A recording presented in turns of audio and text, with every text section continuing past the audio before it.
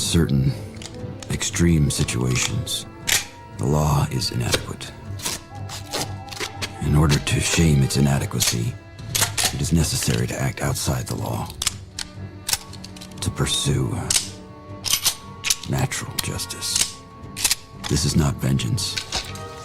Revenge is not a valid motive, it's an emotional response. No, not vengeance. Punishment. Tonight we have a chance to say, yeah, you're right. We're too extreme, we're too wild, we're too out of control, we're too full of our own shit. Or we have a chance to say, hey, fuck you, you're wrong. Fuck you, we're right. Because you have all made it to the dance. Because believe me, this is the dance. Start the show.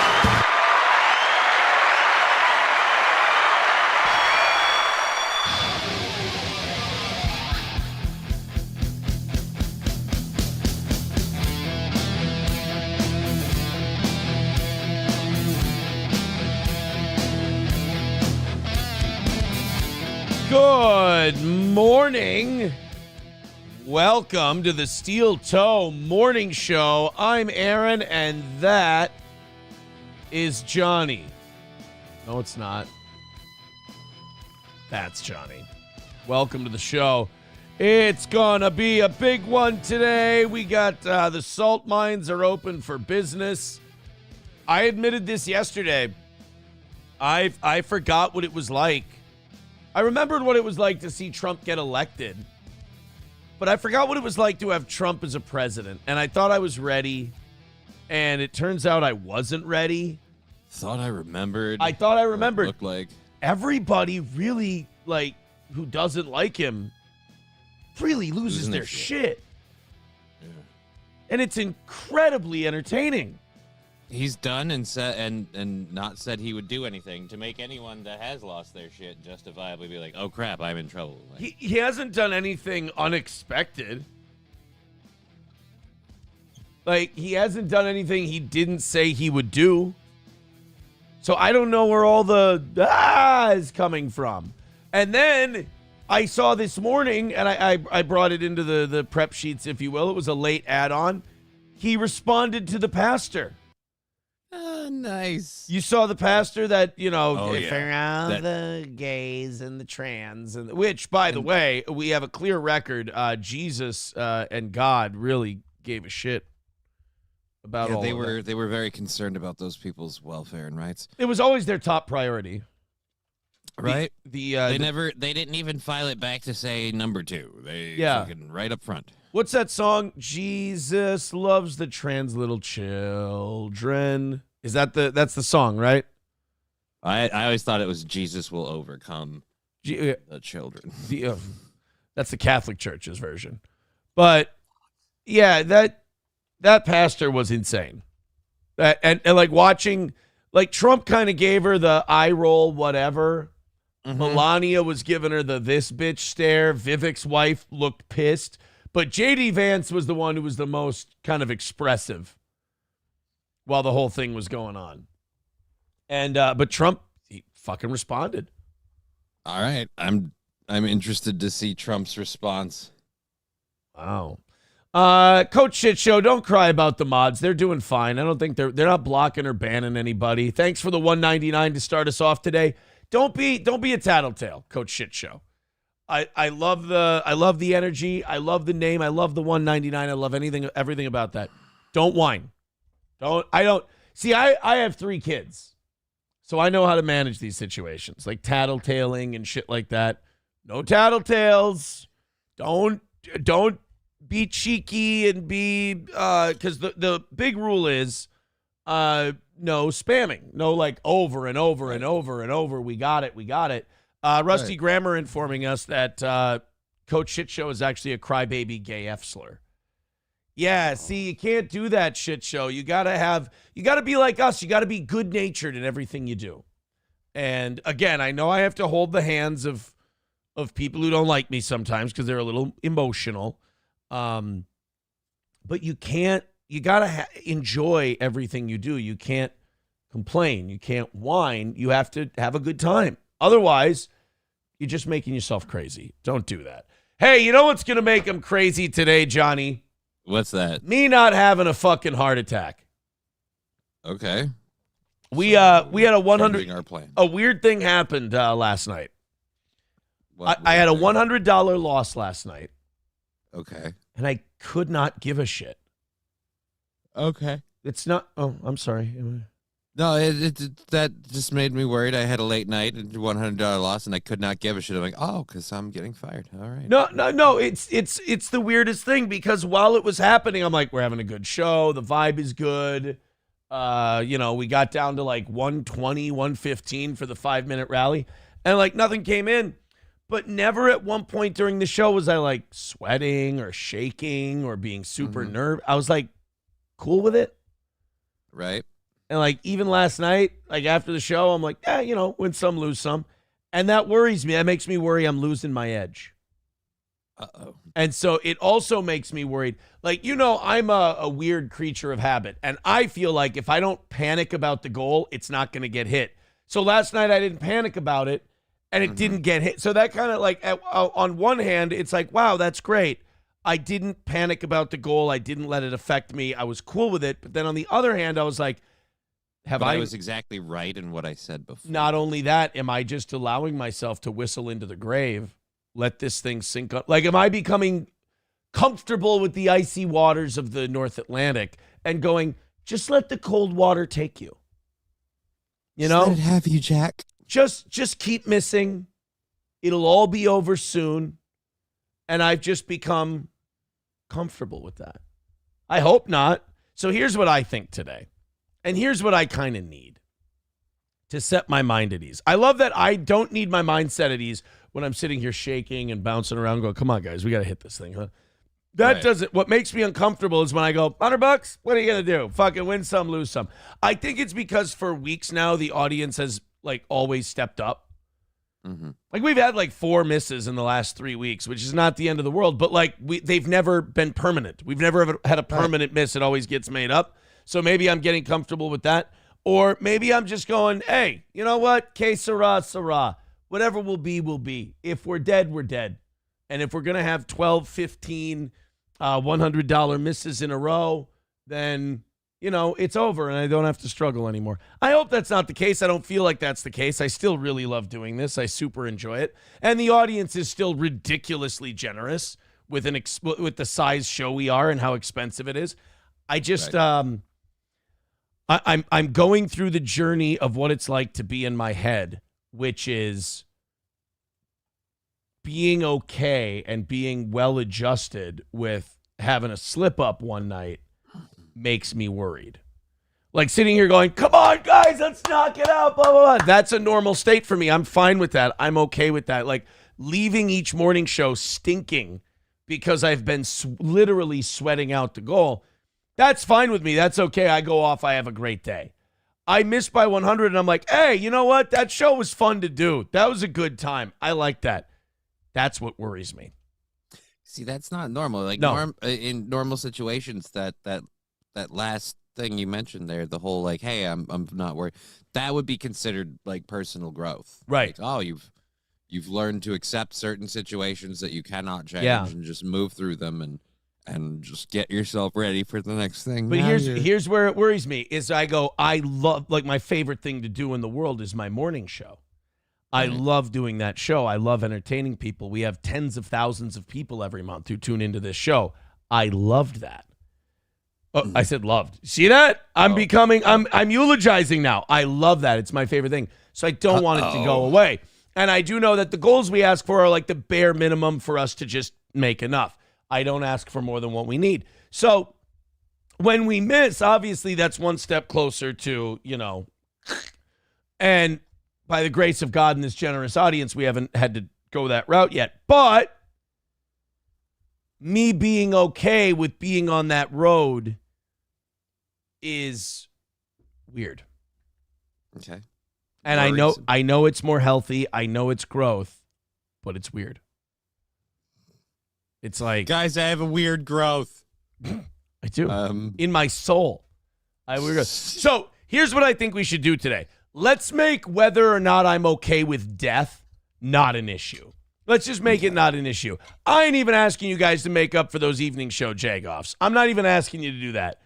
Whatever they're going to do, they're going to do. Who knows what's going on with those guys? But I would politely ask that we not have a fucking heart attack today. Would be nice. Yeah. 3:30. It's a full goal today. We usually have one of those a week. It's today. So as an audience member, here's what I'm thinking. I'm asking you to go above and beyond today. And look, if you want to be funny, be hilarious. But be hilarious with a little 5 or a 10 pin to your collar. You know? That would be nice. Streamlabs, PayPal, Venmo. I have had people say, I can't count how many times I've had people ask me this. You would, it's not even a question. They go, you would make so much more money. They go, you do 800 on a bad day, 1,000 on a good day. Kevin Brennan does 800 on a bad day, 1,000 on a good day. What you would make as much as Kevin if you basically shut down your chat to nothing but super chat. Like you didn't read any chat except for super chats, like super chat, like Kevin does, or if it's PayPal, if it's Streamlabs, if it's Venmo, whatever. Maybe they're right, but I see that as like a defeat. I see that as like a personal L.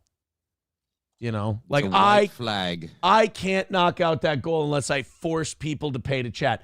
I like the idea of going to the chat in between stories, talking to the fans, talking to the listeners, and then them donating because they want to support the show and they want to donate, not because they have to in order to talk to me. If that makes sense. Right. It's a great business model, but there is one part that people forget about that. Like Kevin Brennan's thing is all drama and talking about what the latest drama between people are. So a lot of people have people that nobody knows. Right. And everybody that watches that obsesses with it. It's like, I got to spurg on these people, and I need him to read my spurg out loud. So there's more of a motivation there. Like making jokes on, like, say, you know, the umpteen millionth time that a LGBT teacher has been caught with, let's say, cheese pizza stuff. Like, it's just like, yeah, dude, I'll make my jokes, but do I need to throw in money for that? Like, I don't know. All right, so what I'm saying is, I don't want to have a heart attack today. I don't want to worry today. I got a busy day today. Let's knock out the 3:30.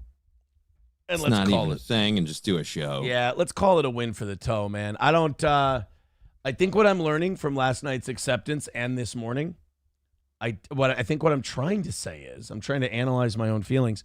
I don't have begging in me today, but I want to win. I don't have begging in me, but I want to win. So let's donate early and often. Let's do the Streamlabs, the PayPal, the Venmo thing. Let's knock it out and then call it a win for the toe. I'd appreciate that. Okay. You went to the doctor and you cocked off to me about your blood oxygenation. Yep. I was Not so just my excited. blood oxygenation, my weight. I was so excited. I was so excited yesterday because I had my physical on Monday and my blood oxygenation was 97%. And they said, that's so good. They're like, that's really good. Blood pressure, killing it. Really good. Everything. The physical went extremely well.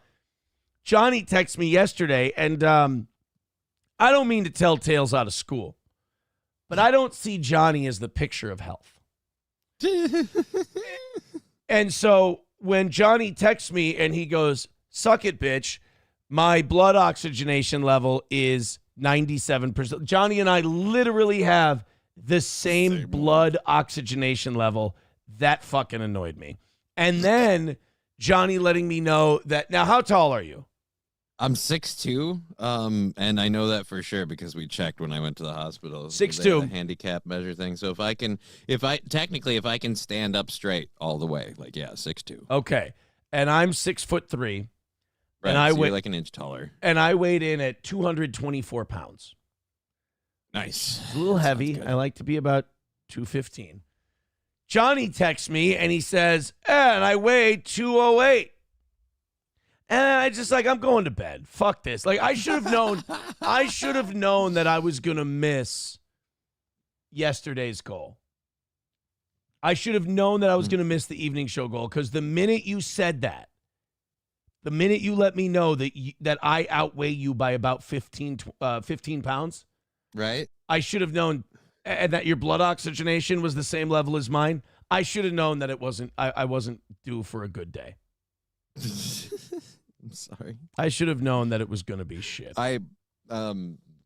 If it helps, like right before they did all those tests, I had a little bit of a rumbly tummy, and I went into the bathroom, and I had, how shall we say, a healthy movement. So maybe that's all you need, just a large dump. Is that what I drank a lot of spicy tomato juice yesterday, so I'm probably a little bloated. There you go. Sam Show says, imagine being outpaced by a cripple. Oof. How about the doctors fucking singing your praises and talking about how, oh, you're doing great, you're doing amazing. And then I got the same blood oxygenation level as a guy who whacks his head on a regular basis. Regular? It happened one time. A guy who whacks his head every day. And I'm getting my ass kicked. I'm getting lapped in blood oxygenation level by that guy. Mm-hmm. And I'm admittedly not working for it. Like, my blood oxygenation isn't great at all. That doctor's full of shit. Thank you very much, Coltrane, for starting us off today. $5 over on PayPal. Thank you, he says donations to the poor. This show better be good. It's not going to be good. For once, I've been on a prove it deal with this audience every day, and I prove it every day. Knock it out. Boom. Great shows. Nobody associated or whoever's talked about Steel Toe could do a show like Steel Toe and draw the numbers that we draw. If they're not talking about me or if they're not talking about some kind of drama, they can't draw flies to shit. I can sit here and just talk about what's going on in the world like every other show in the world does. I can draw a crowd doing it. Now, what I've been on a prove it deal where I do the song and the dance and the hey, how you doing? And then you guys give us just enough money to get it over the edge. I think one day, Coltrane, I think it's okay for me to go, guys, how about it up front and you trust your boy's going to give you something good. So, Coltrane, thank you for the $5 and starting us off today. Now, there was one person who pointed out that you could also measure today's show in twisters, and our goal was 16.5 twister games. Mm-hmm. Every $20 being twister. So, we're either 16.5 twister games away or 330 away from today's goal. Thank you, Red Fox Mad, for the $4.99. Says, Johnny, are you moving your meat business to Wilmer? Could I order a honey ham for 20 pound or a 20 Again, pound I don't honey ham? have a meat business. Like if I'm sitting in meat money, like I'm not doing this in the morning or it's not struggling. One or the other. Like I'm paying for the goal or something. Like because you're chipping that in. Cool a dude. Really, you're chipping in if you got meat money. If I've got meat money, yeah, I'm probably also sleeping in. Like I'm chipping in and be like, and this is for I show up at 7. That's like, it's mighty white of you.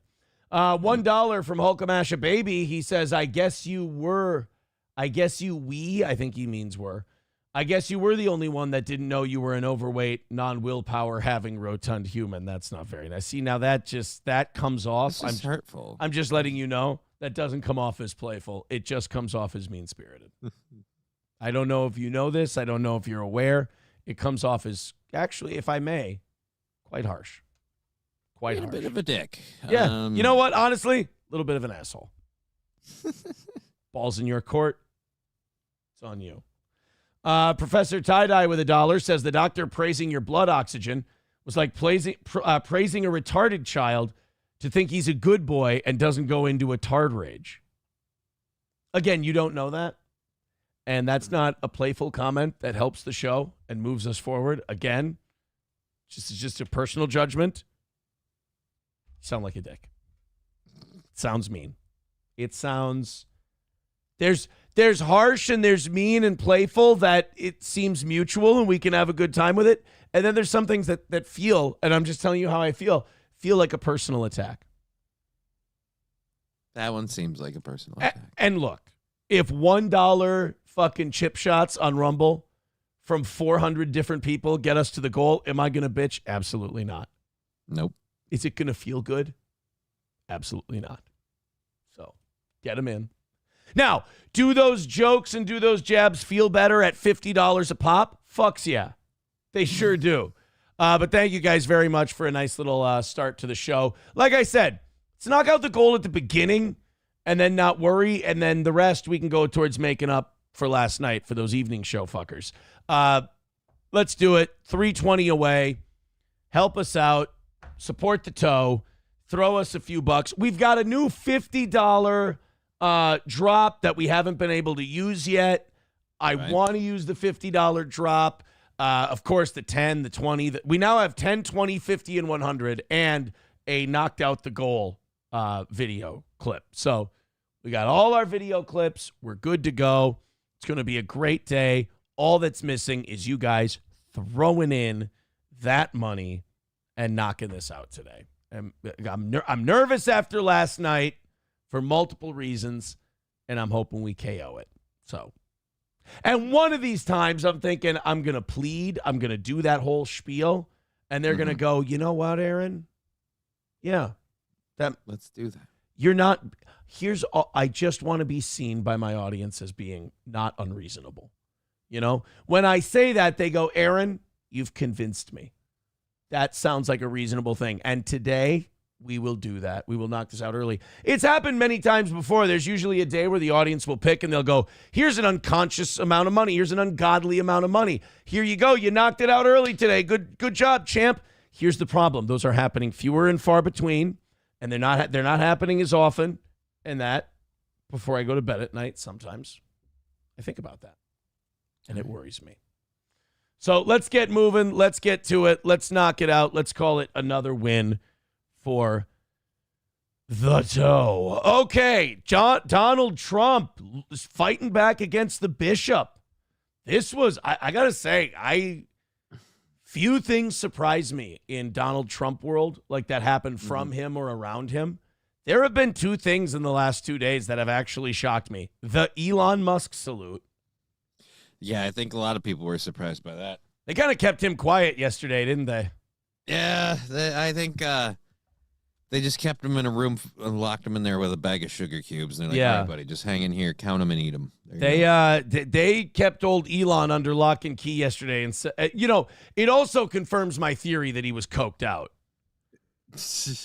Remember during the inauguration? Yes, your theory that he was zooted like a mother. I don't know enough about such things to say that, but I believe that Elon Musk was on cocaine during the inauguration. So Dad, why couldn't you have been friends with that guy? The last 4 years would have been great. Shut up, Hunter. Oh, I thought those were my kids. Thought that was April. Oh, but Who am I getting if the swap is Elon? No matter what, I think April's getting the short end of that deal. I mean, looks-wise, not money-wise. Money-wise, she's doing great.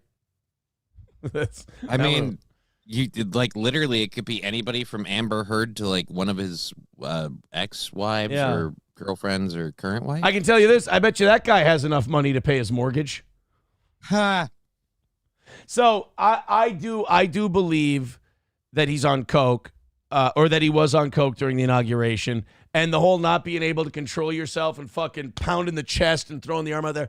It seems like they kept Elon under lock and key yesterday. So that's the one thing that hardly anything shocks me with Trump anymore. The Elon thing surprised me, and the second one is, and we got a clip later today. Oh my God, Fox News did such a funny Fox News thing. You would think it was SNL. There was a guy like trying to defend the Elon thing. And of all people, of all people, Jesse Waters, who is like Fox guy, like he is, dyed in the wool. Jesse Waters during somebody's defense of Elon Musk's thing goes, yeah, look, we got to stop pretending this isn't a bad look. he stopped it and he's just like, guys, this was bad. And to their credit, most righties that I heard from and saw, they were like, they weren't admitting it was a Nazi salute, obviously, and they don't have to, but they all pretty much went, yeah, this looks like shit. This is not helping. This is bad news. He shouldn't have done that. Basically, Republicans they stopped short of saying it was a Nazi salute, but they did go, our day would have been better had this not happened. Look, we get it. He's excited, and you may have misinterpreted it. It didn't really look like, but could we have done without it? Absolutely. Yeah. Abso-fucking-lutely. Now, the second thing that shocked me yesterday was that Bishop. Oh shit! I just literally had someone message me who won a Twister. Mm-hmm. They literally, I sent Twister out yesterday. Yeah. This person just went, I don't want your gay ass Twister games. How can I get one of those Stoney's gift cards? And we can get together at Stoney's and talk about marketing? Jeremy, who says that, we got to be a little more workplace friendly. Ah. So I would talk to, I don't know if I'm going to have time to meet up at Stoney's. I'm, between the, kids and everything, it's, I don't really have a lot of Stoney's time these days, but, I've definitely taken the things Jeremy has said to heart, but he's going to end up with an autographed Twister game with a personal message on it. So I apologize for that, if that's going to be an issue. You see a message that goes, I don't want your gay-ass Twister game, and you have to go, I'm afraid I've got some bad news.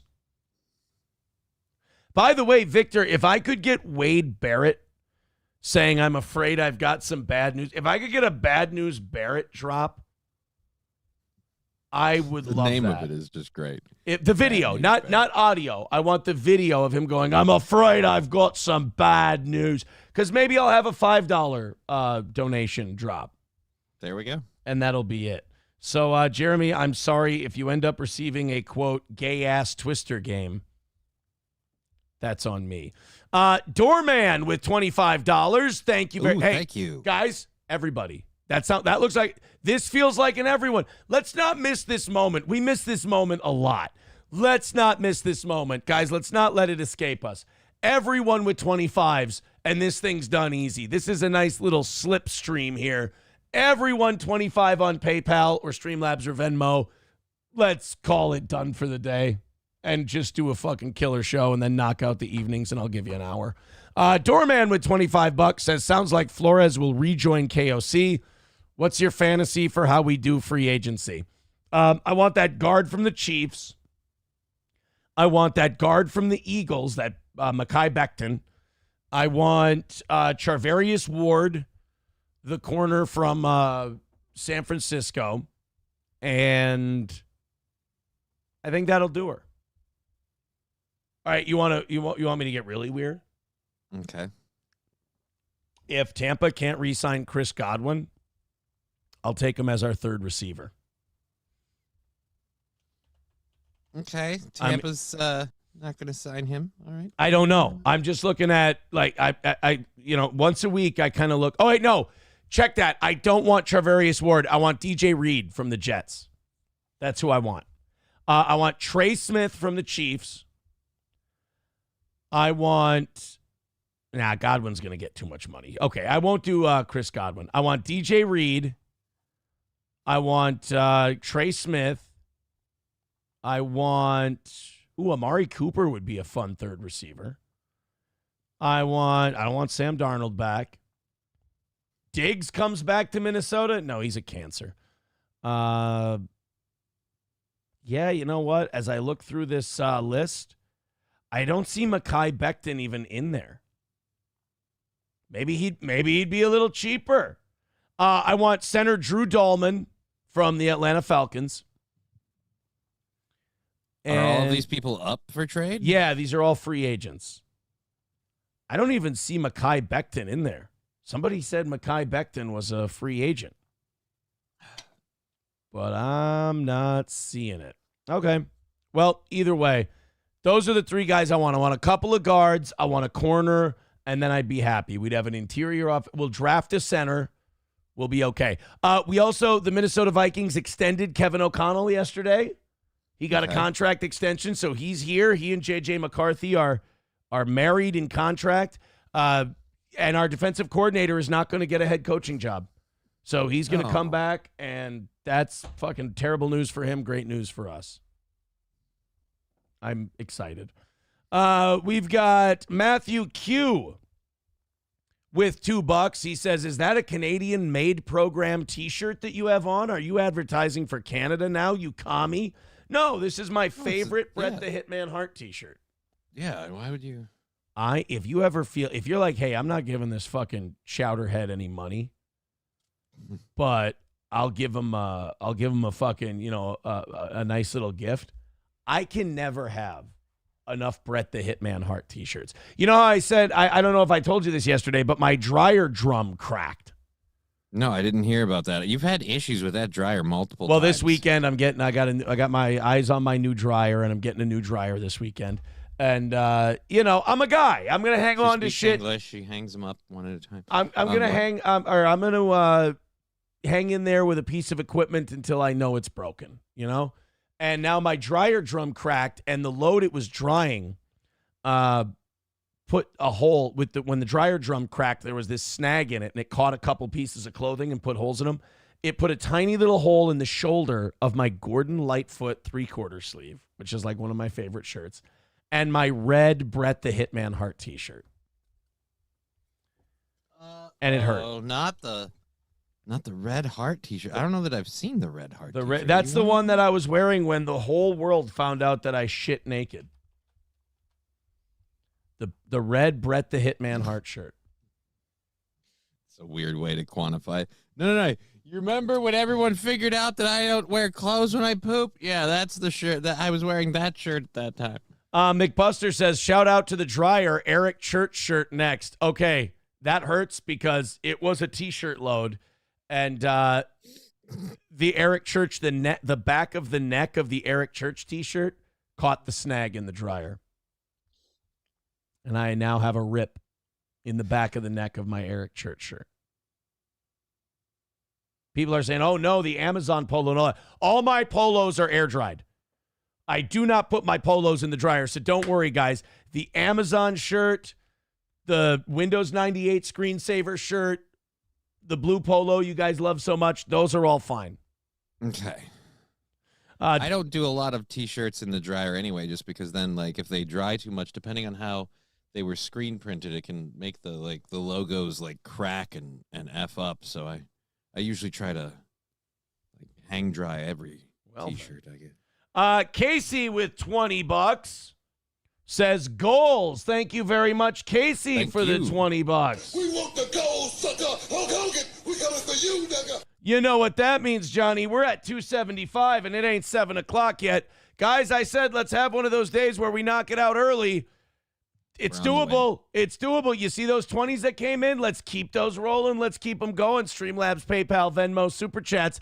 I feel like I can taste it. We can have one of those days where it gets done early. Keep it up with the generosity. I appreciate it so much. Thank you, Casey. Let's go. Coltrane with $1 says for $5, it should be Daddy's Home by Tom McDonald just to make people donate more to avoid it. $5, it should be oh God. Yeah, like we're gonna what? Like the whole song, or are we going to just do the you're crying because Daddy's home like chorus? Dude, honestly, no, because I think I hate that song more than they do. And that'll backfire, and people will just donate $5 to hear that fucking song to watch me lose my shit. I'm not about to abuse myself in that fashion. I think there's an underestimation of how much I hate Tom McDonald. I won't say I hate him because I don't. His face. You know what about I let go. I stopped the case so Tom McDonald gets better, and then I hate him for it. But no, I don't hate Tom McDonald. I don't care for him. I like my rap is different. I like to enjoy my rap songs, and that one just feels like, again, like a prepackaged fucking. It feels like the same song he's been doing for 8 years. Yeah, it's hey Republicans, conservatives, and everyone who wants to trigger the libs. Guess what I put in my song? Is he wrong, Johnny? He's talking about yeah, you like what he's saying. That's again, thank you for proving my point. He's gonna say what you already wanted. Did you know he's gonna taste their tears? He's gonna taste their tears. Really? Then none of them are gonna show up to his concert. How is he gonna taste their tears? Yeah. snap that cat's neck right now. Do it. Fucking do it. Do it. Do it. I'll yell at him, but pick him up. Why do they do that? Like, I don't understand. Like, I was annoyed with my dog yesterday because SP and I were in bed, and the fucking dog just comes up and he doesn't just lay down. He fucking pushes himself against you and, like, gets really, and I know it's affection or whatever, but it's like, don't lean into me like that. Like, what the fuck, dude? Give me, like, respect a little bit. And then cats with that fucking noise, do they not know that that's the most shrill, obnoxious noise? I have a theory that couples with cats stay together longer because the whining of a partner, whining in your ear about shit and complaining, and notice that's male or female, that's growth on my end. The whining and the whinging is less obnoxious. It's an easier to tolerate sound if you have a fucking cat going, shut up. Your life is fine. Fuck off. You don't need to make noises. He's a cunt. Yeah, that too. But he's aggressively face humping a giant dog stuffy when he does that noise. That noise is Alucard serenading his fuck toy. What the fuck is that? What is the cat's name? Alucard. What the fuck does that mean? It's a name. What is the name from? Well, I mean, take your pick. Video games, a la carte, whatever. A la carte. It's literally Dracula backwards. You named your cat after the line you go into at lunch in school where you get to buy chips and pizza. Right? If you could, you'd go back and rename Gordy now. I knew it. Yeah. No. You don't name your kid. Don't name your cat a la carte. Yeah, I named my kid a la carte because I figured everybody's coming around. Like, no, again, it's a la carte. It's Dracula backwards. Video game character. Oh, fuck off! Really? Video game, like, yeah, characters and stories. It's literally, yeah. That's. Do you know what? I don't give a shit what you think about this. You don't pay attention to the nerdy shit I do. You named your dog Gordy. So no, I didn't. Go away. I did not name my dog Gordy. No, somebody did that to you. The dog's name was I'm not an addict. The dog's name was already Gordy, and I just kept it because I thought it was fine. No, do you know what I named my my middle child? What's that? Relta. I have no idea why you would do that. Yeah, Relta. RELTIH. Come on.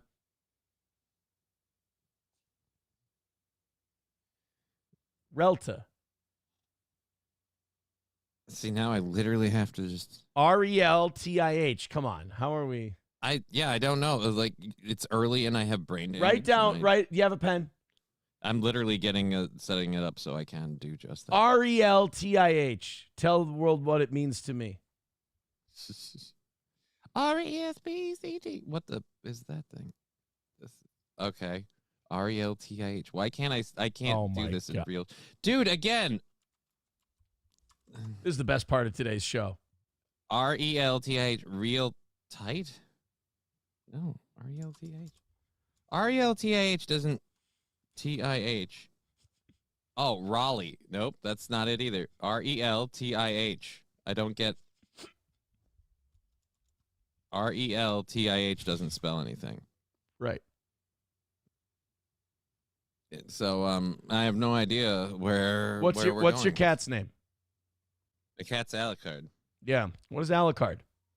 Yeah, I know. I know what it's doing. I just don't want to give it. So that's what you were going to name your dog originally? That was the name? Relta. Relta? You know why? You know what Relta is? Oh, it's on time, apparently. Yeah, I know what it is. We're not moving on until you say what it is. Till you show. Why do I have to say what it is? You have to show your work because nobody in the chat believes you. Believes what? That you know why the name is Relta. It's because it's Hitler. Okay. People are Jesus. skeptical. How hard can I, like, I try to sell the, like, I'm dumb and I don't get it, so I make the not getting it a bit thing, and then they, but they don't think believe like, the bit. The problem is you oversold the bit, and now they believe I'm you're sorry. retarded. I am retarded. Though. Well, then it's kind of hard. You can't really play work or shoot with retard and get mad at people when they pick shoot. That's all I'm saying. I'm just saying they always pick shoot. $1 from Waylon. Waylon says, where'd it go? The simple $1 is for Johnny only. It's all I got, but Johnny's pretty cool, and you're not, so you better not rip off Johnny. And then Waylon with $1 says, I want my $1 back from Johnny after this Relta fiasco. Well, that dollar lasted. As Dr. Cock once... Dr. Cock. Whoa. Freudian slip. And there wasn't even any lube. I said Dr. Cock. Yeah, you're going to make fun of me for my names. I Right? know. That's the problem with this show is that, like, you get to make fun of someone for, like, 30 seconds until you sound like a fucking idiot yourself. I know. That's why I do it every morning. Dr. Cock. Let me try again. It's like Dr. Cox. It's like Dr. Cox said to JD when he gave him a man card. He goes, I'm going to give you one of your man cards back. And JD said something about like bedazzling or whatever. And he goes, held on to it as long as you could, didn't you? And ripped it up. That's you with Waylon's dollar. Waylon's like, hey, Johnny, you're having a great show. Here's $1. And then, you convince him you're retarded. And he goes, held on to it as long as you can, didn't you? Yeah, pretty much. There you go. That's all we could do. All right, 275 away from today. Great start, guys. Thank you very much. Here's the thing we're trying to do today. What we're trying to do today is knock this thing out as early as possible. Call it a win. We're tired of the heart attacks. We had a $100 miss last night, and I was a little too okay with it. So we're raising money today. $20 a clip is looking good. Couple people dropping in $20 at a time. That really knocks that down there real fast. We're already under 300. I want to get under 200 by the top of the hour. Let's avoid heart attacks today. So, before we got on to our incapability to spell things backwards. Right. And Dr. Cock, who needs to be a recurring character on this program somehow, we were talking about the two things from yesterday that really did shock me, and the one was the Elon Musk thing. The other was this. The other was this bishop, and I don't know how many of you have seen it. If it's worth playing, maybe we play the bishop clip for everybody. It's again only 2 minutes long, I think. They were at the National Cathedral for a prayer service yesterday, and this fucking twat, this. I don't know where Christians are finding these fucking people to lead the flock anymore, but they're all looking trans. Mm-hmm. They're all talking trans. They're all into gay. They're all into all the different shit. And it's like, this is supposed to be like the doors of this cathedral are supposed to be the last line of defense against all that stuff. The reason we go to churches anymore is because we're like, hey, this is the one place where I can think the gay F word and nobody's going to judge me. You know? But for the past, 3-4 years, it's been the LGBT's mission to be included everywhere they're not allowed it. It's weird that they're not simply okay with the fact of like, all right, you're accepted, you're part of society, can we move on? No, I have to be allowed to be everywhere I'm not. I have to be in your churches, your schools, and everywhere you don't let me. Why? Because otherwise I'm being persecuted. Shit. Hulk Hogan, we coming for you, nigga. It's always funny when I leave that one on accidentally. I before we get to this story, I just have to, this is breaking news. $2 coming in from Johnny. Who's that coming in from? Dr. Cock. That's Dr. Cock, ladies and gentlemen. Dr. Cock is here. Thank you very much. 191 Redbird with $5 says, give me a good reason to do a $20 clip if you're going to walk away if you hate it. Dude, I fucking love the $20 clip. The $20 clip is one of my favorite clips we have. Thank you, 191. So throw in 20 and just don't even think about it. You know, like Billy Madison says to his dad, don't think about it. Just hand it over.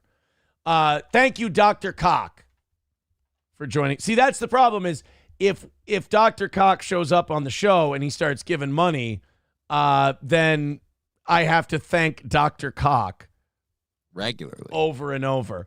199 from Dr. Cock says, I heard you wanted to drink my juices. That is inappropriate bedside manner, Dr. Cock. That is not how you talk to patients. At least I hope it's not how you talk to patients, you dirty devil. Red Fox Mad with $10 says the Catholic Church does not allow women to be priests or bishops. The church considers the male priesthood to be a requirement of God, not a policy choice. I agree with that. And this bishop yesterday made me extra comfortable in that belief. Thank you not only to Red Fox Mad, but also to Johnny. Who else are we thanking? Dr. Cock. Dr. Cock. Thank you.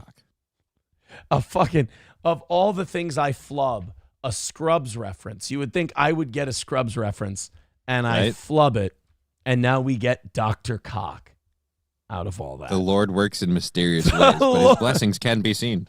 The Lord's hand is in all things. Let's go ahead and watch this Bishop Marion. She's even got like an ugly transy name. Bishop Marion Edgar Buddy. Which by the way makes me feel like they were named after Edgar Friendly. The Dennis Leary's character in Demolition Man. Marion Edgar Buddy and Edgar Friendly. Cousin to Edgar Pal. They're all in the same family unit. So this bishop is doing a fucking prayer service for the new president at the National Cathedral, friends, family, everyone in attendance, and then decides to pull this horseshit. Let me make one final plea, Mr. President. Millions have put their trust in you. And as you told the nation yesterday, you have felt the providential hand of a loving God. So far, this is fine. Yep. There is nothing wrong with this. To speak directly to the president, pray over him, hope he does a good job, all that, I think it's great.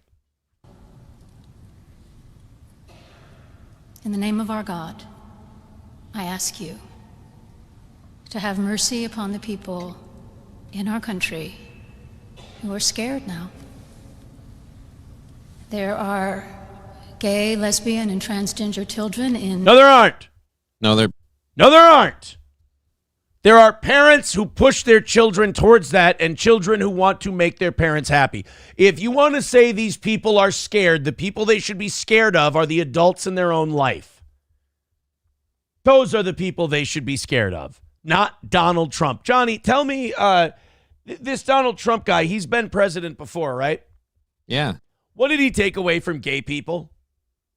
So far as I know, nothing. Nothing. But gay people are allowed. I even, like, as I get older and wiser, I hope, I'm even starting to realize that the legal argument for gay marriage was bullshit. Right? Because they argued equal protection. Well, gays had the same rights as everybody else before gay marriage was legal. Because the whole thing with marriage was any man could marry any woman and any woman could marry any man. It's not like straight men were allowed to marry dudes and gay men weren't allowed to marry dudes. Everyone was allowed to do the same thing. That's what equal protection is. Now, if you can show me that because a man marrying a man, gay marriage is different than straight marriage. So there is no equal protection. Well, now a man can marry a man, whether you're gay or straight. Men can marry men, women can marry women. So there's equal protection there too. But there was equal protection before. If you can show me, like, this would have been the perfect time to settle this gay gene argument. You know, this whole you're born gay versus you choose to be gay. Now, I believe you're born gay, but I don't think we've seen, like, the DNA structured science of it, have we? I haven't. I don't know if we've located the quote-unquote gay gene. Right. Like, I don't know if we know what a gay brain looks like versus a non-gay brain. So if you can prove to me that being gay is irreparable on a scientific level, then yes, heterosexual marriage and not allowing gays to be married, that you might have an argument that that violates the Equal Protection Clause, because here's a group of people who cannot engage in this right that these people have. But until you prove that, we're dealing with conjecture. We're dealing with opinion. I'm for gay marriage. I think gays should be allowed to be married, but I don't think the equal protection argument was a good one. Let's go ahead and finish up with this bishop here, and then we've got Donald Trump's response, which is always the better version. Best part. Yeah. Democratic, Republican, and independent families, some who fear for their lives. What a fucking That's their problem. The people who pick our crops and clean our office buildings, who labor in poultry farms and meat packing plants. This is the subtle racism of Democrats, by the way. Right. Notice you realize that most of those people, though their skin may be brown, are actually legal. Right. Notice though what they think Latinos can do. Notice that her whole thing is be nice to these immigrants. You know, the fruit pickers and the clothes washers and the bed cleaners and the maids and the meat packers and all that. Oh, okay. So that's the level you're comfortable with them rising to in our society. Not you know. How about a little? I just think she should have the full list. You know, Yeah. the meat packers and the gangbangers taking over the apartment complexes, Right. and the people, driving over and murdering innocent citizens. Like those people, again. In fairness, it does sound like he's going to be giving attention to the cartel ones pretty soon. Oh yeah, That's going to be fun. if they're declared terrorist organizations, there's pockets of our cities, of even like Chicago, where again, like drug cartel gangs have quintessentially taken over the area. Yeah.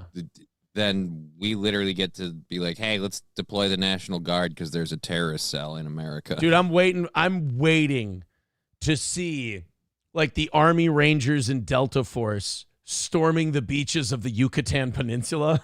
Like, right? It's fun. Like the landing. It's going to be a surreal thing to watch an amphibious invasion in the Gulf of. Do I say Gulf of Mexico or Gulf of America?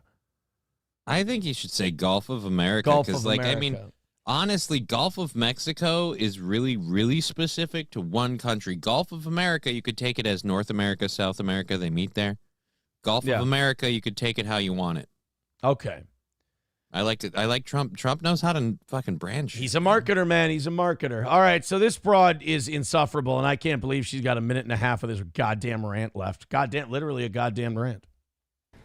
Who wash the dishes after we eat in restaurants and work the night shifts in hospitals. They may not be citizens or have the proper documentation.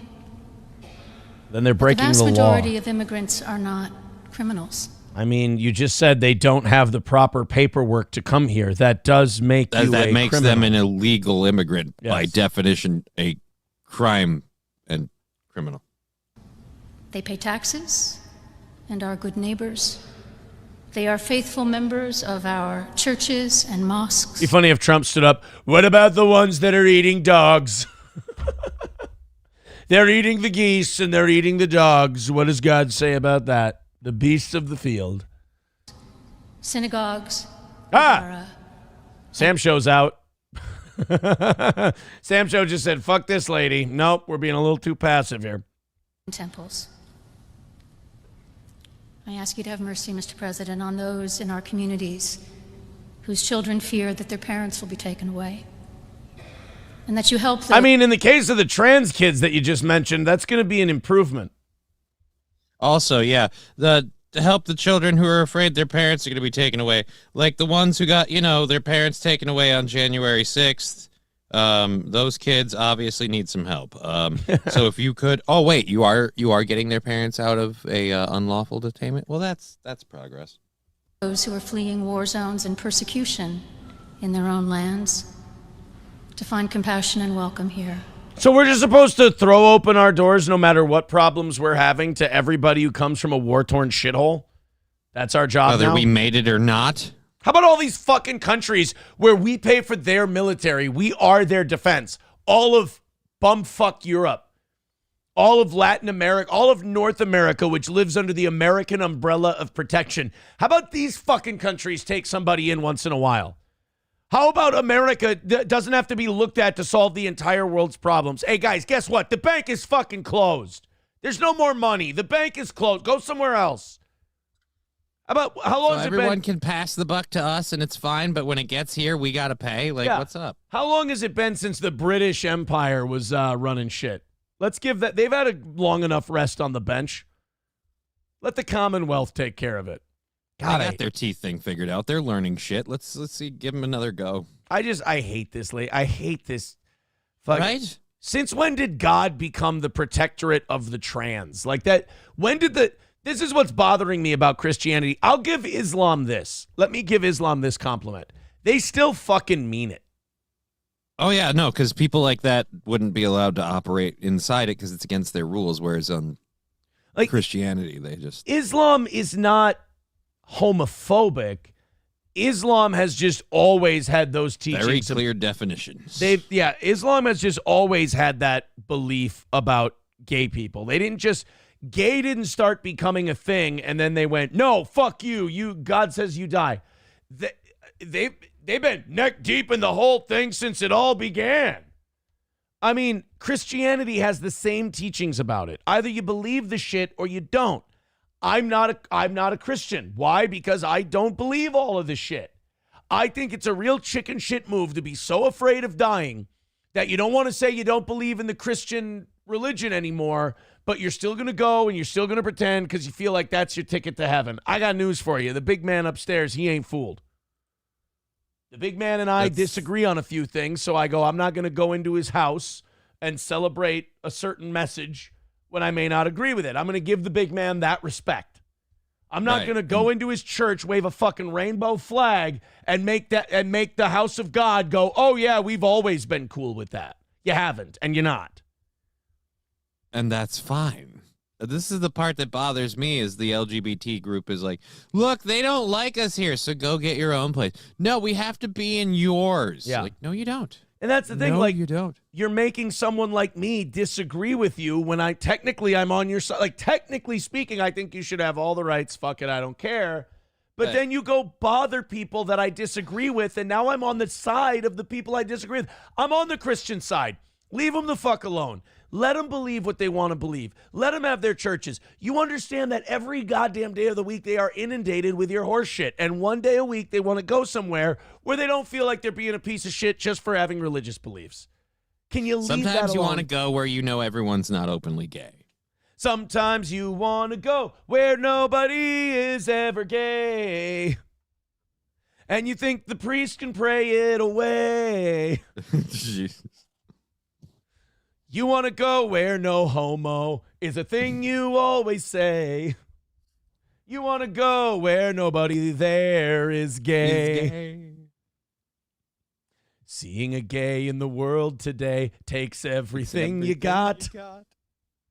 Taking a break from all these homos sure would help a lot. What is it Don Lemon likes to say? Smell my fingers. No, I don't think it's that one. Oh, cheers as a homophobic Christian bar. See, because most people take it the other way and just make it a homo-embracing bar and just change two letters and they're good. But sometimes all these homos make you wish they're... Make you wish there was a way. Dun, dun, like dun, a disease that they only have. Oh.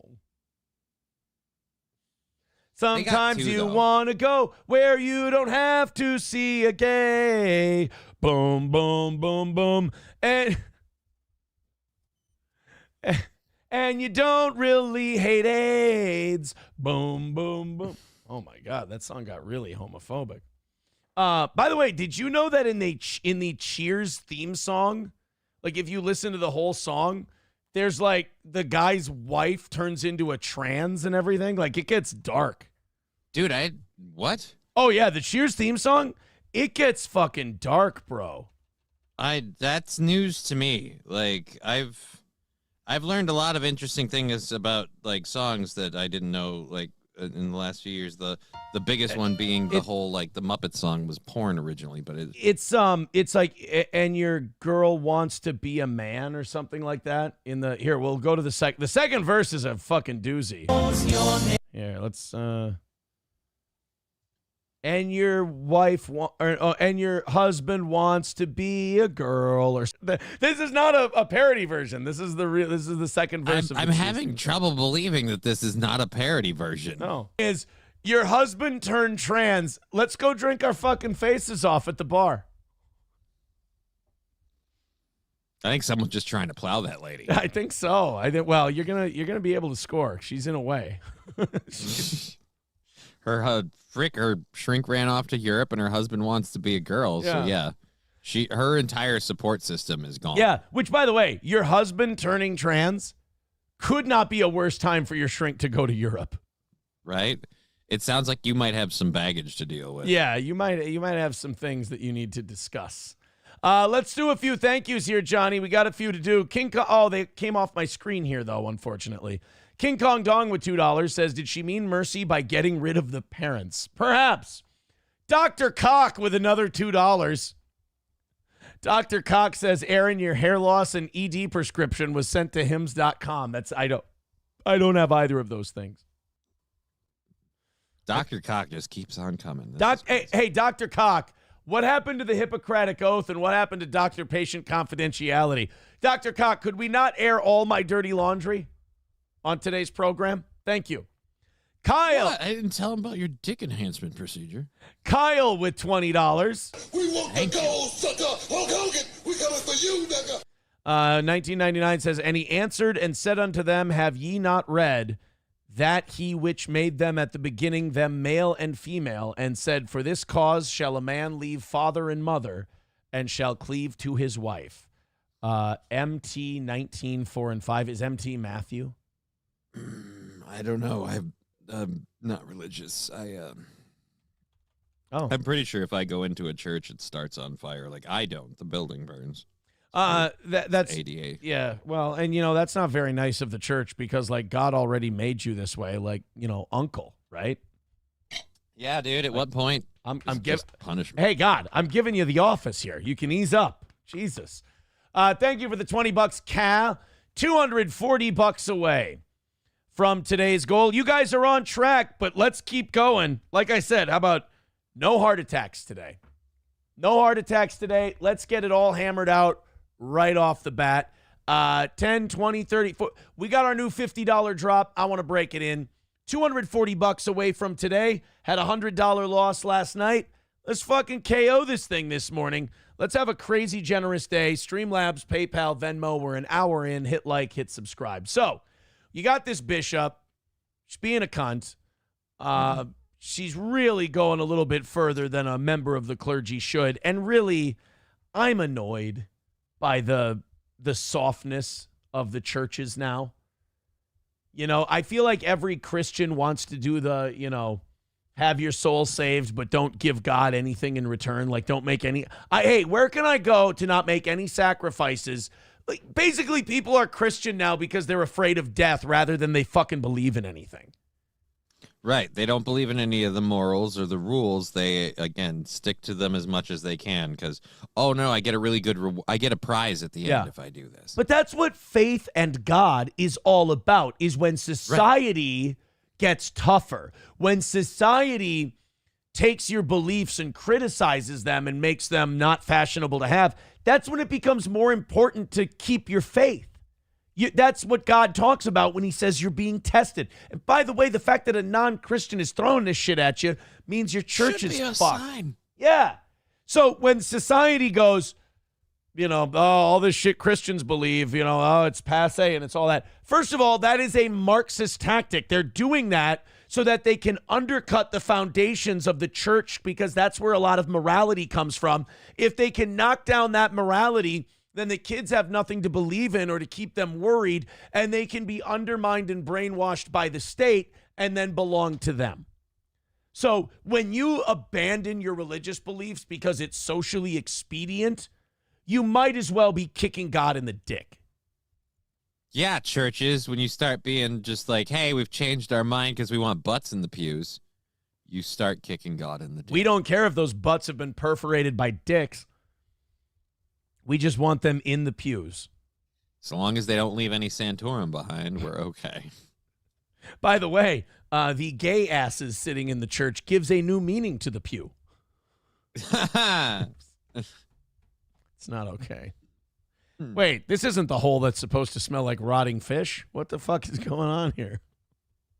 But no, I mean, you're supposed to hang on to God at the moments where it's not popular. Wasn't that Jesus' whole thing? He's like, you're going to get criticized. You're going to get shunned for your beliefs, but do not deny your faith in me. Which was kind of a passive-aggressive shitting on Peter. You know? He's like, hey, when things get tough, don't deny me. Like some fucking people. Peter's like, all right, I'm sorry, but didn't you predict that I would deny you 3 times? What do you want me to do, make you a liar? I can't win with you. Either I'm a dick or I'm an asshole. What about...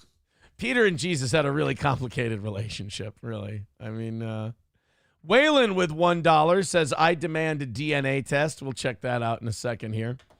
Thank you, Waylon. And Red Fox Mad with $4.99 says, check out this miserable woman trashing Trump. I think we may have done this one during the evening show last night, but either way, 235 away from today's goal. Get it, guys. Let's keep going. Let's not stop until it's at 0.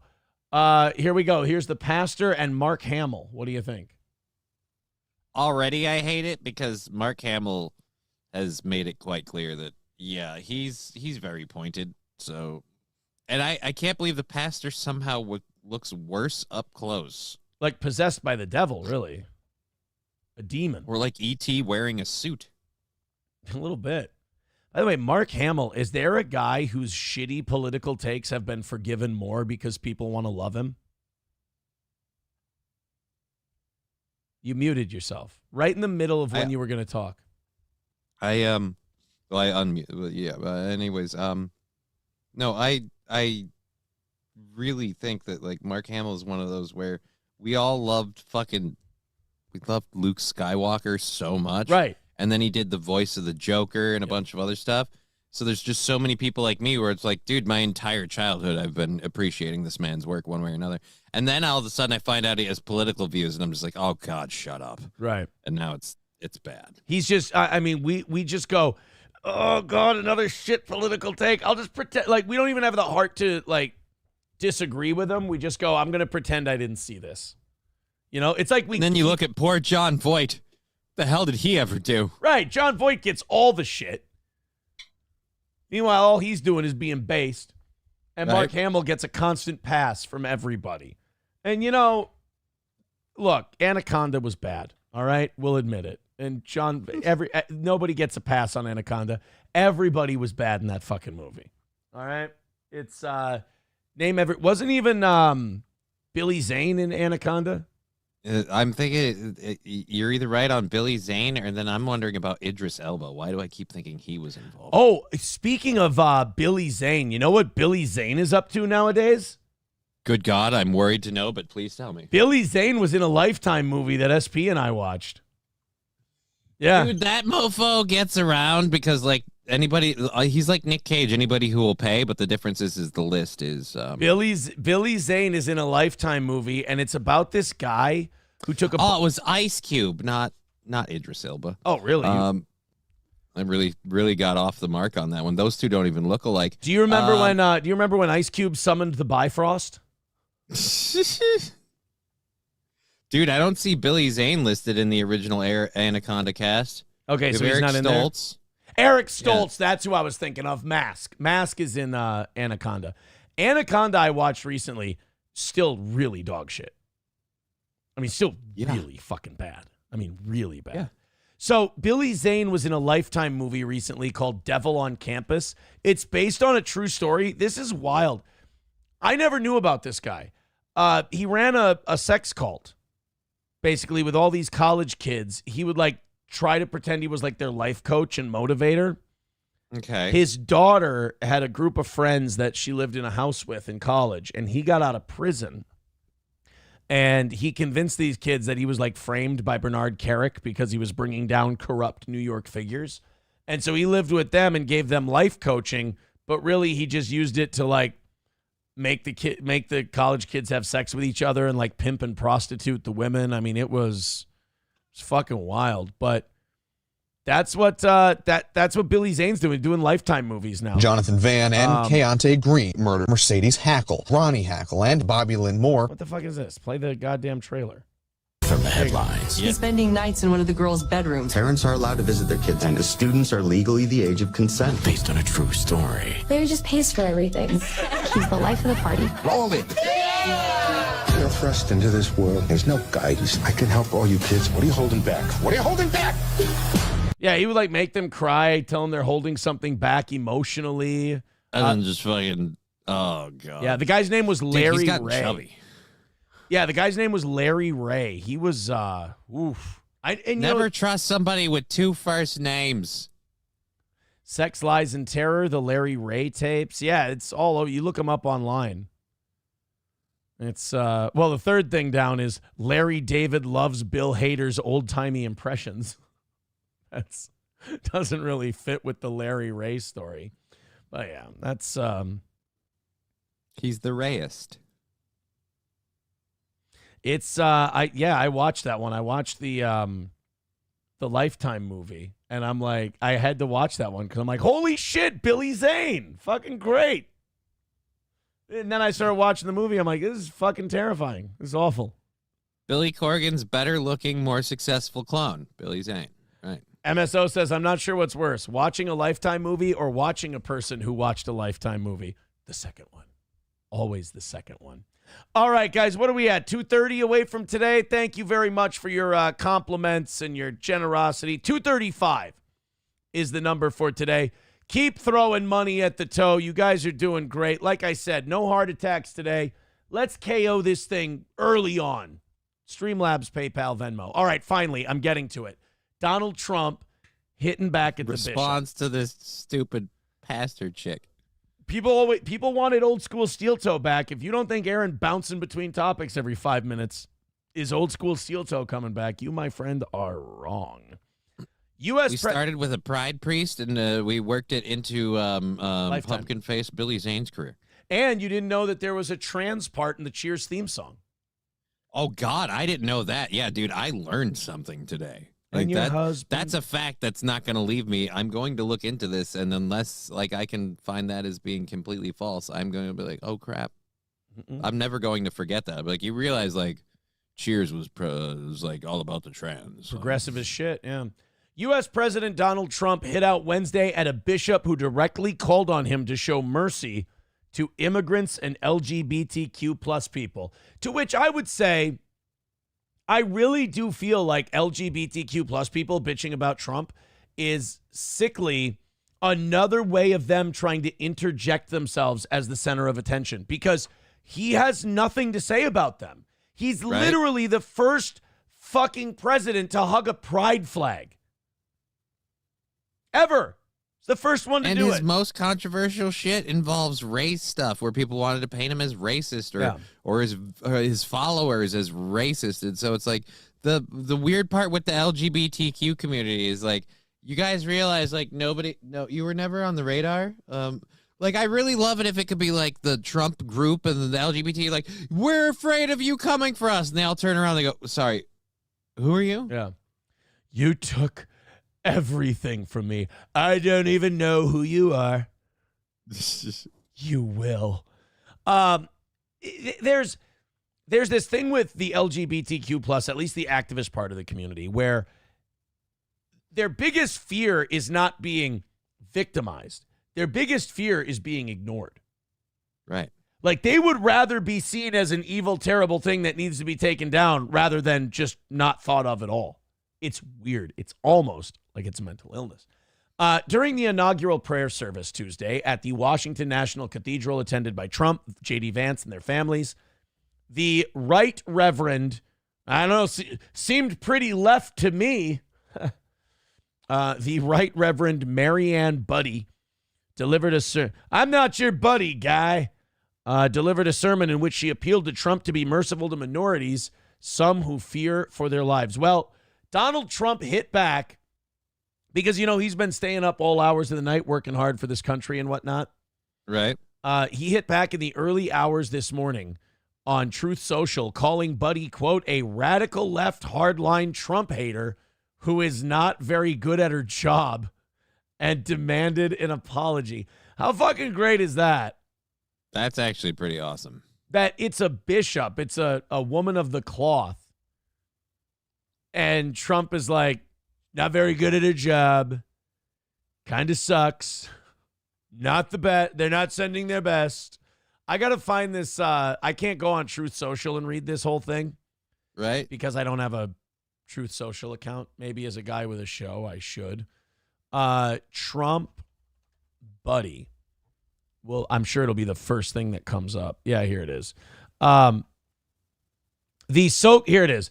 The so-called bishop who spoke at the I love that. The so-called. Like he's both direct and passive aggressive at the same time. I love that. Like he'll shit on you publicly, but he'll do it in a very Minnesota way. The so-called bishop spoke at the National Prayer Service on Tuesday morning, was a radical left hardline Trump hater. She brought her church into the world of politics in a very ungracious way. She was nasty in tone and not compelling or smart. She failed to mention the large number of illegal immigrants that came into our country and killed people. Many were deposited from jails and mental institutions. That son of a bitch Castro is shitting all over us. It's a giant crime wave that is taking place in the USA. Apart from her inappropriate statements, the service was a very boring and uninspiring one. She's not very good at her job. She and her church owe the public an apology. I'd agree with all of that. I just love that even outside of the whole, shitting on Trump and the immigrant thing, he's like, even outside of that, it was boring and it was boring and uninspired. It was really just dog shit the whole way around. Even if she hadn't talked about the Mexicans or the queers, still fucking terrible. You're wondering why attendance is down. I give you example A, B, whatever. That's what he does. He doesn't just go after the the message that she was preaching that people found offensive. He just attacks everything. Yeah. He was like, she's low energy. She's probably gay. Let's be honest. She seems a little gay. She's not very good at sermons. Even the people she works with, they say she can't deliver a sermon. She's not the best sermon giver. Like if you criticize him in one place, he hits you low everywhere. Like in every aspect of the job. He's the cock knocker. He really is. So, look, MSO says boring and uninspired, kind of like this show. How dare you? How dare you? 2:35 away from today. I'm keeping up the pressure, guys. I'm cranking the tourniquet, if you will. I want to win big today, and I want to win early. I don't want to. I lost by $100 yesterday. I'm a little neurotic. So you guys are off to a great start. You're doing awesome. 20s, 30s, 40s, and 50s. Let's go right now. Click the links that are in the chat. No excuses. Great show. On our way. Hit like, hit subscribe. Money me, money now. Let's do this thing. And let's notch a win early today for once. Make me feel like this show's still got legs. And hell, if we knock out last night, we knock out last night. But I'm willing to walk away from it and just take the L and move on. But I want a big win today. So if you support the show, if you like Steel Toe, click one of those links, throw us a few bucks, and we'll keep going. But if you want to talk about sucking Jew dicks, I really don't. I don't care to. This is one of my favorite things to do as a Minnesotan. Watch Southerners try to deal with a little bit of snow. Right? It is fun to watch a state like Georgia get a half inch of snowfall and then watch their highways turn into a scene from The Walking Dead. I mean, because here we just got above zero for the first time in like 48 hours yesterday afternoon. Jesus. Not while I was out. It's fucking cold as shit in the morning. Yesterday afternoon, we got up to, I saw it get to, in fact, I was in the car with the kids. And my daughter goes, "Hey, Dad, look." She was looking at the car, the temperature. She goes, "It's 1." And then as soon as she said that, it went right back to 0. I was like, what do you do? But it ended up being 9. I saw it got to 19 at one point yesterday. Fucking heat wave. By next Wednesday, it's supposed to be 40. Hooray. Yeah, right? So down south in Texas, they got like a half inch of snow. And Corey Adam was saying they shut down everything. Before the snow starts falling, they're like, we're going to get a dusting of snow. Everything's closed. Schools, businesses, building, everyone hunkered down. It's the apocalypse. Meanwhile, if you have less than an inch of snow falling in Minnesota and you're in the left lane, you get fucking sworn at. Right? Fucking speed the fuck up or just pull the fuck over, man. Move. 2-wheel drives belong in the right lane, asshole. Like people with 4-wheel drive trucks or all-wheel drive SUVs or whatever, they go in the left lane. Annoyed. They go in the left lane when it's snowing, and they're like, what the fuck? This lane is for me, you dick. Everyone finds that patch where there's no snow, and they're like, I'm going to kick it up an extra 10, 15 miles per hour here because I got clean driving for a little bit. And sure, a few of them end up in the ditch, but we know how to do it. This is, we got videos of people trying to drive in the South. Oh, boy.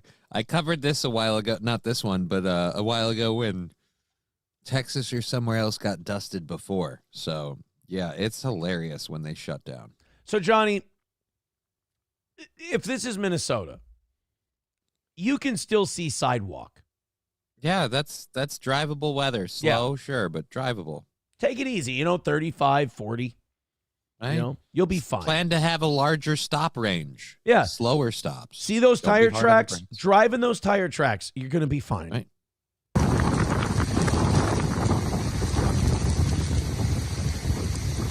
Honestly, this kind of weather, you just walk with your hood up and your head down a little bit, and your hands in your pockets. You're fine. You don't even need gloves in this weather. Fuck. Are you deterred from going out? Absolutely, because I'm a sane person, but it's not. But I'm not stopped. Here's what you do. You don't need to wear a hat. You don't need to wear gloves. Don't be gay. You put the hood of your jacket up, boom, just to protect you from the sideways snow and shit. You put your hands in your pockets, and you just walk kind of with your chin down a little bit. That's all. Look at this. Where? Just a ghost town. Where? There just literally is nobody. They're not going other than anywhere. The cameraman. Yeah. Willing to brave the storm. They all just, this little bit of dusting of snow, they shut down everything down south.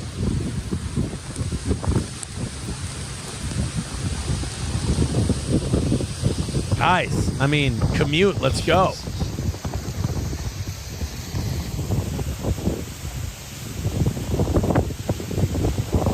Is there a car down there? I see one car down there, and boy, is he taking Do the I see whole lights, road. like red lights under that tree? Oh, yeah, the there's center? one right there. Okay, so there's a couple. People in Texas didn't realize their cars had heater functions. Yeah. Like, holy crap. Yeah, those numbers go up. I bet you didn't know that. So they got that. They got, in Houston, they called this a snowstorm. Okay. And the weather guys in Houston are just flabbergasted by the whole thing. Wow. Here we are in Houston with the snow coming down. We're already above what we had back in 2021 and probably seeing the most snow that we've had since 1960 here. But remember, guys, man-made climate change. Right. I think it's always funny that we have to hear about all these records. They're like, oh, a record this, a record that. They never mention the record of, like, the blizzard of 25 in Houston. They never mention the record of when it's record cold, which we had one this summer. We had a day where it was, like, towards the record low for cold. We don't make a big deal about that. Anytime you make a big deal about that, they go, well, that's weather. We're talking about climate. It's like, really? Because every day, if there's a record high, you guys can't shut the fuck up about it. Right? Well, that's why they shifted from global warming to climate change, because they realized they couldn't ping it on being up or down, because first it was global cooling. Yeah. So well, at one point back in the 70s, they said we were heading for another ice age. Right? And so they just literally they put it on climate change, so that way anytime the weather is warmer or colder than normal, see these crazy temperature swings, that's the climate change effect. Like, right. Okay. To be determined because it's coming down. It's still moderate snow. What's been interesting to us here as we look south toward Houston, we're just north of the city center, is this staging area, it looks like. Who the fuck puts a lock on a chain link fence? This is bothering. That started in France to the point where like the fucking fence was falling off the wall or something because it's too heavy. Wait, that's with a all thing? Yeah, it's a relationship thing. Like you lock the lock and then you keep the key, and it's like your No, it's gonna fail. What are you gonna do when it fails? Are you gonna be honest? Are you gonna go back and get the padlock? Are you gonna get a bolt cutter? Are you gonna cut the fucking thing? Or wait, no, because you throw the key in the river. I think I remember there was some issue where like it was a pollution thing. They featured it in a movie, and I don't fucking even remember which one, but because it got featured in a movie, it became an even bigger thing where it was like it was a local legend, it was a local thing, and now everybody's paying attention to it, and it's just like, yeah, no thank Please show me a relationship that's done this, that's lasted. This is like carving your name in a tree. You're fucked, bro. I just really thought when they were zooming in on it, like, but obviously the weather here, we don't know what to expect, but take a look at this. Some stupid asshole put a padlock on the chain link fence for no goddamn reason. We have record blizzards and ice and a storm here in Houston, but look at what this asshole did. Two tards are apparently in love and thought that this meant something. We investigated. His name's Steve. He works at the paper plant. He's borderline autistic. He's a dickhead. Oh, shit, hair lip Steve. Fuck. If you're watching this, hair lip Steve, go fuck yourself, you love drunk sissy. John, what about the weather? I'm too angry.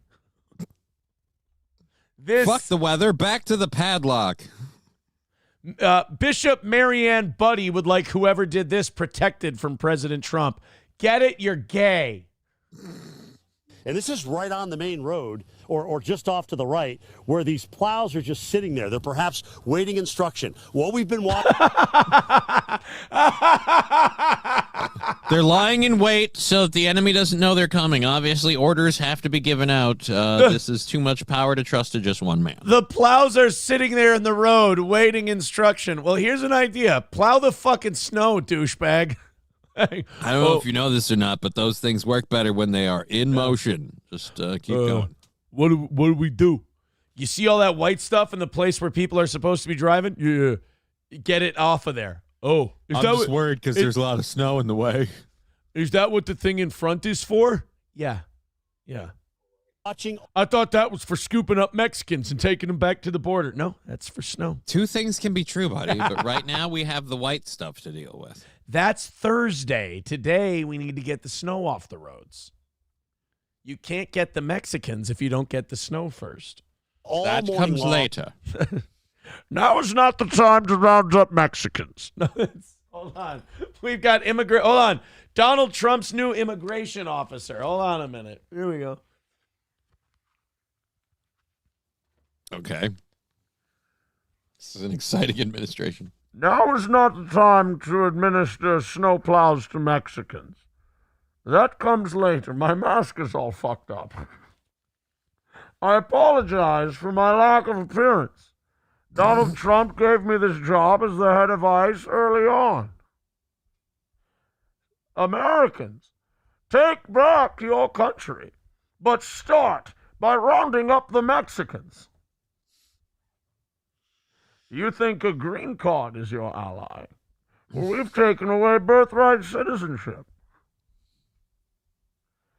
You immigrate like a younger man. Nothing held back. Admirable, but deported.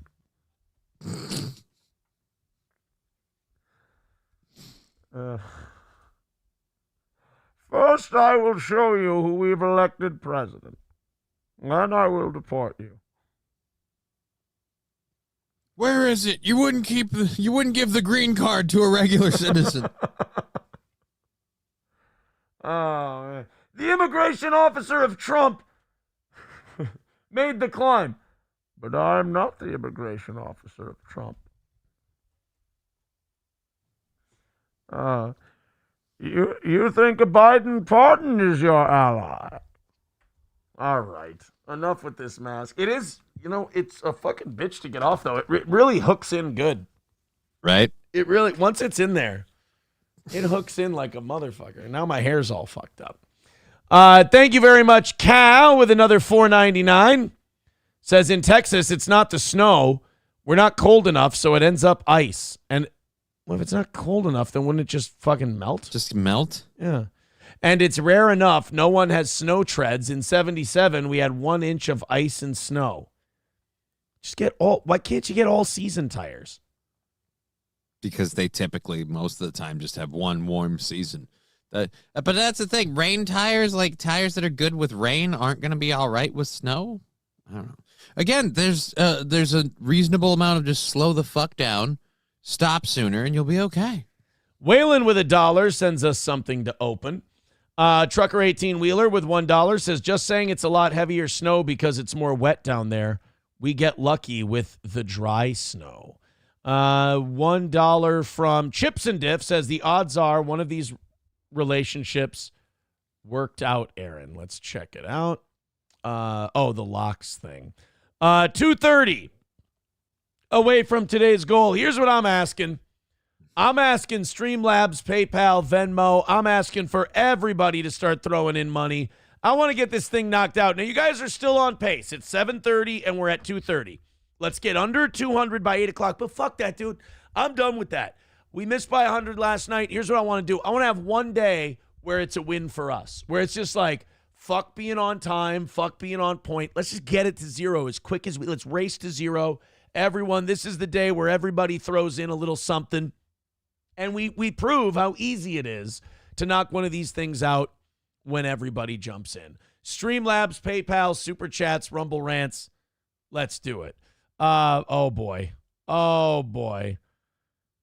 Waylon sent this one saying this is for the sports fans. Oh, no. The mayor of Philly, it's a big time in Philly right now because they're a game away from the Super Bowl. They're really taking off. Those Eagles are kicking ass.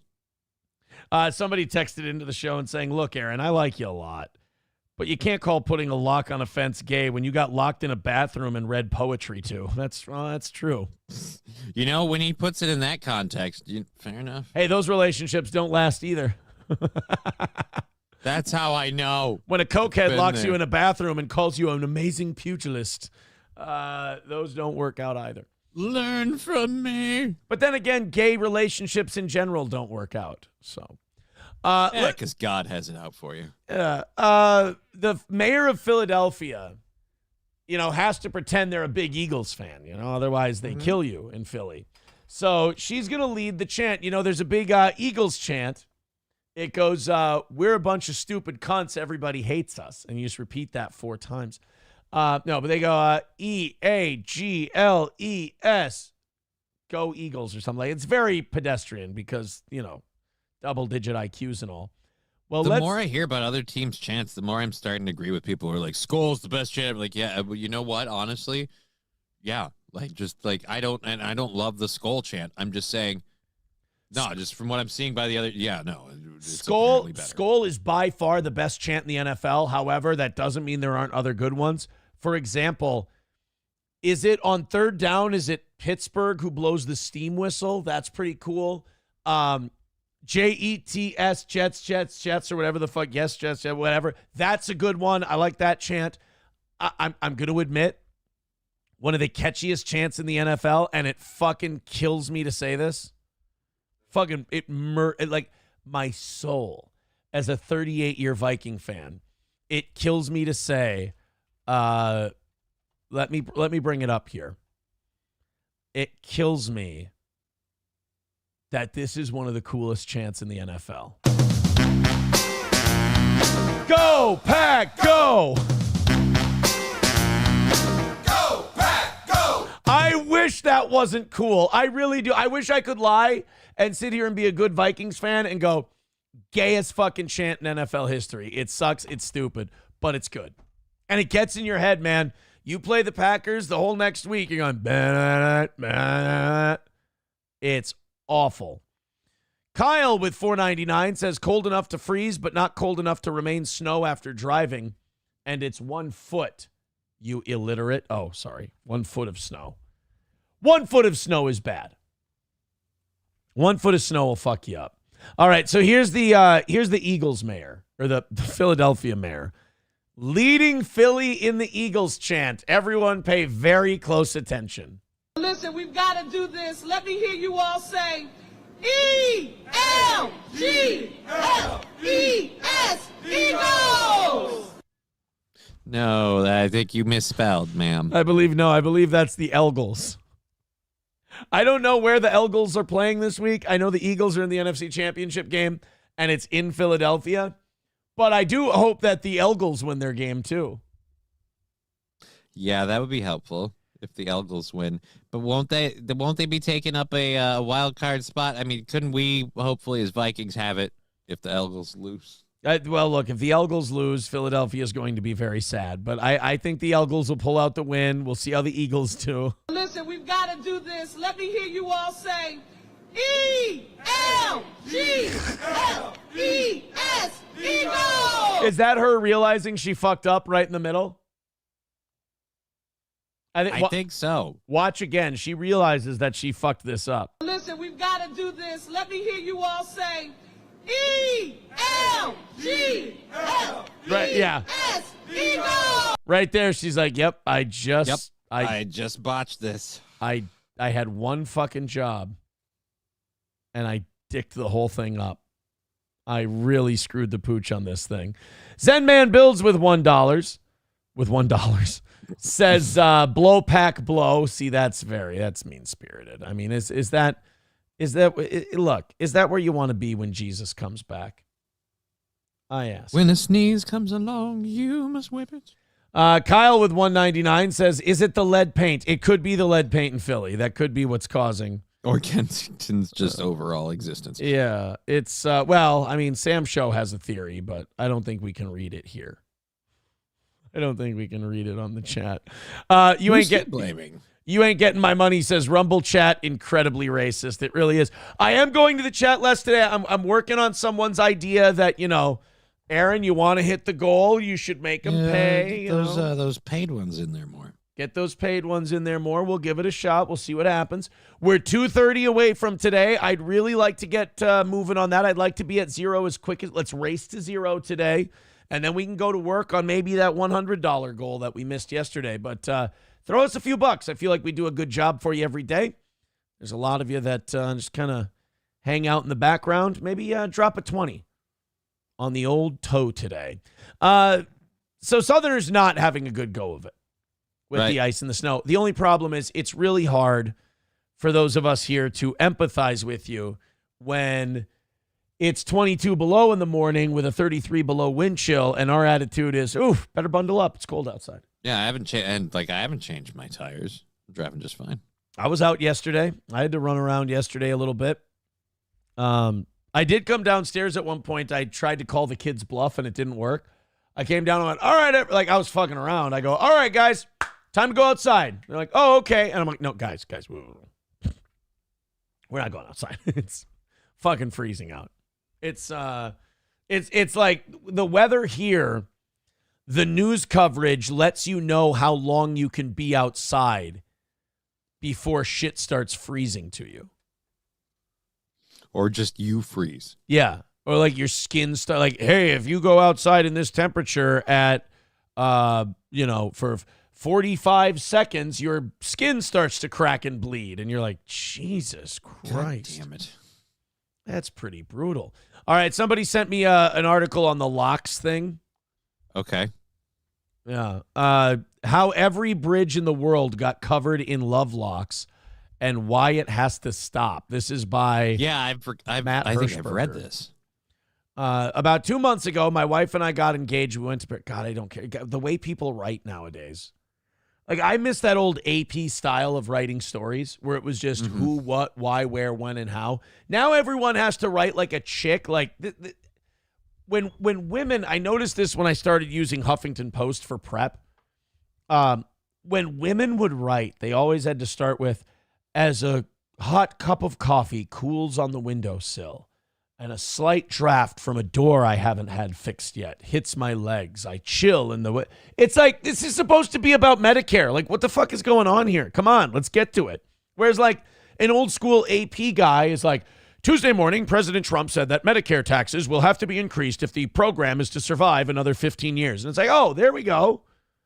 We're right into it. I don't have to hear about this woman's like cat allergy or anything for 3 paragraphs before they start talking about the Middle East. Yeah, but who wrote this? Because it says about 2 months before my wife and I got married. Matt Hirschberger. This is in 2018. Yeah, he's a real Hirschberger. A couple crosses the bridge and puts a padlock on a section of the chain link fence. The lock represents their love, and it will stay there for all eternity. Gay. They then dramatically hurl the keys to the lock into the body of water under the bridge. They make out a bit, and then they leave, and the lock stays. At the point in my life where my wife and I were on, I don't care French words, I was already a travel writer, so I knew the practice was lame and kind of played out. So, and it's still going on now. Right? I wanted to commemorate that, so we pulled out a tiny little padlock and etched our initials onto it with the key and placed it on one of the less crowded sections of the fence. We made out a bit, and we let... Oh, my God. Yep. Nobody collects the locks. The locks don't leave, because, again, as long as the locks stay sealed on the love bridge, your love will... So you can't... apparently nobody comes by and be like, all right, these two got divorced. How hilarious would that be if you had a list? And you're like, all right, it's official, number 697 didn't make it. So just every person that's like, let's seal our love here forever. But there's just an old downtrodden man pushing a cart of, these are the ones that didn't make it. Yeah. And it's like, wow, there's a lot of them. He's cutting them as you go. Today. He's cutting them as you go. How about the fact that if you're a terrorist, you don't need ball bearings or anything? I love that somebody went as far as to put like a big ass bike lock on there. Like, what the fuck is that for? There's just not enough space, so I'm a... No, there's actually a bike under there. Fucking Jesus. This is actually some guy who one day needed to lock his bike up, but when he came back out, it was just all covered in love locks. I can't get to my Huffy. If you're a terrorist, you just blow up this bridge and the locks become your shrapnel. I mean, yeah, but it's got to be an awfully big bomb. I mean, well, it's got to be your bomb. It's got to be your bomb. Dr. Cock is back with $2. Hey, Dr. Cock, good to see you. Everyone remembers my doctor from this morning, Dr. Cock. Just reviewing your file, you need to stop queso. Oh, see, now that's actually helpful medical advice. I feel that it's best delivered in private, but, you know, good advice is good advice. You shouldn't turn your nose up at it. Donald Trumpus Magnus with $5 says, thought you used Wegovy for prep. No, that's, God damn it. I knew a fucking AIDS joke was coming at some point. You rat bastards. I just knew you weren't going to be able to stop yourselves from a goddamn AIDS joke. All right, there we go. 225 away from today's goal. Come on, let's get, at the very least, let's get under 200 by 8 o'clock. I mean, let's stay on point today, but what I was hoping for, what I was wishing for, you know, after 10 years of doing the show, once in a while I'll come up with an ask. What I wanted today, what I thought would be neat, was kind of test to see if we still had an audience that was like, let's fucking have a day where we knock out this money right off the bat and just fuck off the show. These are like checkpoints in the development of the show to see if I still got it. And like, they usually come about because I have a sneaking suspicion that I don't still got it. And I'm like, maybe the audience will prove me wrong. And more times than not, it'll go, no, Aaron, your perception of where you're at is pretty spot on. Pretty spot on. So, prove me wrong, please. Streamlabs, PayPal, Venmo, Super Chats. I did put all my chips to the middle of the table. I didn't pretend. I just went, guys, you know what I want today? I want a goal knocked out well in advance and no heart attacks after a $100 miss yesterday. Let's push it to the table. That's what we want. And if it doesn't happen, I go, well, I don't have that anymore. That's not what Steel Toe possesses anymore in terms of ability and popularity and skill. It's sad, but I'd rather live it honestly than pretend it exists and it doesn't. So prove me wrong. Streamlabs, PayPal, Venmo, Super Chats, Rumble Rants. There's a nice little $1 ad or 1 minute ad to knock out the goal. We're at 225. It's doable. It's something we can tackle, but let's do it early and often. So, one sign that a community is dead, one sign that your city doesn't have a populace that gives a shit anymore is that in a time of crisis, it no longer comes together. In a time of crisis, it just goes, fuck you, every man for himself. LA, I think, has officially hit that point. What? Why? LA has a problem. They're still dealing with the Palisades wildfires. Yeah. LA has a new problem now as they deal with the wildfires. You know what that problem is? No. Arsonists.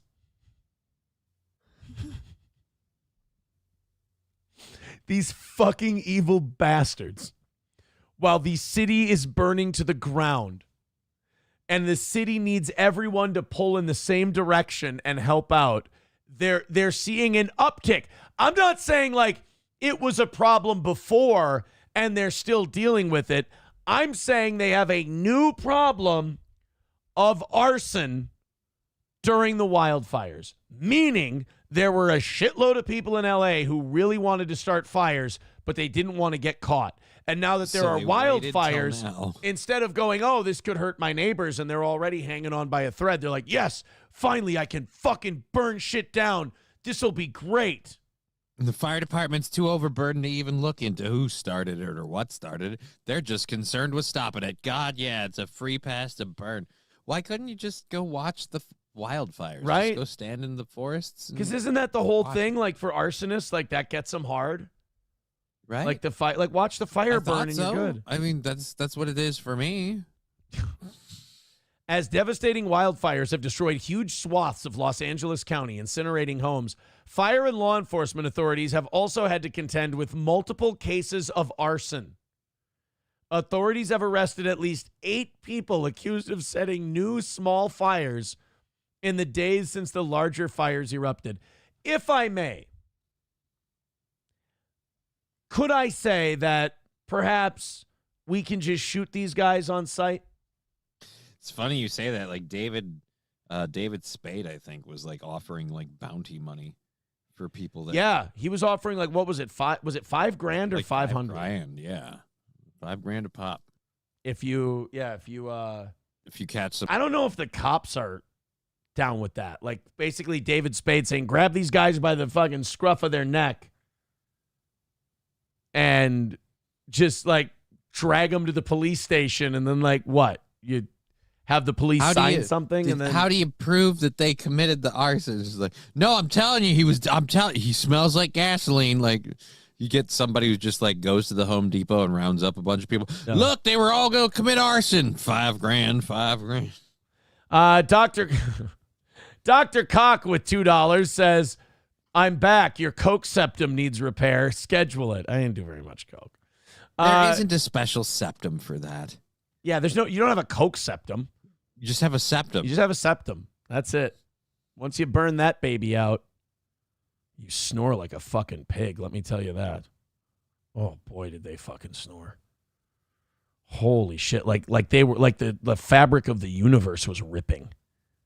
Just right? Oh my God, like ungodly noises. And why? Because you fucking destroyed your nose. It's collapsing in on itself. You snore like a fucking mongrel. It's terrible. You're in the room under them and you can still hear it. It's crazy. I'm sorry, what?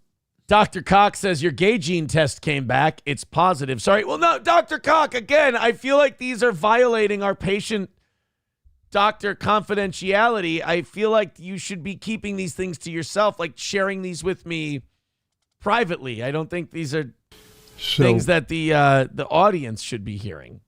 Right? Stop doing that. And getting them and paying to get them put on the screen. Yeah. I mean, thank you for giving me money, but giving me money doesn't, make it less embarrassing that you're telling people about my gay gene test, which, by the way, Dr. Cock, I've been meaning to talk to you about this. I didn't ask for one. So however you got this sample to do the gay gene test, I remember you being really adamant about doing it, but I remember turning you down because I believe my quote was, I don't need to know. Yeah. It's just one quick anal swab. What are you worried about? Right. And I don't remember submitting to one, so therefore I'm questioning Dr. Cock's ways. That's where the sedatives come in. By the way, that puts us at $220 for today. We're $20 away from 200, and we're 10 minutes away from 8 o'clock. So let's take care of the goal today. Please contribute. Streamlabs, PayPal, Venmo, Super Chats, Rumble Rants. All the J6 pardons have been taken care of day one. Yep. Those all got. But then some of them were commuted. Like, that's the other thing, too, where it's like they were looking into who and what. And, like, they were doing this thing where they actually processed the people based on their crimes. Yeah.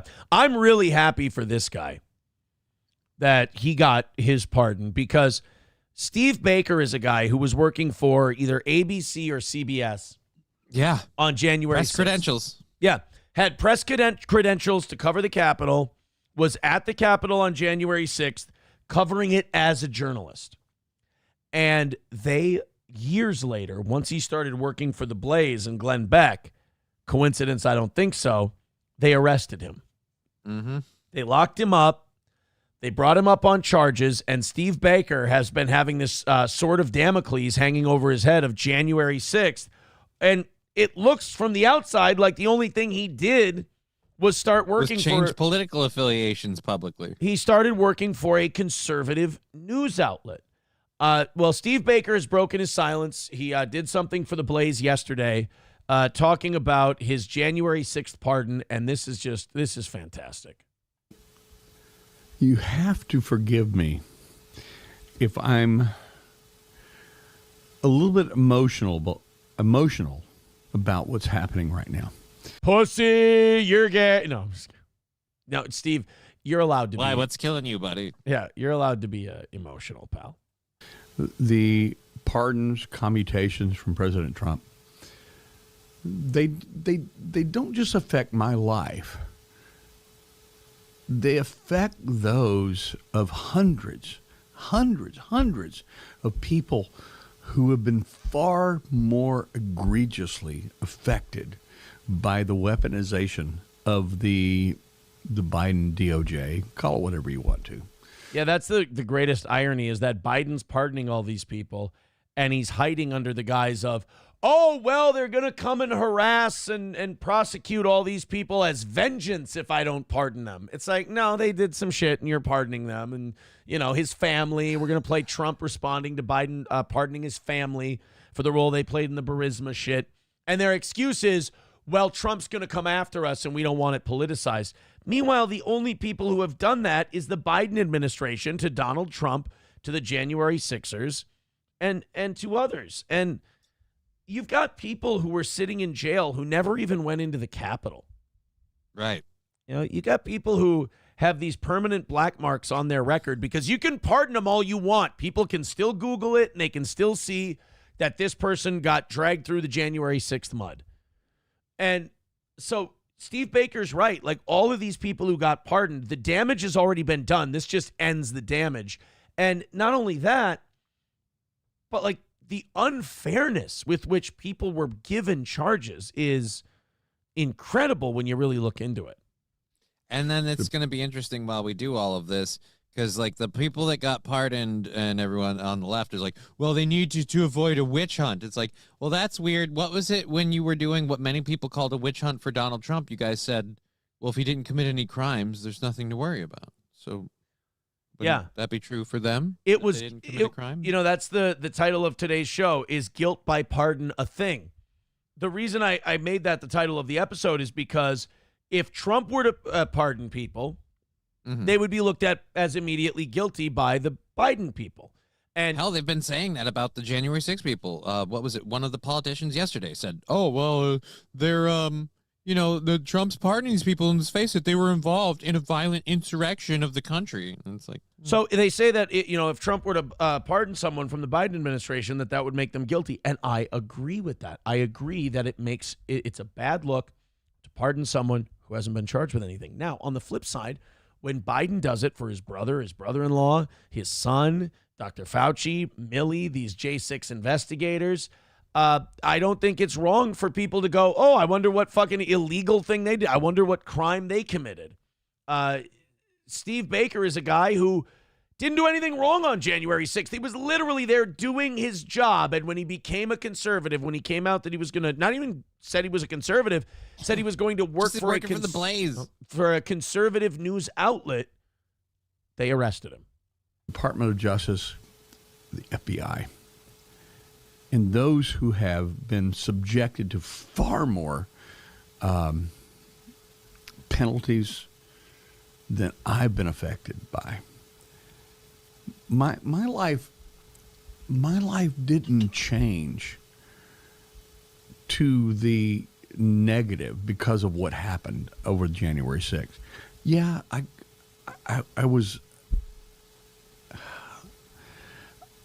carried endless nightless sleeps because of this thing. Sleepless nights, but we get it. Going through a thing. Well, because Steve Baker got to work. Steve Baker got to do his job while this whole January 6th thing was going on. What you don't realize is for every Steve Baker, there's 100 other people. There's 100 other guys who lost their jobs, lost their livelihoods, their reputation was destroyed just because they were physically there. That's it. Or in some cases, loosely associated with people physically there. Yeah. I mean, it is. It's the scariest thing in the world because the people that are worried about like Trump's Hitler and it's the Nazi regime and everybody that doesn't go along, get ready for the camps. It's like, yeah, but you guys are the ones who literally only people in history who actually rounded up people and like, hey, it's not a camp, it's Guantanamo, it's a Cuban vacation. Like, no, I don't think so. That's you did that. Zenman Builds with $1 says Trump's freeing the Silk Road guy, Ross Ulbricht. Have you watched that movie yet, Aaron? No, I haven't, but you guys did have me read up on that Silk Road Ross Ulbricht thing, and that's another one of those pardons that I think would be a ballsy pardon if Trump did that, and he's shown that he's willing to. All right, guys, well, we're almost behind again. Fuck. Man, I really, especially the start we got off to, I really thought I was going to ask and receive. I thought it was going to be an ask and you shall receive thing. So I'll ask one more time before we officially fall behind again. God, we've been knocking out these goals like a half hour into overtime. Like, it's really, you kind of just feel the cold winds starting to blow. And we've been through these situations before, and they've turned around. And, a lot of it's dependent on the way things are. But, I'm trying mentioning it less, And usually we follow up a loss with a win. I'm happy. I'm good. I'm fine.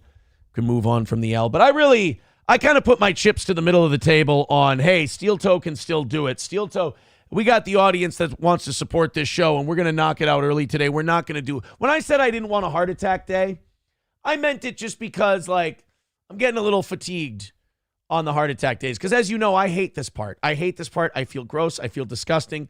We do a great show. Better show than anybody else. It's a fun show. It's great. It's a mixture of information, news, and then just silliness. Just fucking stupid, retarded, funny silliness that makes your day go quicker. So do me a favor. Let's all team up. Let's all throw a little bit in. Let's get this thing knocked out. Because I don't want to... 2:20, 8 o'clock. We like to be under 200 by 8. I'm asking the bare minimum here. Let's just stay ahead of the clock at least. But I'd really like to see this thing just go away now, today. And just... the last half of the show is just fun. It's just a good time, and I don't have to do the infomercial every couple of minutes. Streamlabs, PayPal, Venmo, Super Chats, Rumble Rants, etc. I mean you. I'm not talking to somebody else. I mean you.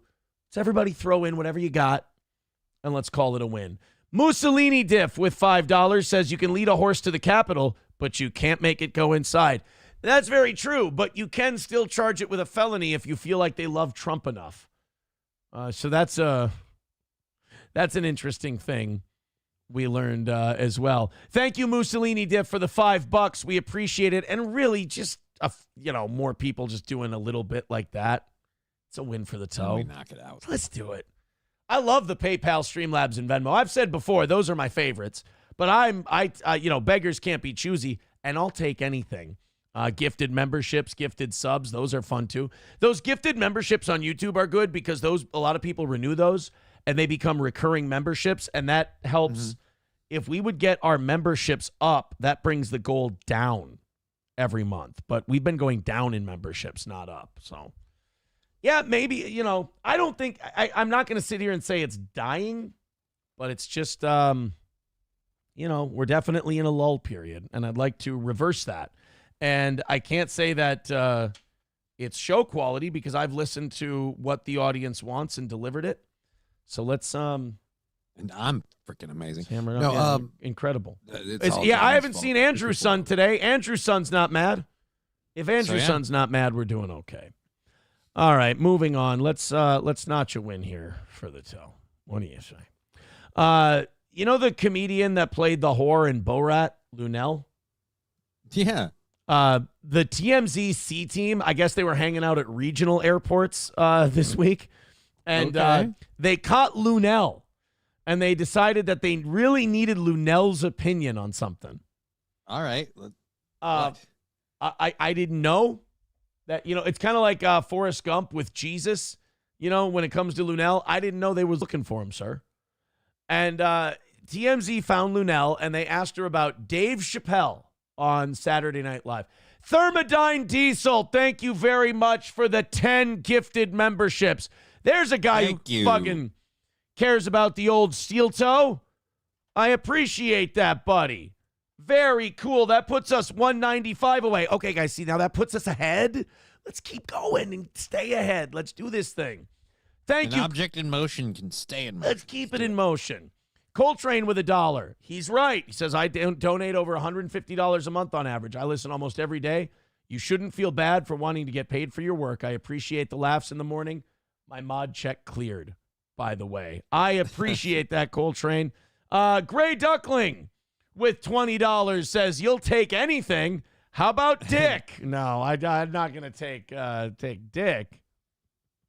Well, I mean, let's see how desperate we get. I don't really have any other skills. Really, sales, marketing, and talking bullshit are my only skills. Well, those three things are kind of the same. And good for degenerates. Like, they're always hiring degenerates in those lines of work. In those fields, right? I Yeah. know. It's doing okay there. All right, there you go. Object in motion stays in motion. Like Johnny said, hit the PayPal, Venmo, and Streamlabs hard because we're at 180, and there's no reason we can't make this thing fucking go and just ignore it the rest of the day. That would be my dream.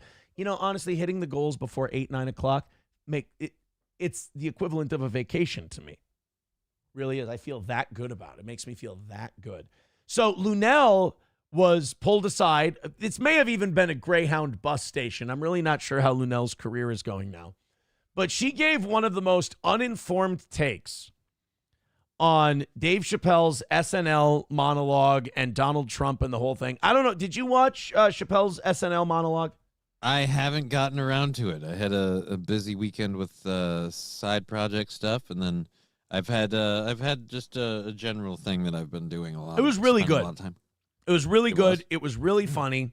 And at the end, he asked Trump to Dave Chappelle does a really good job with this when it comes to talking about politics and talking about Trump and not making it sound like he's this side or that side. He told Trump he hopes that he has compassion for all people from the Palisades to Palestine. That was his wish for Donald Trump. And the problem Dave Chappelle always faces, and I know he doesn't see it as a problem, which is good. Dave Chappelle always gets shit from everyone then. Because he doesn't give like a hard left or a hard right message. He especially catches shit from lefties, He says, because he doesn't bury Trump and he doesn't say that he should get the fuck out of here and blah, blah, blah. He just says, hey, now that you've won, now that everyone's looking to you for answers, have compassion for all people. That would be nice, you know? Yeah. Well, Lunell didn't like that because Lunell felt that that was a terrible message to give on Martin Luther King Day weekend. She thinks that Dave Chappelle did a disservice to the memory of Martin Luther King. Now, I'm going to point something out after Lunell says something here that, again, makes this one of the shittiest fucking MLK or political takes I've ever heard. Let's go. I like the mask, so I gotta ask you. I gotta ask you. You know, a lot of people are talking. Did you suck Sacha Baron Cohen's dick for real, or was it just like how method actory did we get? Talking about Dave Chappelle's SNL monologue, and you know he's basically saying, you know, the world is counting on Donald Trump.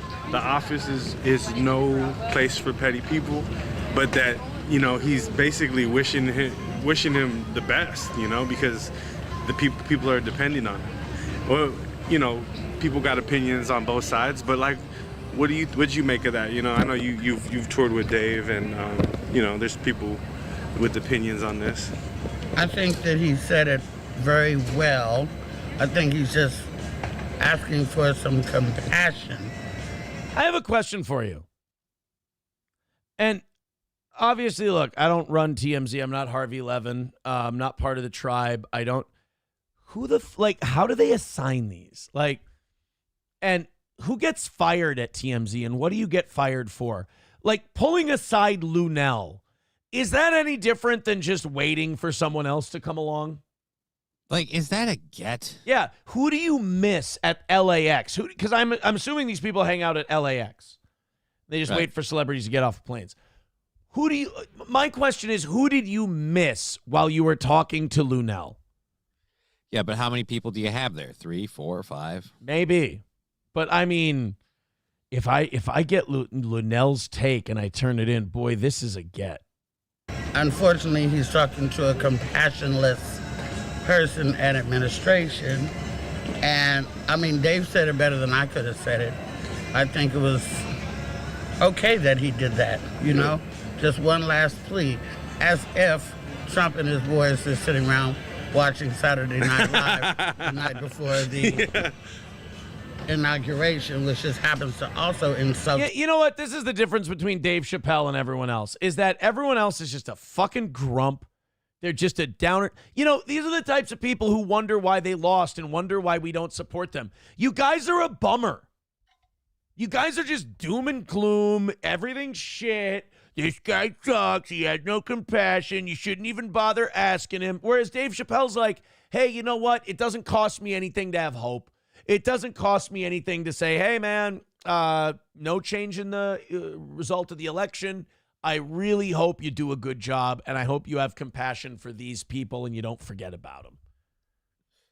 Honestly, if we're going to be, you know, just straight up front about it, that's the right opinion and attitude to have, because I don't know if people realize this or not, but Donald Trump being a good president, having a good presidency, and things going well for him as a president quintessentially means, for the most part, us as a country, rising tide lifting all boats. Like, we kind of all do well that Dude, way. This is how shitty Lunell sounds. I heard Michael Rappaport, of all people, say, you know, I got to root for the president because, you know, if the president does a good job, that means the country's in a good place, and I don't want to root for the country to do bad. It's like psychopathic Michael Rappaport gets it.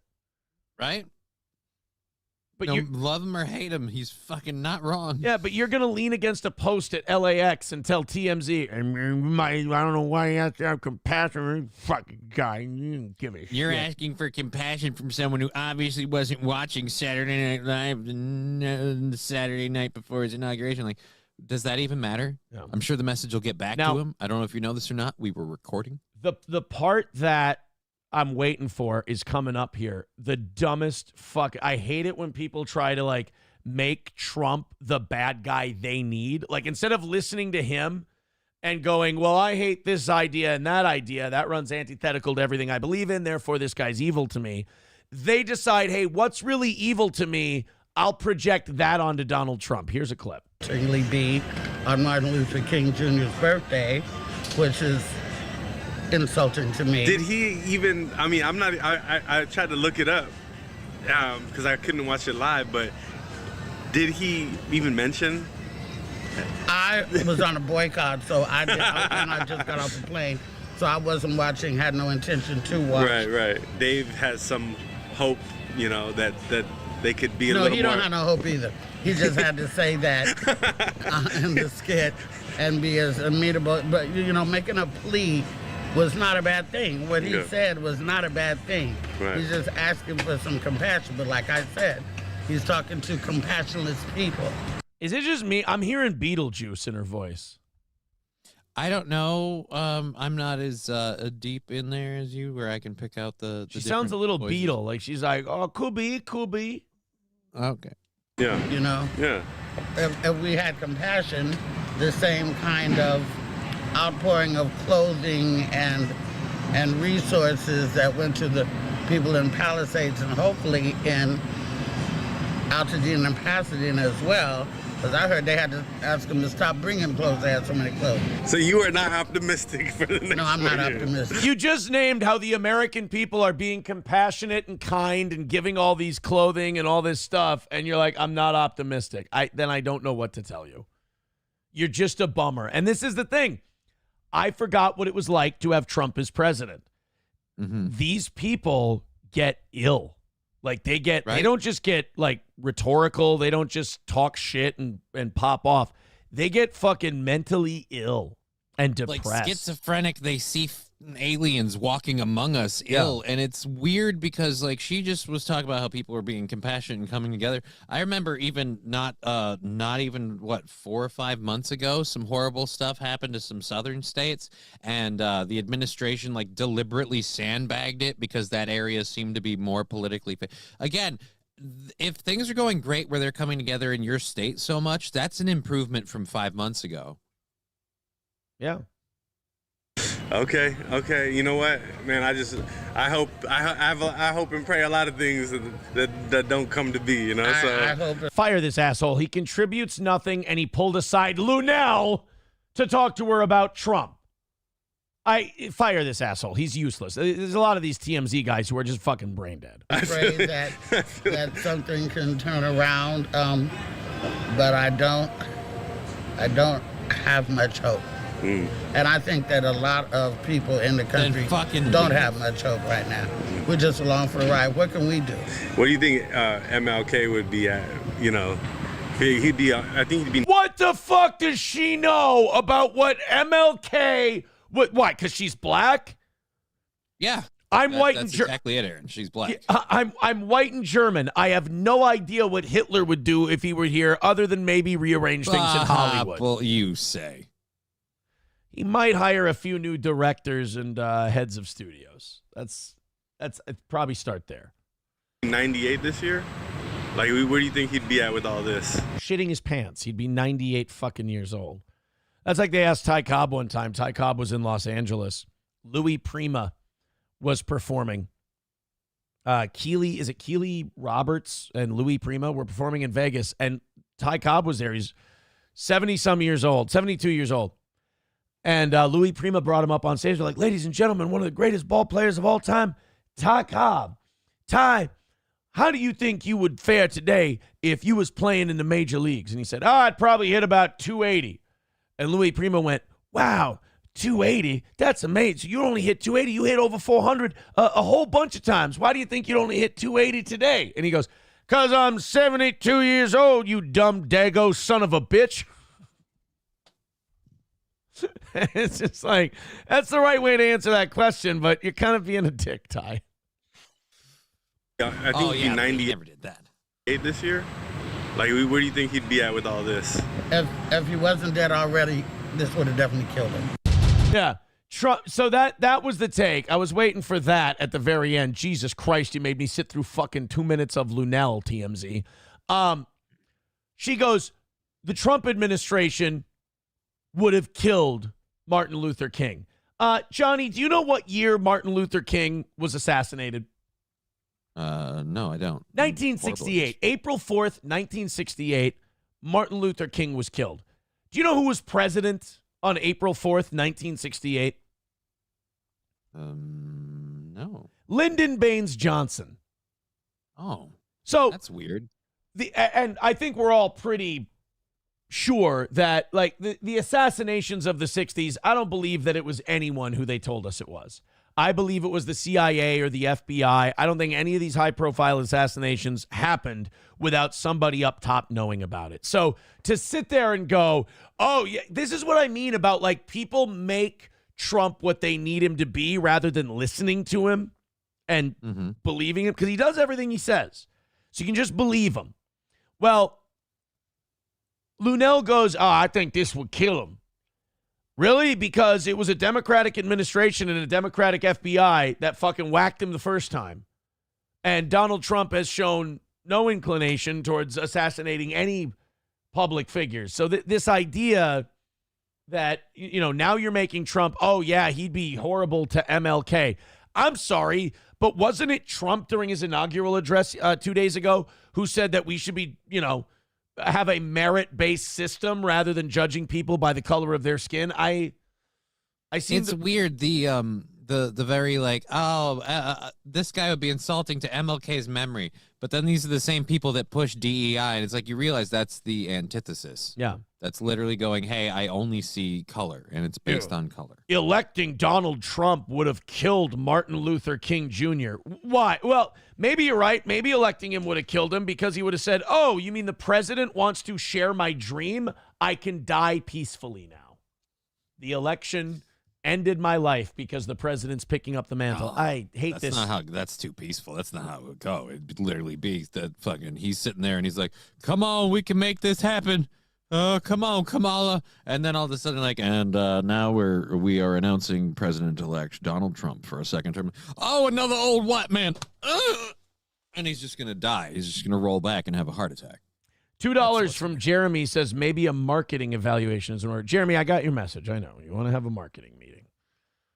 Maybe my show's just not popular enough and good enough to make the money it needs every time. You know, we're going to miss once in a while. Jeremy, I know that you want me to do a show that you can listen to at work. I've been doing a show that you can listen to at work. I appreciate your generosity. It's very nice of you, and I appreciate it. Thank you, Jeremy. A-Team with $1 says, is that Aaron doing blackface? All right, that's low, you son of a bitch. That's really low. Lunell is me doing blackface. That hurts my goddamn feeling. That hurts my feelings. 180 away from today's goal. Help us knock it out. Let's, I don't struggle today. I just want to, I want to perform for you. I want to do a great show. We've been doing a great show. If you don't think we have, you're wrong. I just have to be that way sometimes. I was like, shut the fuck up. You're wrong. I'm doing great. The best show out there. Throw us a few bucks. We're 180 away. We're still on pace. We're barely keeping pace today.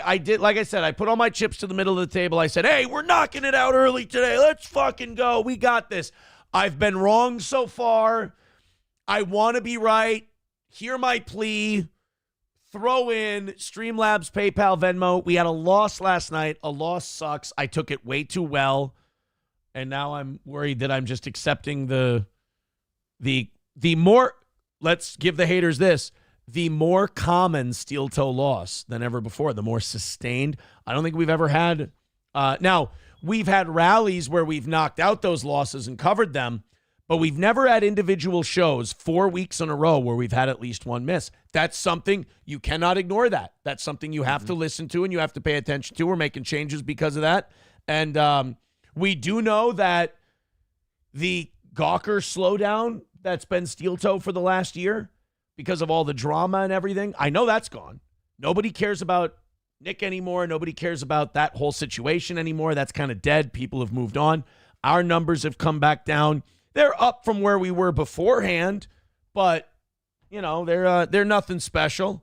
I'm hoping that look, here's what I'll say. I love doing this show. I love being able to do this. I want to keep being able to do this. And I appreciate your generosity. And once in a great while, I'd like to have a win just for my own sanity that's not down to the wire. That's That's what I'm asking, I suppose. Oh, and I'm so excited for the stuff we have today. I have a Mad Dog Russo rant. Oh, boy. I love Mad Dog. Chris Mad Dog Russo is one of my favorite sports guys out there because I feel a kinship with Mad Dog. Both of us can yell and scream and rant and rave about things that we're really not even that passionate about. We can be triggered by the slightest thing and go fucking mental. There are some times where people will clip our show, or I'll do a clip of the show. I'll be clipping the show out, and I'll be listening to myself, and I'll go, Aaron, you don't really care about this. And I'll be like, oh, I sure am fucking giving her, though. And that's the sign of a good host, when you can go, you know what? I'm fired up. Let's go. And then you can watch later when you're in your normal state, not your show state, and you go, not really that passionate. I don't, that guy up there, he's really fucking going. But me, it's like Banner and the Hulk, really. Camo Girl, thank you for the $4.99. I appreciate it. That's very nice. Coltrane with $1 says Jeremy needs to learn that Aaron doesn't do something unless he comes up with it, even if it's months after someone suggests it. Thank you, Coltrane. And Dead Game with $5 says today's pass for calling you the gay F word. 07 to you as well, sir. All right, thank you guys for those little drop-ins. I appreciate it. 170 away from today's goal. Let's do it. Come on, 170. Let's all, like 8, 9, 10, 12 of us fucking team up. 170. Be done before 9 o'clock. I'm not the beggy fucking cunt bag, grifting asshole shitbag that I am. I love that. Thank you very much, Paul, with $50 fucking dollars, baby. Thank you. I've been waiting for this. Paul with $50 says Sieg Elon. Sieg Elon, you say? And I just want to say thank you for making it happen. Thank you. There's the $50 drop. That puts us to 120. Let's fucking go. I'm ready to be done with one of these early on. I'm fucking pumped. I'm ready to be done with a goal before 9 o'clock for once in my goddamn life. And yeah, I am giving you guys those fucking cocksuckers evening show overtime if you knock out their goal too. Fuck those people. Doom Clone says, oh my God, is this true? Rob Saul watched you talk about him last night, Aaron. Did a 5.5 hour. He did a 5. Didn't I talk about the Chad Rob Saul thing for like 5-10 minutes on last night's evening Rob show? Saul? That's what I kept saying. So you know our buddy Chad Zumach? Right. Who, by the way, Granny was being very nice. It was apparently a day of union around the internet. Granny was DMing me his picture. He took a picture with Chad Zumach and Tito Ortiz. And he was like, hey, hi, here's the picture. I was like, oh, that's really cool. I said, tell Chad I said hi. And Granny did, and he said, Chad said, I hope you're doing well. And I said, tell him I hope the same for him. And so that was Granny responded, I'm not your goddamn messenger. I'm not your errand boy, Imholt. And it takes balls to wear a tiger pajama suit out to a bar. So Granny kind of facilitated that, Chad wishing us well. And then he, Granny made a boxing crack too that I thought was really funny. I said, is that fucking Tito Ortiz? And he put Tito Ortiz's record up there. It was like 25-12. I'm like, holy shit, he lost a lot at the end. And Granny goes, better than at the beginning, huh? I'm like, hey, you. There you go. You dirty dog. And so Chad has this beef with a guy named Rob Saul. And Jeremy, I'm not going to spend too much time on this. I promise. It came up in the chat here. I'm sorry. I apologize. I don't know who the fuck Rob Saul is. I've said for years, people have tried to drag me into the Dabbleverse. I'm not part of the Dabbleverse. I observe it. I think it's fucking fascinating as all hell, all these characters. But here's why I'm not part of the Dabbleverse. I do a show. I go raise children, live my life, do whatever. To be part of the Dabbleverse, you have to live and exist in it constantly on and off the air. I can't do that. So But it's interesting to watch because it's a group of people and there's maybe 1,000 people in it. Maybe. Mm-hmm. And they all watch the same shows and it's all they do all day long. It's fascinating. It's like watching the Dabbleverse is like watching an ant colony more than anything else. I was about to say in terms of like audience scales, like we have often said, like people with millions of followers are nobodies that nobody knows of, right? Right. Well, this is like literally the pube of that. Like so, it is a tiny little hair. So I don't want to bore people. I want to get through this quick. Chad Zumock has been picking on this guy, Rob Saul, and Rob Saul's been picking on this on Chad Zumock. We know Chad. And Rob Saul made the mistake of starting shit with Chad Zumock, thinking you could start shit with Chad Zumock and just ha-ha, tee-hee-hee. Let me tell you something from experience. If you want to start shit with Chad Zumock, get a fucking shovel, dig a goddamn trench, reinforce it, get machine guns, get mustard gas. It's World War I. It's the Battle of the Somme. You're going to war, whether you want to or not. There's no such thing as going, hey, I'm just going to poke at Chad Zumock a little bit. Nope. Calls himself the Mud Shark. It ain't because he fucks black dudes. I don't know what he does. But it's because he lives in the mud. When you go into the mud with Chad Zumock, you're not like, oh, Chad will go into the mud with me. Chad's already there. He lives there. You came into his house, you bothered him, and now he's not going to let you forget it. So you merely adopted the mud. So this guy, Rob Saul, I was talking about it yesterday because I saw a tweet before the show. This Rob Saul sent Chad an email because I guess this guy works at a bar. And Chad's got a live event in Atlantic City, and this guy works at a bar in Atlantic City. So Chad's like, I'm going to bring all the fans to Rob Saul's bar after our live event in Atlantic City. And then this Rob Saul sends Chad an email and says, I've already contacted the police. I've reported you for harassment. And if you show up at the bar to harass and stalk me, I will call the police. And it's like, oh my fucking God damn it. The guy can go to a bar. He's allowed to go to the bar you work at and order drinks. That doesn't mean he's stalking you. That doesn't mean he's bothering you. I mean, he can be bothering you, but bothering you is not technically a crime. He wants to go to a public place. If you go to your boss and you tell him this guy's going to bring 60 people in here, fuck him, I'll call the cops. Your boss is going to fire you and say, we'll have another bartender on. I'll take the 60 some odd people. I'll take the business. Yeah, but then he'll publicize it and lose it. But dude, just shut up, let them come in, wait to call the cops until you actually need to for your own safety. Because I guarantee you, nothing is going to make you feel worse than when the cop looks at you and goes, oh, right, so you're who and he's who? So and what? I went on yesterday and I go, God damn it, guys. I go, one of you just stop. You know, it's kind of like when you're in a fight with someone and neither of you is grown up enough to let the other one have the last word. It's like, I want this to stop now. All you have to do is not listen to the fucking guy talk about you. You know? You can be the one who stops. Yes. And so then I go on last night, and I guess I made the mistake of going, I don't know who the fuck this Rob Saul is. I don't know what he does. I'm not, does he have a show? Like, apparently he's a bartender. Like, what did a bartender do to Chad that now Chad's fucking dicking with the guy? And so I guess Doom says that this Rob Saul did a 5.5-hour show about me.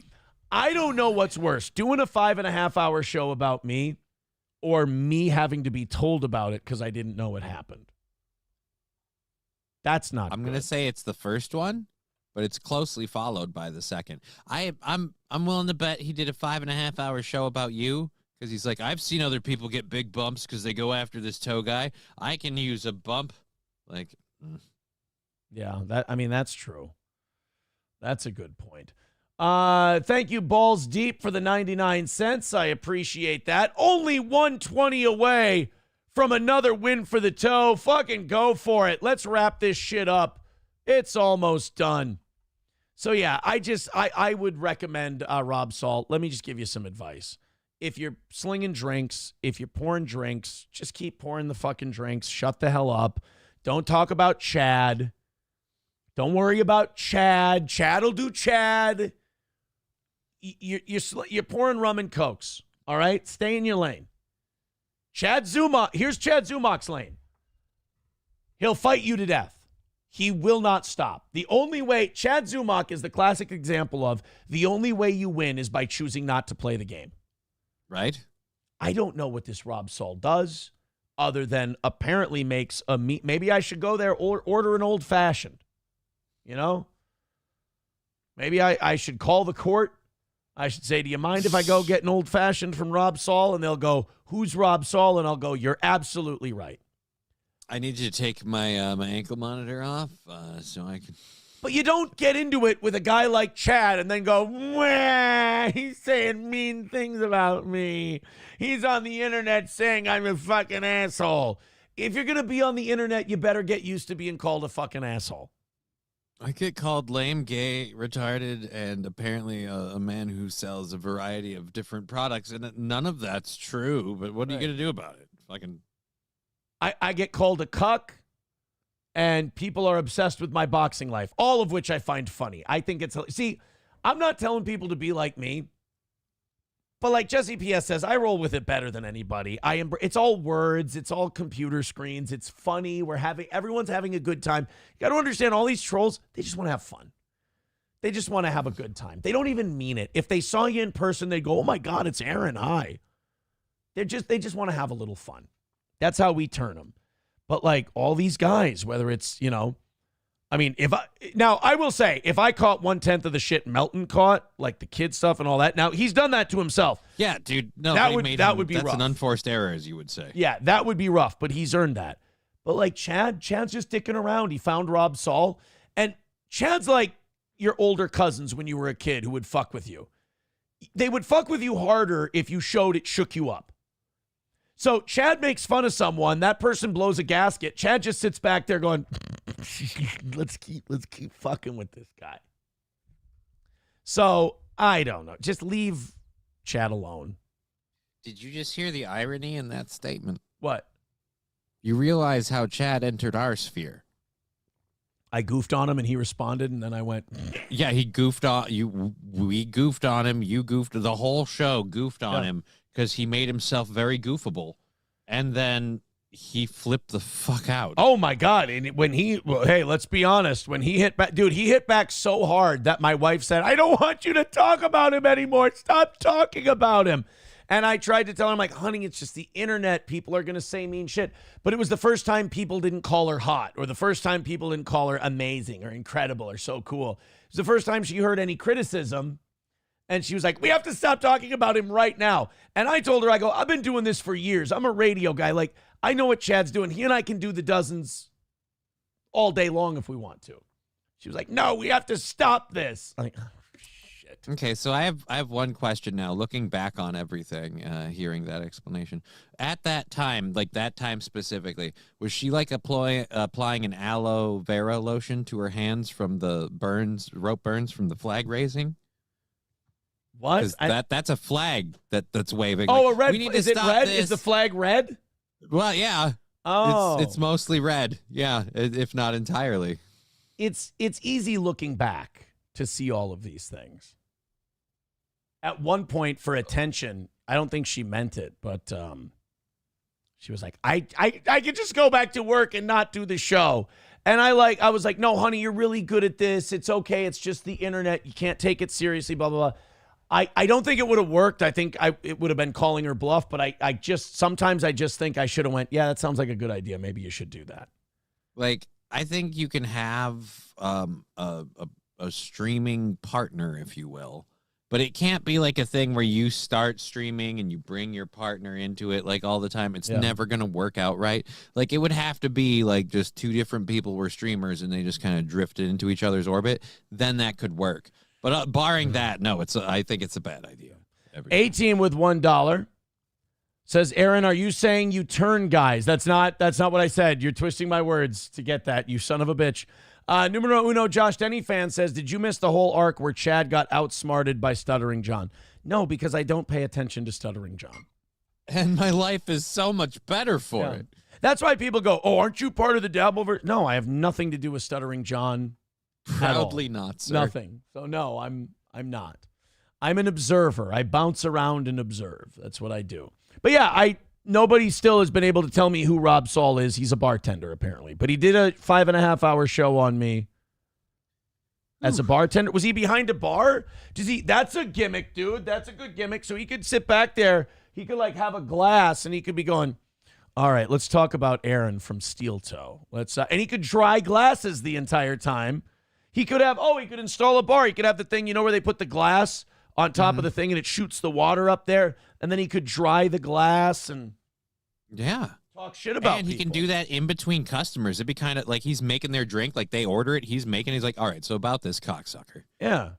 So if I'm the coach, can he be the bartender? Barkeep. Everyone can call Rob Saul the barkeep. Barkeep Rob Saul. Barback. There you go. Think about it. That's all I'm saying. All right. I got Mad Dog Russo to get to here. Love me some Mad Dog Russo. Somebody pointing out Joe Scarborough and Mika Brzezinski. Have you seen what being with each other and doing a show together has done to them? It's aged them. Look, I'm not saying you have to do a show together. I'm saying if you were going to have, and isn't that another one where Mika Brzezinski, did she do a show and Joe did a show and they came together? Or yeah, they cheated on their spouses with each other and then, made it honest. Again, that started out dishonest. I feel like if, no offense, if there is a wickedness in the garden, none of its fruit produced will be pure. Fruit of the poison tree, as it were. Holy shit, I'm not religious, and I just kind of fucking floated that one in there. Really God, did. I'm good. All right, let's go to Mad Dog. I get like a tummy ache when we talk about these fucking people because I'm like, this is getting ridiculous. And I get way too passionate. And I'm like, this is not important. Nobody gives a fuck. Now, me personally, I like a good Mad Dog Russo rant. And Mad Dog's about to make a lot of sports fans happy because while I don't agree with the majority of sports fans on this one, I'm smart enough to know I'm in the minority. Do you know what football fans are sick of seeing? Or should I say Taylor Swift? Yes. They're tired of seeing Taylor Swift. And I think a lot of football fans feel crazy saying that because so many people show Taylor Swift, talk about Taylor Swift, her and Travis Kelce, the whole deal. Now, I'm in the minority. I don't really give a shit. I'm more concerned with how the refs treat the Chiefs than the Taylor Swift thing. But man of the people, sports populist Mad Dog Russo went on another one of his perfect rants. The one where I think one of my favorite ones is where Mad Dog was yelling about his producer watching the Jake Paul-Mike Tyson fight.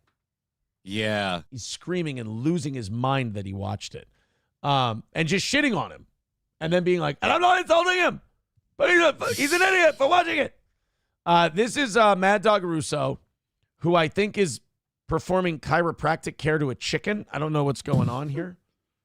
Oh, Jesus. But, oh, shit, Corey Adam is calling. Yes, let him talk. Corey, call back in 20 seconds. I got to hook up the phone to the board. Corey Adam is calling the show. We're going to take a break from Mad Dog here. Everybody should be throwing in $500 or $5, either one, with a Corey Adam return to the show imminent. James with $5 says, why did Anthony Cumia call you a dumb comet and a weird guy? Because I'm a dumb comet and a weird guy. I'm a comet that comes in, smashes everything to pieces, and then exits the universe. And you go, what the fuck was that? And I'm a weird guy. I do a show. I don't think that's necessary. And I just want to say thank you. Again, dumb comet, weird guy. I don't think that's an insult. I think if Anthony Cumia thought I wasn't talented, he wouldn't have had me guest host his show when he was out, and he certainly wouldn't have come on my show, invited me on his show, had me do 7-8 shows on his network, so I appreciate that. SP with 199 says, so you wish you handled Ape differently. Got it. Yes. All right, let's go to Corey Adam. Hello, sir. What up? What's going on, buddy? Not much. Just drunk and regretting the Vikings loss. It hurts, but it's fine. It's a great season overall, and we have to be happy. It's 8:37 in the morning, buddy. Yeah. Bars open at 7 here in Texas. Hey, how fucking crazy is it that whole place shuts the hell down from a little sprinkling of snow? Oh, dude, it's so funny. Severe weather storm is 30 degrees. I was laughing my ass off, dude. It's so funny. Do you know Hilarious. when we started the show yesterday, you know what the temperature was? What? 22 below with a 33 below wind chill. That's a respectable winter weather. Yeah, that's brisk. Here, they shut down the entire place off 30. Yeah, 30 degrees above zero, which is like hoodie and jeans weather. Dude, I still cannot justify bringing out my winter car here. No, of course not. I've got my like spring, like heavy fall, like hoodie, but I cannot justify my fucking winter car. Yeah. Kevin O'Connell got extended yesterday. That's fantastic news, right? Love it. No, I'll say this. I want to go on the record officially by saying I was completely wrong, and I absolutely apologize and respect anybody that said I was a Zim backer, because I was. I didn't like Kevin O'Connell as a hire, but I love him now. I think we have the right coach. I think we have the right shit. He'll get the right personnel in. Like, it was amazing. And Brian Flores is still in the league's shit list, so we're going to get him for another year. I hope so. And because they don't like the blacks. No, they don't. He thinks that, well, they don't like the blacks, and then he sued them for not liking the blacks. So now that's kind of a weird stalemate that they're in. Right, but like also like, can we act like blitzing all the time isn't actually a defensive scheme though? Like, no, I don't like that. Right, that's what I'm saying. In the league's defense, like, that's not really a defensive scheme, bro. Yeah. I one thing here's the game plan in a nutshell to beat the Vikings defense. Throw over the middle. Yeah. That's 100%. about it. Throw over the middle. Dak, and dunk, bro. Are you bringing back Twitch Talk anytime soon? Yeah, hopefully next 3 months, 2 months, 2 months. All right. Good. And then if you ever wanted to wake up drunk and co-host a Steel Toe, you're more than welcome. I'm into that too. I'm down. All right.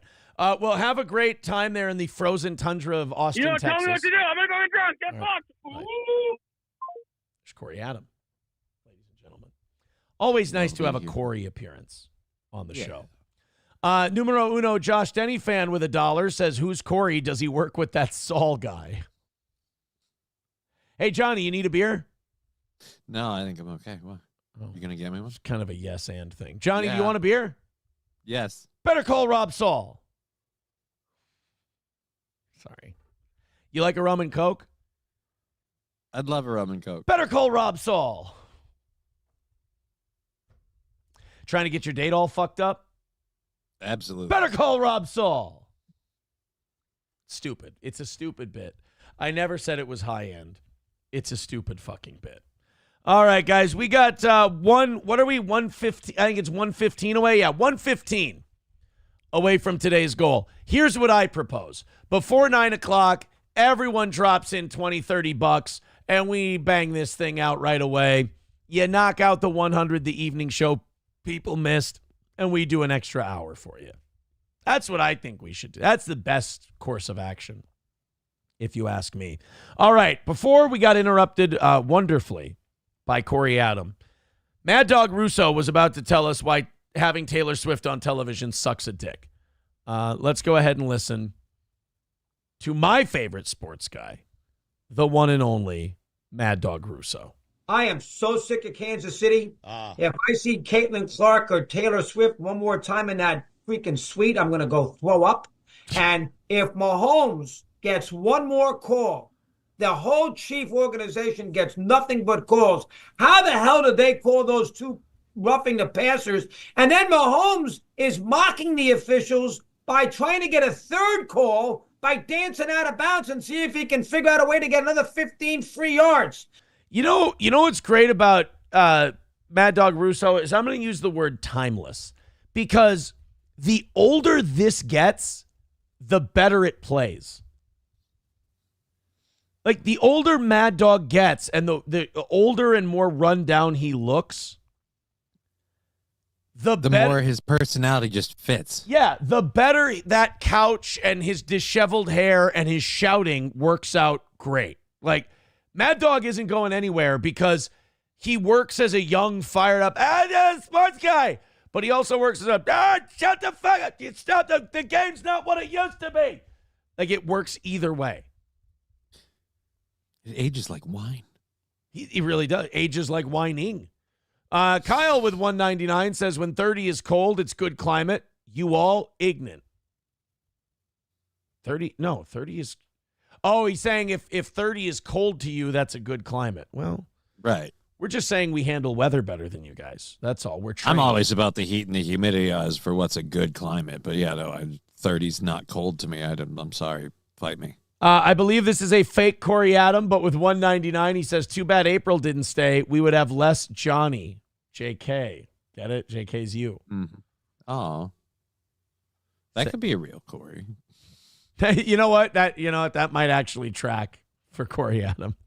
That was a disgrace on Saturday afternoon. And I'm not saying Kansas City won the game because of that, but they got a field goal in the first third, and they roughing the passer on Will Anderson, which is an awful call. And then they got the second one when he was pretended to go out of bounds, didn't. He does. He looks drunk and old. Like he just looks like an old drunk guy.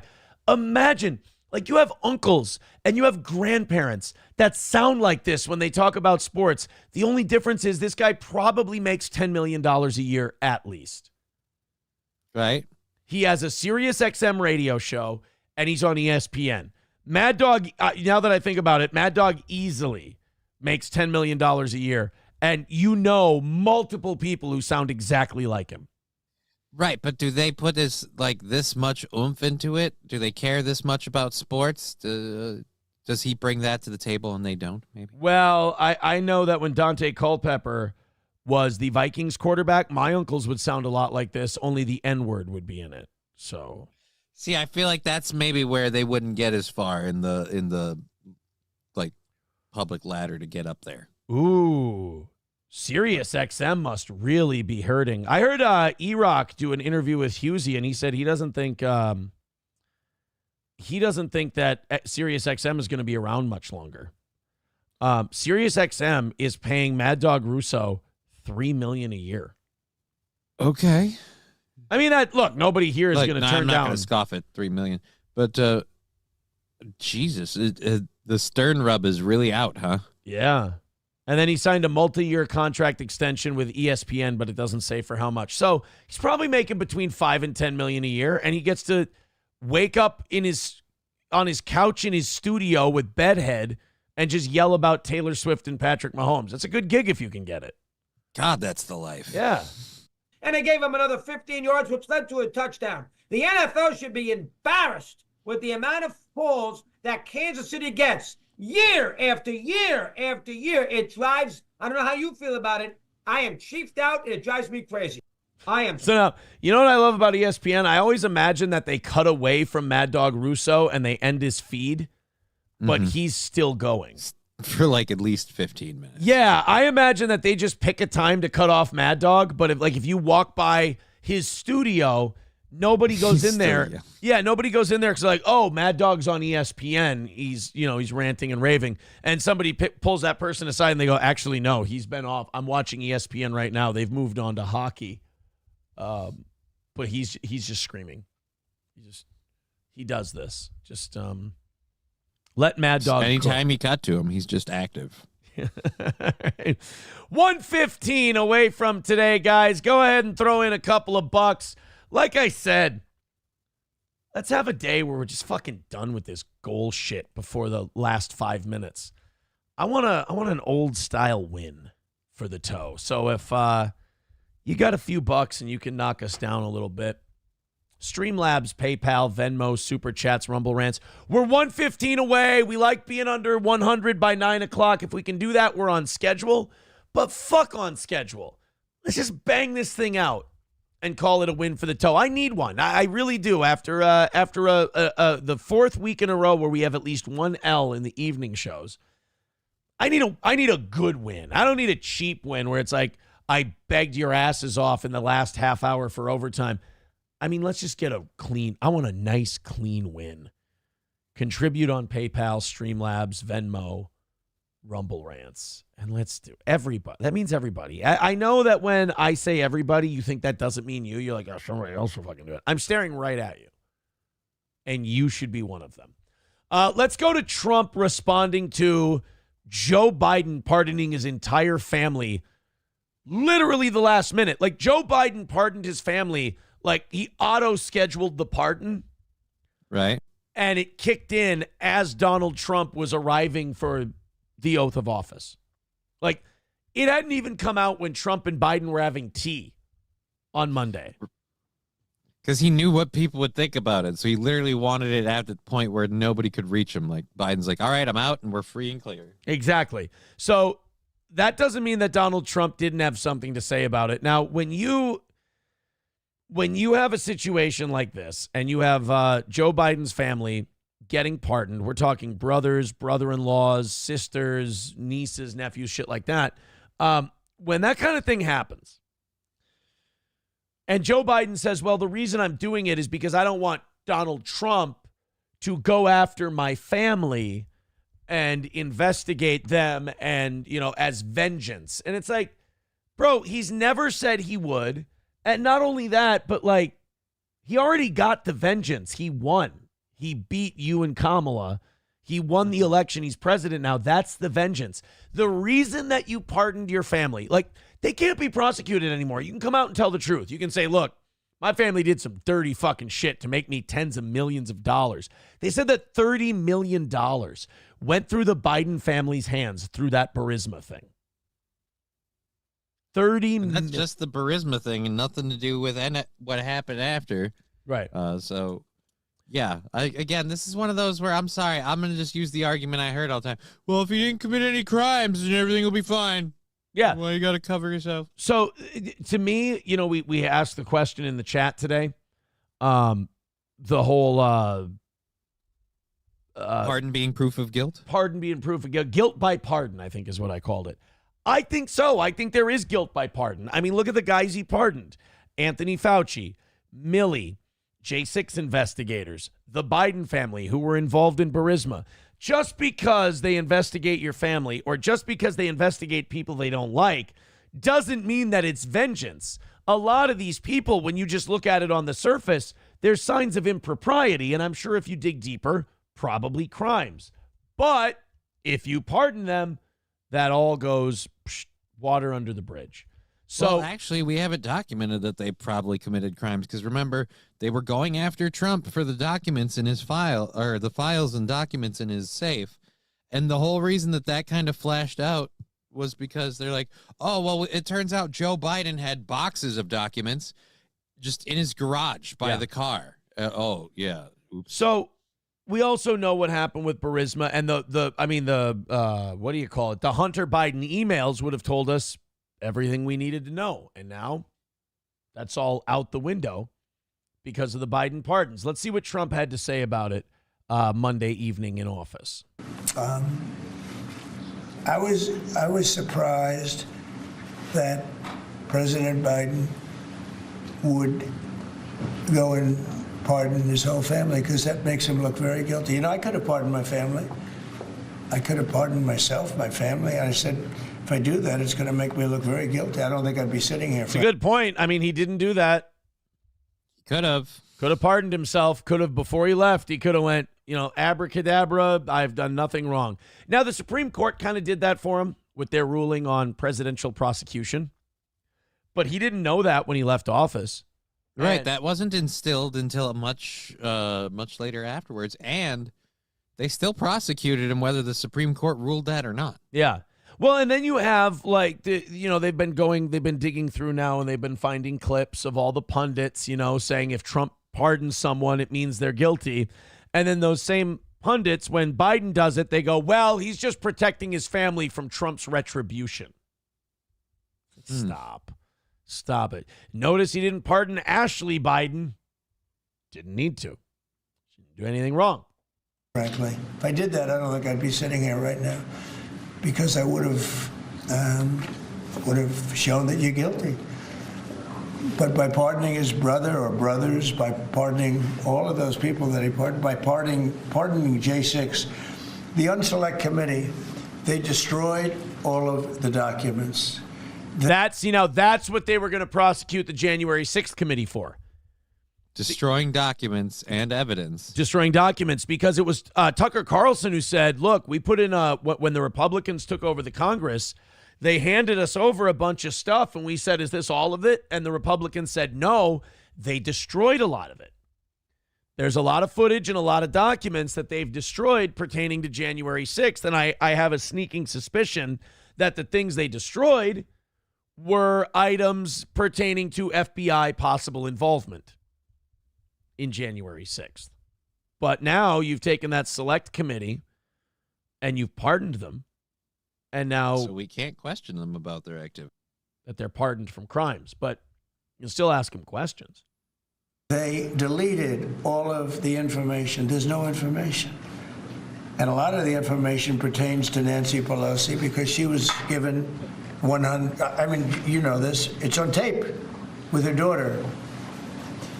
Nancy Pelosi was responsible for not taking advantage of 10,000 soldiers or 1,000. You wouldn't have It was Nancy Pelosi who could have summoned the guard.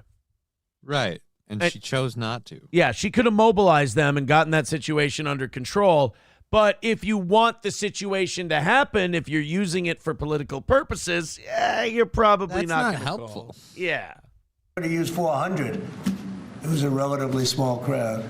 It wasn't the crowd that was at the mall. It was a small crowd.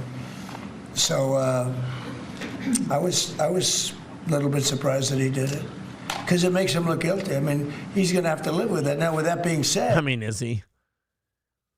How long? Yeah, he's like 81, 82 years old. Not only that, he's got millions of dollars in his pocket. You know, Donald, I can appreciate what you're saying, but I'm going to say this in response. I think Joe's going to sleep fine. He's certainly not losing any more sleep than he was yesterday. Yeah. And if you're the Biden family, they're like, well, shit, we got away with it. We're free and clear. Right. There's no risk, and we get to keep all our money that we made. So, I know. Look, life isn't a movie. It's not a fairy tale. The bad guys don't always get punished, and sometimes you just got to move on. And that's what you got to do with the Biden stuff and the Burisma and all that. I always said when people were like, Fauci for prison, I'm like, Fauci ain't going to prison. They're not going to let Fauci go to prison. They're not going to let Biden go to jail. I did think that they were going to let Hunter get convicted.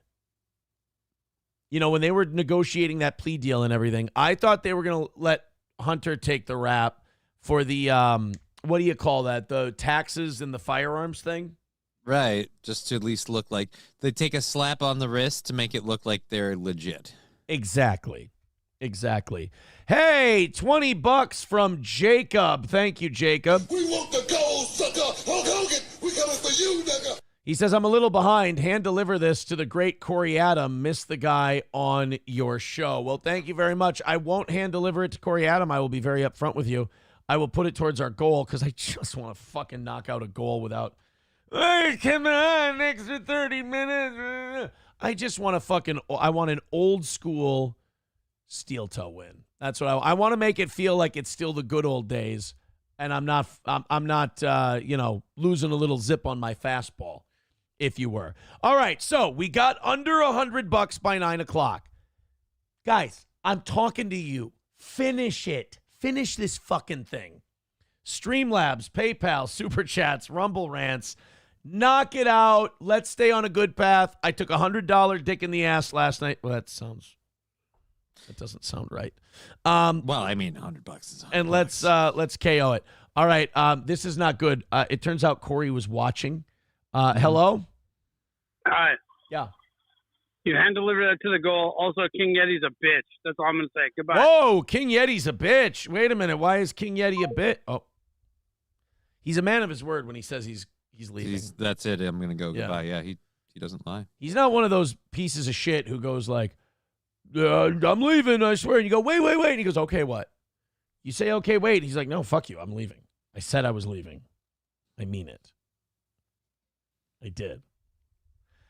He did get pardoned, but before sentencing, says Turd Burglar. No, I know he got pardoned before sentencing.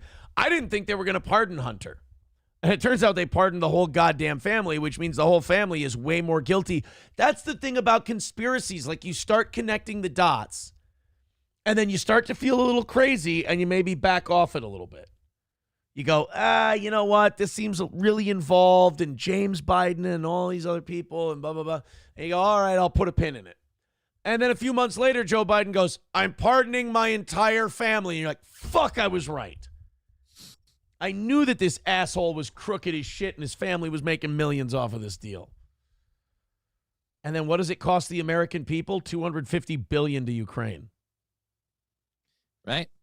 That was that, but we have to, that was something we had to do. We had a moral imperative. It was not at all an inside job for somebody else.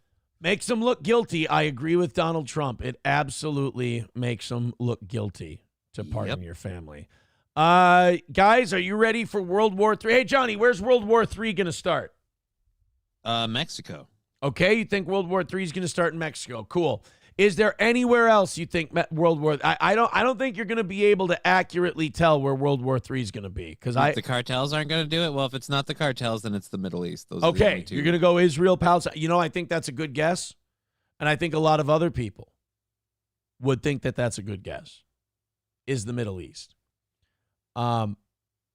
May I posit another theory on where World War III is going to begin? May I posit Denmark? Okay, you can say my first call was off or whatever, but Denmark? Denmark. Now, I know that doesn't sound like it's going to be a difficult battle. They're not exactly the Vikings anymore.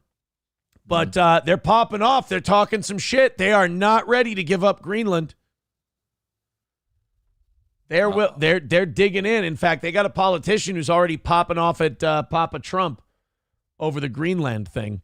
We'll get to that in a second. First, Coltrane with $1 says put them all under oath and question them. If they lie, it's perjury and jail time. If they can plead the fifth, they can't plead the fifth anymore. That protection is taken away with a pardon. Admit what they did that's true because you can't use your Fifth Amendment right against self-incrimination because you can't incriminate yourself. You're pardoned. Right. That's, that's fast. So, put them all under oath, question them, subpoena them to Congress. What's the worst that can happen? They don't show up. Give it a shot. Pretty much. A Danish politician has a very pointed message for Donald Trump, and it's simply fuck off. That's the message from Member of Parliament Anders Vistisen as he addressed the United States president's obsession with Greenland. Let's take a look. A lot of people have had some very vocal responses to Donald Trump becoming president. Now we have Denmark officially weighing in. Mr. Trump, f*** off. Dear President Trump, listen very carefully. I mean, you already said the fuck off. So the fuck off thing was like an attention getter. I don't know if you understand this. Billy Connolly put it very, very clearly. Fuck off is beautiful in its brevity because that's all you need. That's all you need. Fuck off. People get it, You tell someone to fuck off, you never hear it with, hey, what'd you mean by that? Greenland have been part of the Danish kingdom for 800 years. It's an integrated part of our country. Shut up, Leif Erikson. What have you done with it? What's Greenland done for you late? Let us have it. It's bothering you. Trust me. You don't need Greenland. It is not for sale. Let me put it in words you might understand. Mr. Trump, f*** off. Wow. Oh, so he ended it with fuck off. Okay. Well, he bookended it, Beginning, end, goes and gets them. So this whole Greenland thing is going to be a little trickier than we originally thought. All right, well, dig in, guys, I suppose. We're going to see how bad we want it. Oh, my goodness, Johnny, we have a caller. Okay. Let's go to the line. Hello, caller. Oh, hi. Big time listener, first time caller. Yeah, go ahead. So here's the thing about the Biden pardons, right? He had to pardon everybody around him so then they can't question him. Because the thing about the pardons that nobody talks about is that you can still investigate people around them and then make them go up, and they still have to talk about it on stand even though they're not recused. So what's interesting is he pardoned everybody around him but not himself because they can demonstrate that he's not fit to stand trial. That's why the family pardons, that's why Fauci, that's why all that shit. Because they can't go at, because if you go back to 2014, Burisma and gain of function research all got that year. They literally went over there and were working in biolabs. Yeah. That's why we had to back Ukraine and all that shit.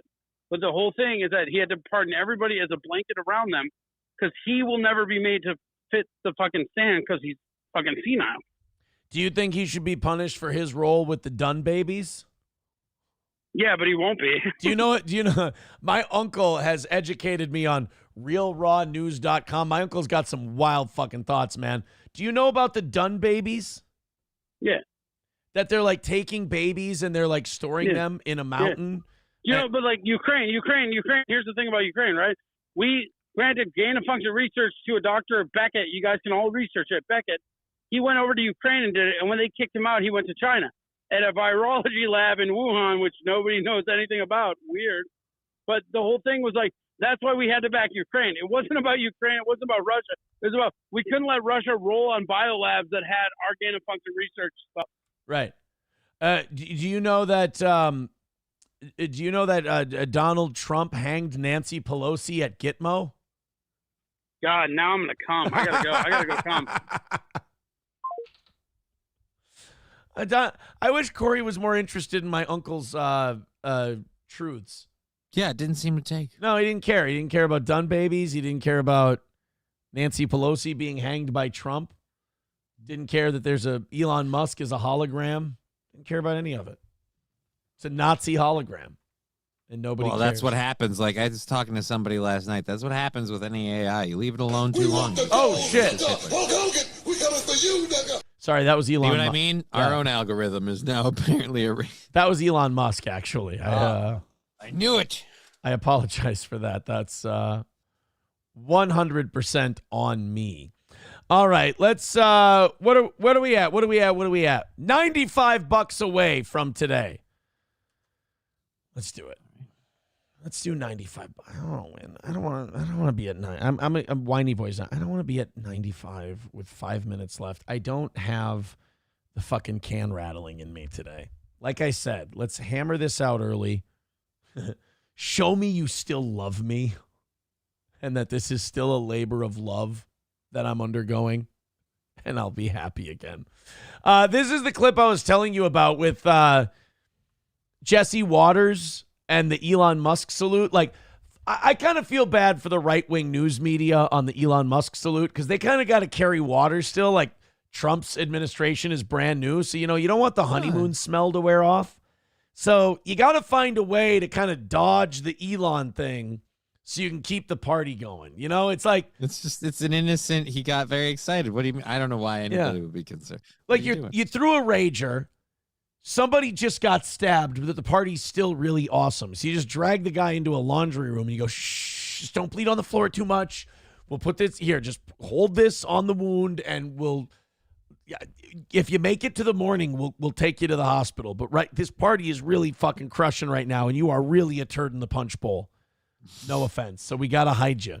That's kind of what Elon Musk's hand gesture was for the Trump thing. So let's watch the experts at Fox News try to explain the Elon Musk thing away. And, dude, if you're looking for water carriers, in my opinion, there's nobody better than Jesse Waters. All right, let's I'm sure I got a little 5-second ad here. Yep, we sure do. And then we'll hit play. Streamlabs, PayPal, Venmo, Super Chats. Let's knock out this last 95. Reads the Democratic leaders would be calling for that. We're not seeing any of that. And not seeing? Oh my God, I thought that was Elon's job. It shows that the real hoax was the one that was perpetuated by Democrats over the last 8 years. Yeah. Well, that's just, Elon's thing, to grab your heart with one hand and then shoot it out in the sky. Like, see, he's laughing. He can't do it with a straight face, guys. Even Republicans are like, God damn, he really fucked that one up. Like, that's... You notice that most people are... the defense they're using is not like, you liberal pussies, it's fine. They're going like, well, come on, guys. I don't think he meant it as a Nazi salute. Like, they're kind of giving Elon the benefit of the doubt where they're like, look. It doesn't look good. It doesn't look good, but I have a hard time believing. Like, honestly, the Grand Wizard of the Klan might openly give you a Nazi salute. But the wealthiest... I really don't think Musk is just throwing that in there. Yeah, could Elon Musk be a Nazi? I don't know what's in his heart. Maybe he is a Nazi. I'm just saying, even if he is a Nazi, I don't think he's throwing up the old, HH openly like that. You're asking for it. You're asking for it. Maybe he's just not very well coordinated. I don't know. But I'm sure it was fun. I mean, I think didn't he go to Israel to like help save the hostages? Oh, well then, yeah. That's fine. You can do a Nazi salute if you've saved enough Jewish people. Hear that, guys? If you go to Israel, it's like paying indulgences to the Catholic Church. You can Sieg Heil all you want. You just have to visit Israel every once in a while. And then your sins are washed clean. You just throw that hand up wherever you want, as long as you go to Israel and you talk to Jews. Is there like a menu, like saving this many Israelites gives you this? Yeah. Well, yeah, and also, of course, Elon went to the death camps. I mean, he's. Well, yeah, but like, did he have to give a standing ovation when he walked by the showers? I didn't think that was very couth. I got to be honest with you. I found that to be a little offensive. One of his closest friends is Jewish. This is... God damn it. This is the same defense you give a guy who just said the N-word out loud. Look, I know a lot of black people, and they are all cool with it, so it's okay. Guys, Republicans, listen to me. It's time to just let this one go. Oh, boy. We don't need to mention it anymore. We don't need to talk about it anymore. It doesn't need to be public information anymore. He did it. Everyone knows he did it. Let's move on, because the more you guys try to explain it away, we kind of see your guilt shining through. Just go, oof, that was a bad look. Anyway, moving on to this executive order. Going like, hey, didn't he go to Israel? Come on, he's been to Auschwitz. Yeah, doesn't he have a lot of Jewish friends? All you're doing is making me believe that it was actually a Nazi salute. Because before I just thought it was a mistake. Now you're giving me all the excuses you give for when Mel Gibson yells the N-word. Not good. This is ridiculous. Elon Musk and Donald Trump have done more for free speech over the last 2 years than Democrats have done in the last 20. Okay, but you understand, like, if you fight for free speech, that means the freedom to, say speech that we don't care for. Free speech doesn't mean good speech, sir. That's the distinction we were making at the time. I could see a guy who fights for free speech throwing out a Nazi salute. He wants the freedom. What's more freer than that speech? That's pretty fucking liberated, if you ask me. You talk about a guy with no fear. That's right up there. I just think that Kanye doesn't have that kind of freedom. Gives them the moral power that President Trump has needed. And you see Zuckerberg falling in line for them to go and push a free speech agenda around the world. All right. Well, if I ever have a cake to cut, I'm getting a 4-foot sword. From now on, I'm only cutting cake. Look, the Trump sword thing was cool that he was dancing with the sword, but let's not pretend that he's as cool as fucking Queen Elizabeth. Just grabbed it by the blade. Queen Elizabeth grabbed a sword by the blade and cut the cake with the dull end, the crazy bitch. Queen Elizabeth is out of her mind. Puerto Rican prostate puncher says, you're not free until we can freely yell the N-word. I mean, that's kind of the defense that Fox News is giving Elon. They're like, he knows Jews. He's like, what does he have to do? Perform a bris, and then we'll all be like, all right, he's fine. He's okay. Coltrane with $1 says, if Biden isn't able to stand trial due to mental retardation, then the courts should say any of his recent orders are void, as he was in no capacity to make those decisions. Right? That's what I've been saying for a while. Is like, hey, he's not mentally fit to stand trial, but he was mentally fit to continue to be president for the next 2 years? Like, how does that work? Oh, Sam Show with a good point. You know what you could do if you ever catch yourself Sieg Heiling? Immediately start doing this, and they'll start thinking you're doing the Braves tomahawk chop. Yeah, that's way less racist. Yeah, like if you go, oh, yeah, dude, you can cover for it. That's a little better. And everyone's going to join in. Yeah, especially if you're in Atlanta, that kind of helps. Well, he was in Washington, D.C., and they just changed the name from Redskins to Commanders, so maybe that's a little fresh. I'm not sure. $7 from Bigot on Socialist Media. Thank you very much, Bigot. That's fantastic. And also, we've got Nicholas for $5 over on PayPal. Thank you. Yes, come on. Everybody, boom. 85 away. You see, that's what I'm talking about. When I say everyone, takes 5 at a time, boys and girls. Click the PayPal, click the Streamlabs, click the Venmo. 85 away. I want to win before the real. Let's get this 85 knocked out early today. That's what I want. I wanted it like at 7, 8 o'clock. Whatever it is, I just don't want to have another day where it's like I'm going to extend overtime because it's like, come on, get the last bit of it in there. You know what that is? That's a sign of a dying star. That's a sign of a fading show. And I don't want to be that. $85 away from today. Throw it in. Call it a win for the toe. All right, Sean Hannity. Oh, fucking A, this guy. I really can't stand him.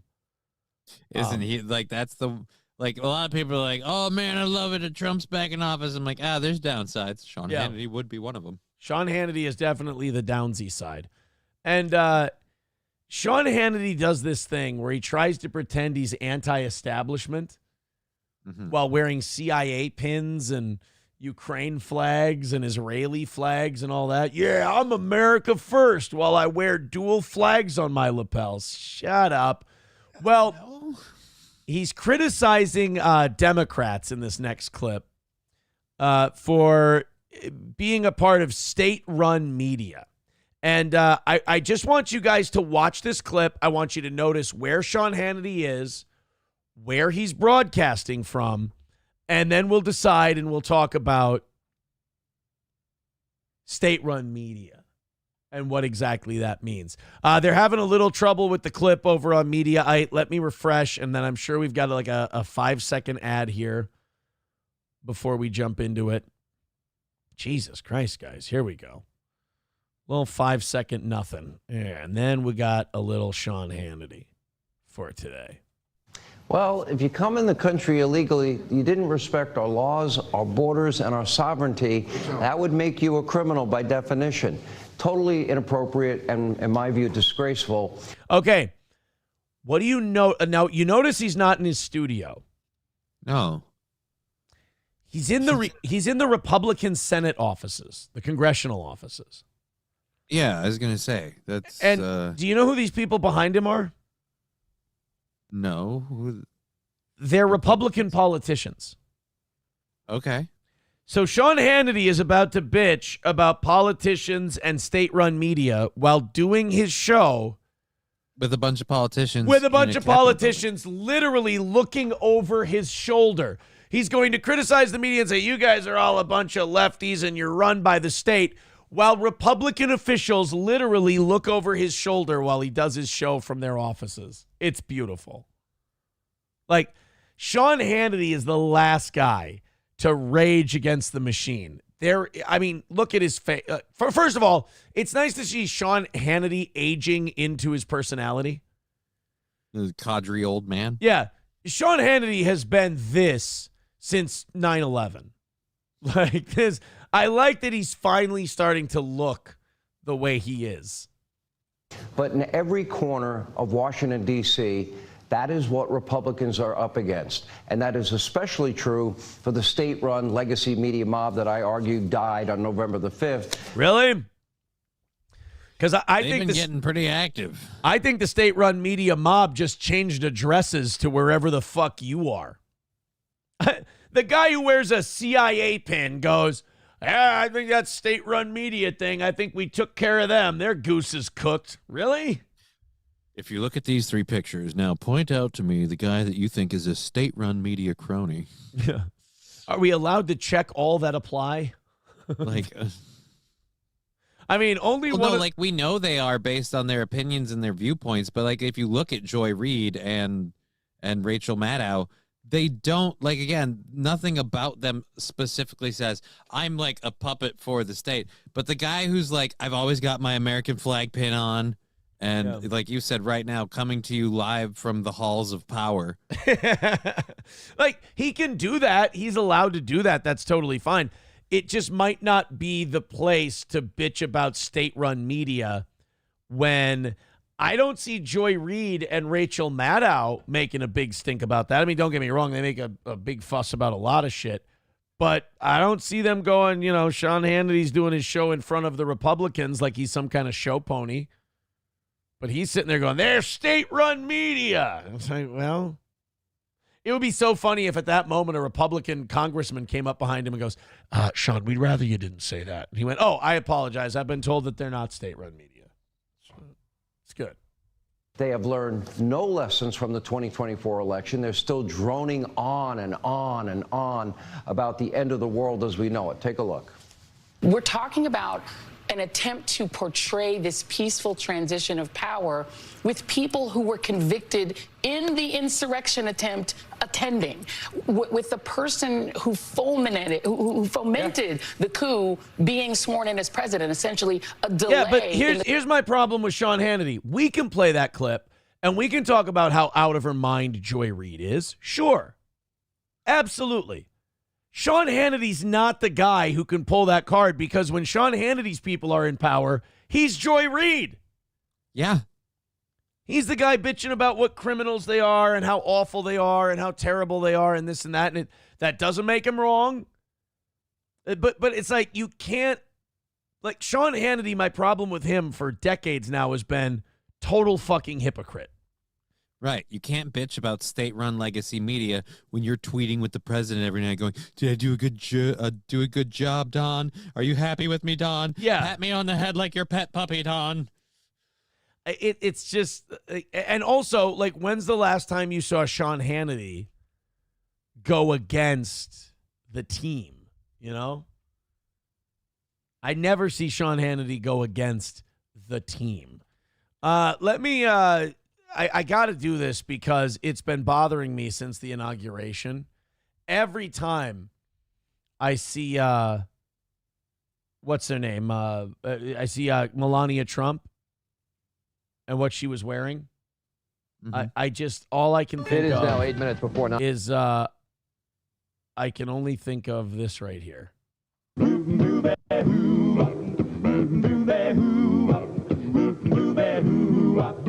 Well, she sneaks around the world from Vegas to Carolina. She's a new finger filter from Berlin down to Berlin.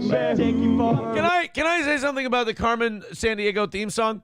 One of the, if you listen to the words of the song, it's one of the better put together and written songs that's only used for a shitty kids TV show. And I watched this show religiously as a little kid. Explains a lot. Really? You weren't a Carmen Sandiego guy? I didn't catch a couple. I caught a couple episodes here and there. But, oh, man, it was such a fun show to watch. I loved that shit as a kid. And Rockapella, fuck yeah. I wanted to hear Rockapella at the end of the show. And they dress up in, like, costumes and shit. It's a good show. Simpler times. Simpler times. What he's saying is when he's young, he liked watching a show about a chick and enjoyed the part where the band wore costumes and sang and danced at the end. Fuck. That's right. That's gay. Shit. Yeah. I said I was going to cut down on the gay. Check, and check. Knock out the $85 we have left, and I won't be gay. down to Berlin.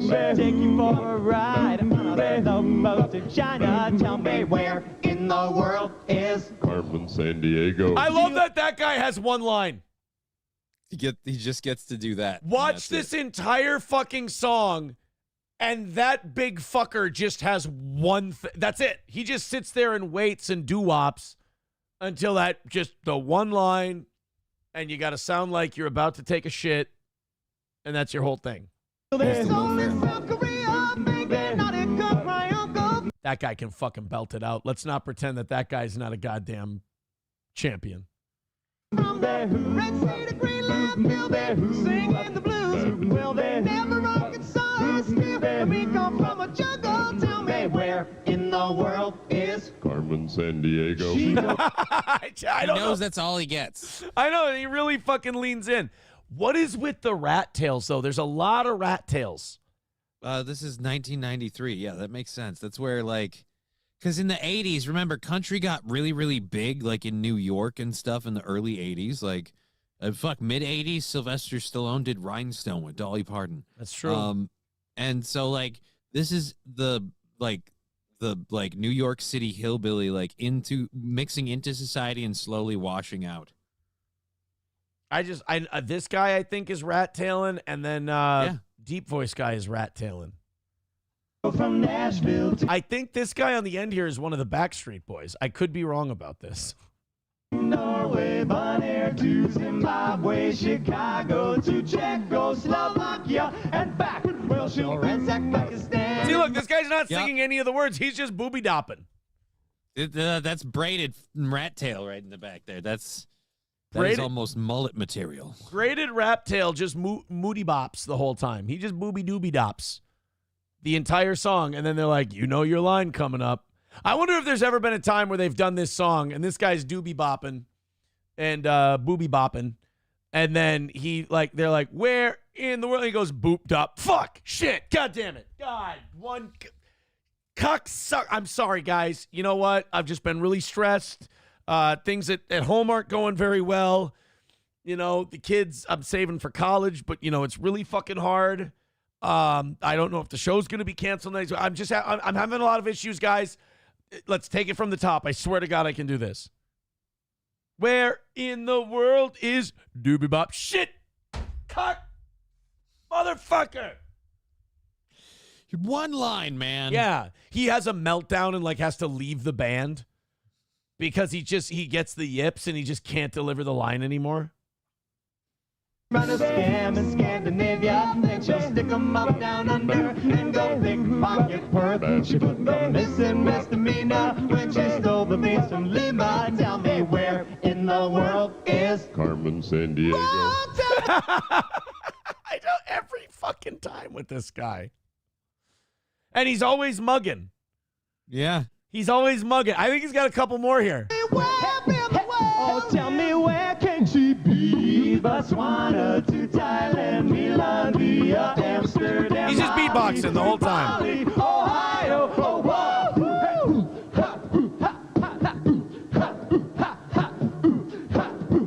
Now I have a question. What if you ha when you're supposed to who? Does anyone notice?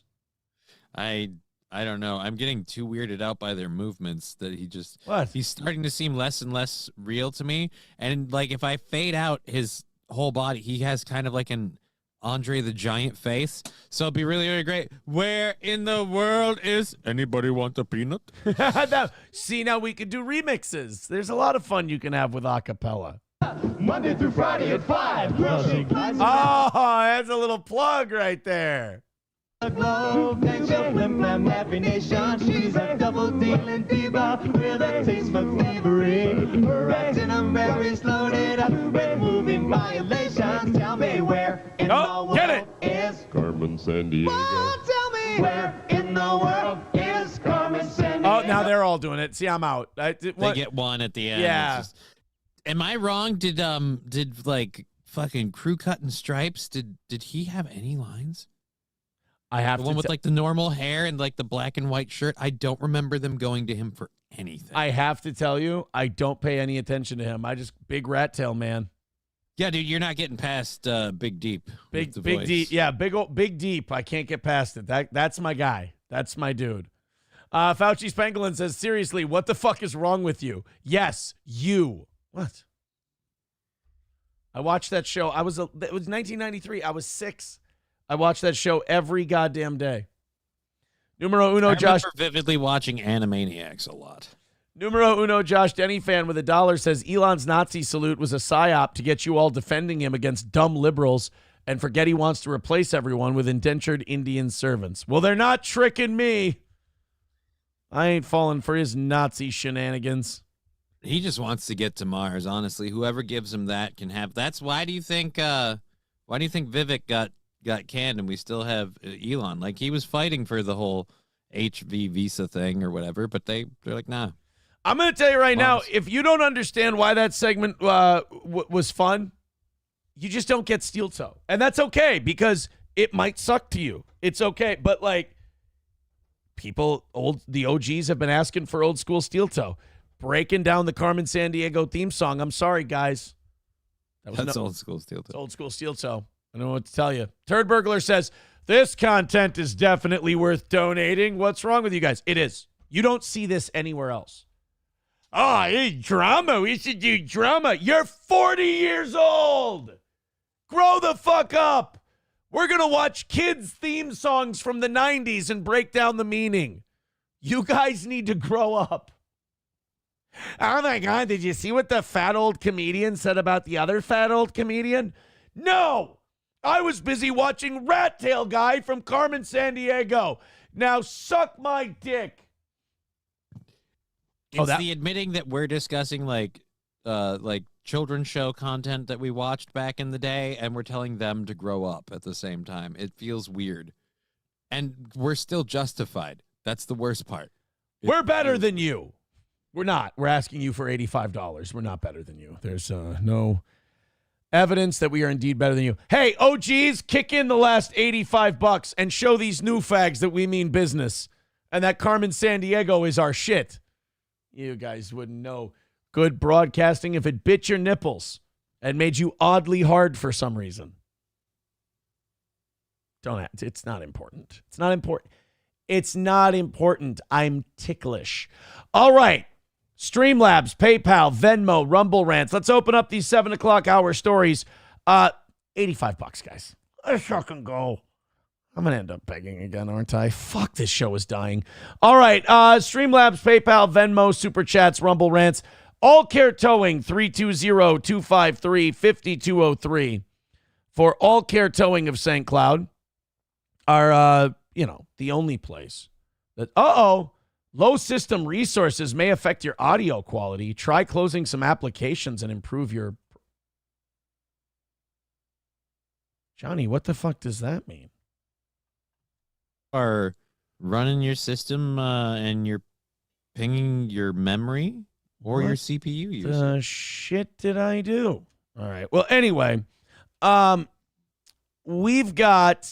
Oh, my goodness. Thank you to A-Team. Says Aaron's favorite is Big Deep. Yep. Tell us more about how Gatorade. What? Thank you for the $1. Lab Glass with $20. Oh, Lab Glass with $20 says more Carmen. Uh-oh. What am I supposed to do, Johnny? I mean, technically, more Carmen. Money talks, right? Right? $20 is $20. Hey, guys, $70 away from today's goal.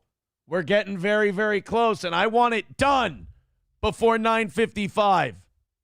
God, at this point, I should say I want it done before 10 o'clock. I shouldn't be so goddamn greedy. Let's get it done. $70 away from today's goal. Let's finish it off. Carmen Sandiego. Let's see what we've got. Ooh, the Gateway Getaway. Ew.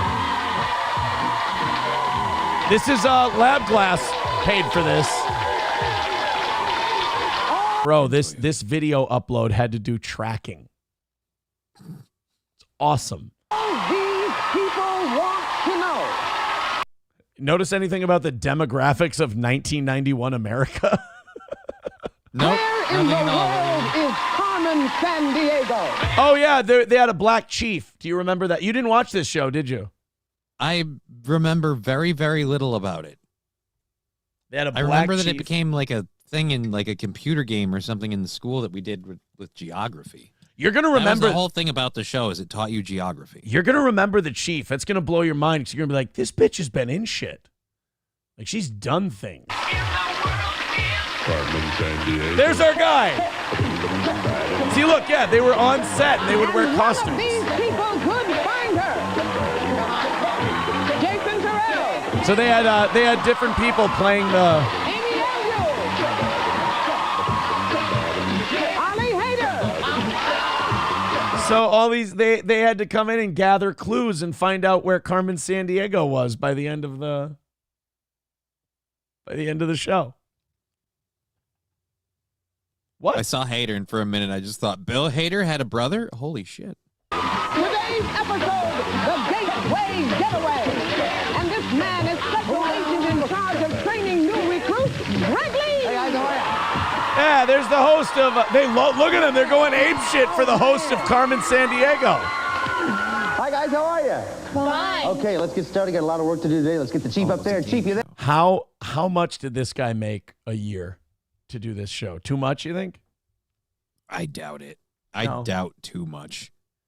There, I'm here. He was only wearing that suit because he had to go on sales calls after. This is the only suit he had. Let's go, chief. All right, detectives. You know her? Carmen Holy Sandiego. shit, yeah. That's the lady from the shit, right? Like, I'm fucking Googling this shit. Yeah. That's the lady from all the shit. She was the chief in Where in the World is Carmen Sandiego? And her gallery of rogues have struck again. This time they sacked St. Louis. The 630-foot stainless steel Gateway Arch, the nation's tallest monument, stands above the Mississippi River in celebration of the city's role as a gateway to the West. See, now that's how they tricked kids into learning shit. Right? That would make it top secret information that you can only know to solve a crime. Yeah. That was how you taught kids shit back in the day. You had a game show, and then you snuck in information. And then okay, so this again, like we said, this lady's done a lot of stuff. She's been in a lot of things. Her name's Lynn Thigpen. That's not the name. That's not the name I expected. Thigpen. Lynn Thigpen. Yeah, LYNNETHIGPEN. Thigpen. Lynn Thigpen. She died. In 2000, she's been dead for 20 years. That's sad. Fuck, dude. She was in Bear in the Big Blue House. Okay. The District. This is where I remember her from. Anger Management. She was the judge in the Adam Sandler movie. Okay. She was in Shaft. Face and voice seem familiar. She was in Shaft. Lean on Me. Yeah, that one. All My Children. Bicentennial Man. She was the female president. As if. Am I right? Carmen, and then a bunch of Carmen Sandiego shit. She was in 2 episodes of The Cosby Show.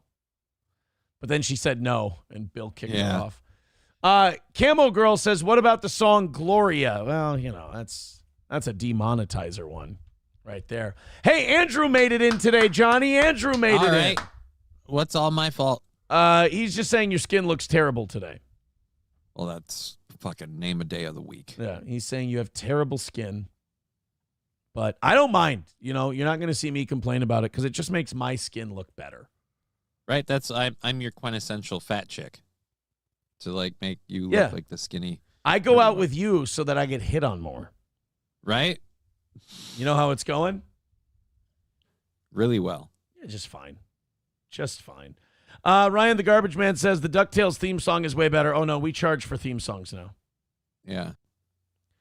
Current oldest. This person says the 90s figures are dying off. Current oldest living president is Bill Clinton. That's true. This is an allegation coming in via text. Trucker 18-wheeler and Gray Duckling were caught in a truck stop bathroom sucking penises when they were supposed to be delivering Cheetos his shipment of male Mexican sex slaves. There's nothing worse. That is a lot of accusations. There's nothing worse than slacking off on the job, Nothing worse than not doing your goddamn. Don't you hate it when you pay someone to do something for you, and you just catch them sucking people off at truck stops? It's terrible. Red Fox Mad with $4.99 says we all know Aaron used to be the Pink Power Ranger, and he played Power Rangers all the time as a kid. That second part is true, but everyone knows that you always had to fight over who got to be the Green Ranger.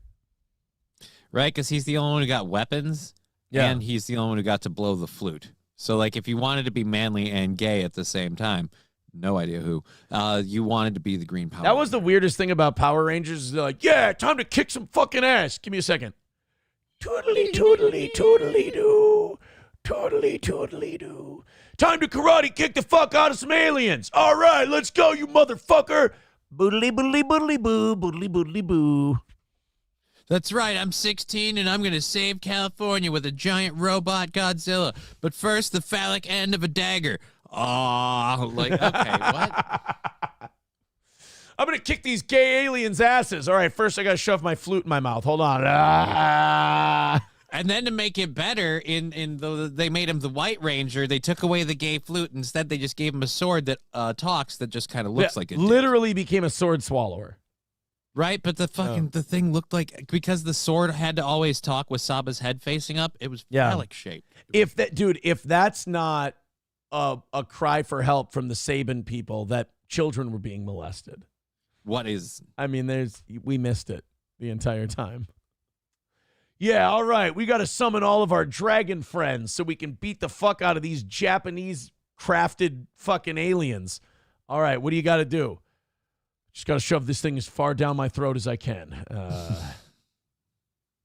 Close your eyes and swallow, Timmy. I don't know. It's the new producer. His name's Schneider. I don't know. He says that's what we have to do.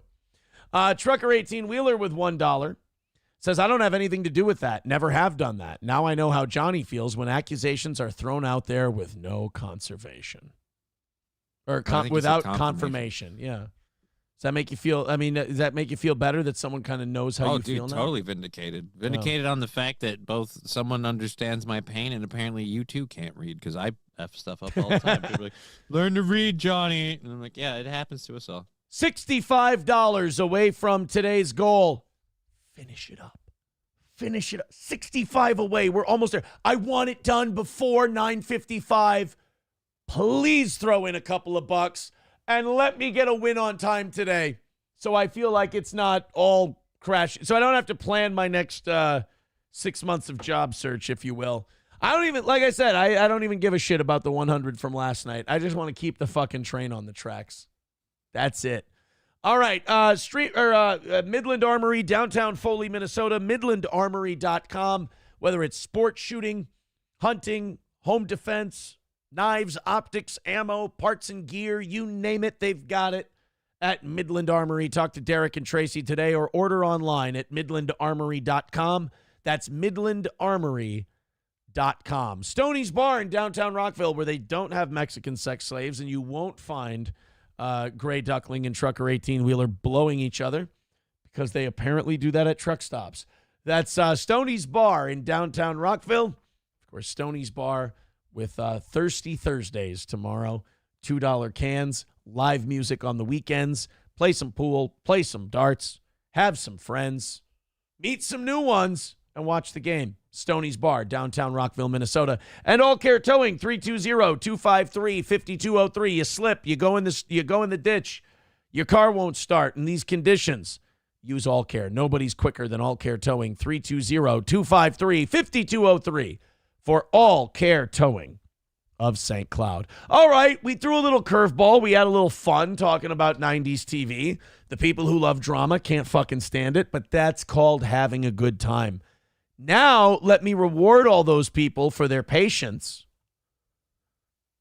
And let's go ahead and play them a clip. Play them a clip from The View.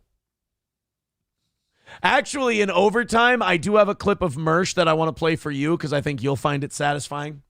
Okay. If we hit overtime today, if we get to 0 by 10 o'clock, I've got a clip. Apparently, Mersh went to do a live event with this guy, Top Lobster, who I don't know who that is, but he didn't get paid for it. He went and, so the guy who invited him and Royce out to do a show with him, Mersh didn't get paid, so he goes on his show and just starts burning the fucking bridge and trashing the shit out of this guy, when we also find out that Royce and Mersh's so-called pals told him to go to the venue at 4 p.m. while the rest of them were out shooting. They didn't invite Mersh out to go shooting with them. Well, is he against guns? Maybe he's not a gun guy. No, he's a big gun guy, loves guns. Oh. Just didn't get invited to go out shooting. And then didn't get paid for the event. And in true Mersh fashion, much as like he's done with Rumble, just fucking blow the whole thing up. Who gives a shit? You know, who needs friends and connections and things of that nature? Is Mersh not the person who advocated, these aren't your friends? Right. He's the guy who says, you know, these people on the internet aren't your friends. Trucker 18-wheeler with $1 says someone mixed it up. It was Bearded Trucker and Warlock 18-wheeler. I hate when the Warlock version of you does something and you get blamed for it. I understand. I get it. All right, $65 away. Everybody throw in. Let's get this done. Call it a win for the toe. Let's. The View is not happy about Donald Trump. They were not happy about the inauguration. And to me, I've been waiting for the girls' take on this whole thing. I thought they would be big fans of this, like peace, democracy, freedom, all this other stuff. We're going to make our country secure. What? I have news for you. Whoopi didn't even show up for work. Oh, damn. Wasn't she the one going, look, child, everything's going to be the same. Everybody's just going to get up and go to work. And she's like, dude, by example, she's fucking failing. Well, remember, she's the one who wouldn't even hasn't even said his name for years. But I thought she was also, like, after the election was over, was the big, like, of the 5 of the chickens, was the one going, well, you know, cluck kids, we're going to be fine. Just everybody, I woke up today and people I saw people going to work and just life continues, life finds a way. And so I thought, like, again, her not going to work is a bad example. Let's see. Be there. Let's see what the girls thought, and then hopefully when I come back from this, we've knocked out today's goal. Oh my God! You know, people can say they hate The View all they want. They can say it's dog shit, whatever, and I would agree with you. But you have to admit that a lot of people watch it. I rarely ever get 30-second ads on Mediaite. Every View clip I play. Oh, every View clip gets a 30-second ad. People hate watching The View is some people's favorite goddamn thing to do. All right, here we go. The whole thing, because I have a certain masochistic streak in me. You do. What about the rest of you? Yeah, I watched it. Just the speech part. A lot of what? I watched the inauguration, just the speech part. Oh, you mean you didn't just stare at the TV intently while people walked around? You just did stuff while it was on in the background? I watched the part where everyone stared at Bezos' wife. That's the part I watched. I tried to watch the speech, but I was staring at Lauren Sanchez's tits the whole time. By the way, Megyn Kelly just went off on her for that. Lauren Sanchez? Yeah, saying she looked like a prostitute and all this shit. Isn't that victim shaming? That's supposed. This poor lady was objectified publicly in front of us all. That's against by men who can't keep it in their pants. Apparently, yeah, that's against the girl rules. You're not supposed to be going after the girls. It's not okay. You're supposed to be defending one another. the revelry. It was hard because this is not someone I voted for, so I did not feel like sitting around and watching it. But the speech itself, I remember when it was done, my first reaction was, you know, what is this country he speaks of? Because I immediately couldn't reconcile the way I see the country and the people and how it is right now and where he saw it. It was. But isn't that the point?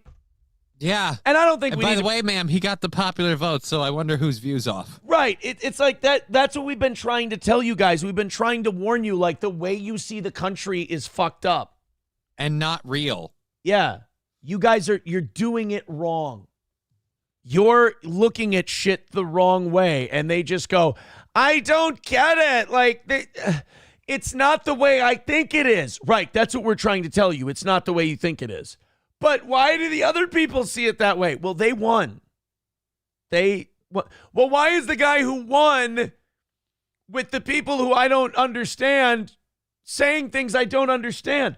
Because maybe this is a you issue. Maybe this isn't a him issue. You guys keep thinking, you know, they just got to have that one come to Jesus moment where they go, are we the baddies? Right? They keep walking right up to the doorstep of are we wrong, but they never knock. Right. It's like you're right there. You're so close. Hey, Johnny, I got great news. Neil with $60 on PayPal. Hot damn, thank you. And I just want to say thank you for making it happen. Thank you. Bridget with $20 over on Venmo says, let's go, Bridget. We want the gold, sucker. Hulk Hogan, we coming for you, nigga. And finally, oh, you got Bridget. Okay, Bridget's good. And finally, Adam with $60 over on Venmo. Thank you. And I just want to say thank you for making it happen. Thank you. It's something about the audible oof. Like he literally, like, you Dude. know, not only is he giving her, He's letting you know. He's fucking giving her. It's fucking never not. It's never not funny. The weird thing, people were saying this on my show. I noticed something. He's got like 3 or 4 teeth on like the left side of his mouth that are strangely brown or brownish or browned. Yep. And people are saying it's from chewing cigars. Ew. And I'm like, yeah. You don't chew the fuckers. If you're, I don't know, like, fuck if I know, man. That's what people are saying, like having lit cigars and just constantly like holding them between your teeth and just That's kind where of his having brown a big teeth come fat from? stogie right there. Shit. Toad climbs mountains with $5, says, I'll throw you a 5. Thank you.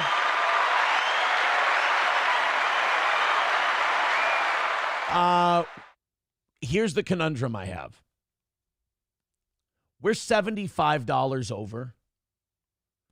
I would much rather put that towards tomorrow's show than get $25 more and do an hour of overtime because we covered last night. I'm having a weird, cheeky shithead moment. Like, strategically, how do I handle this? Do I get to have a nicer, easier Thursday? Because remember, the new rule is if you go over on the morning, we give it to the morning people. Right. You go over on the evening, we give it to the evening people. We're 75 over for tomorrow. That's like starting the day at like 250, 240, something like that. That's Right. kind of nice. But if they do 25 more, did I promise an hour You of said overtime? you were willing to give the overtime, but again, if you don't do the overtime and you kick the money into tomorrow, that still seems fair. It's your show, man. Like, ultimately, they can't stop you. But they're the paying customers. I do think they should stop. Well, then I guess they need to speak up and let you know what they need. Here's the deal. We're up by 75 right now. If no more money comes in, this isn't a problem. It just goes towards tomorrow, and we have nothing to worry about. If another 25 comes in, I now have to do, you know what? I have to do whatever that person says. Right? If they say put it towards tomorrow, I got to put it towards tomorrow. If they say do an hour today, I got to do an hour today. And if it's a couple of smaller ones, it's going to be a majority rules issue, I'm guessing. I think so. All I right, think then. so. First and 15 says you promised an hour of overtime. I know, that's what I'm saying. Like, if you throw in the extra 25 and you say, fucking do an hour right now, bitch, then the bitch has to do an extra hour. If you something about that, right? I know that's what I'm saying. Just mean you don't think they paid $15 for a hammer, $20,000 for a toilet seat, do you? All right, I'm making a ruling.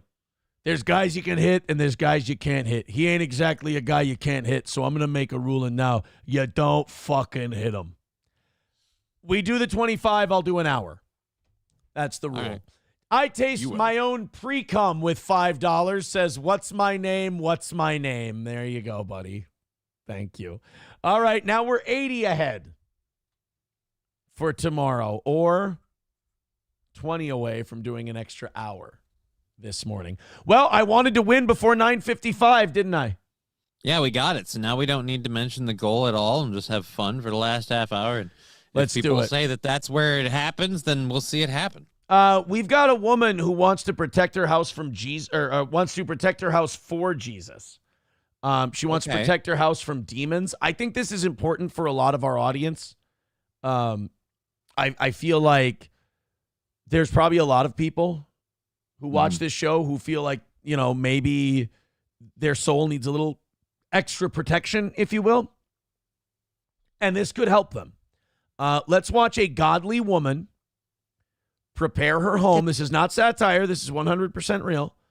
Let's watch a woman protect her home from demons and keep it safe for Jesus. Would you like to learn?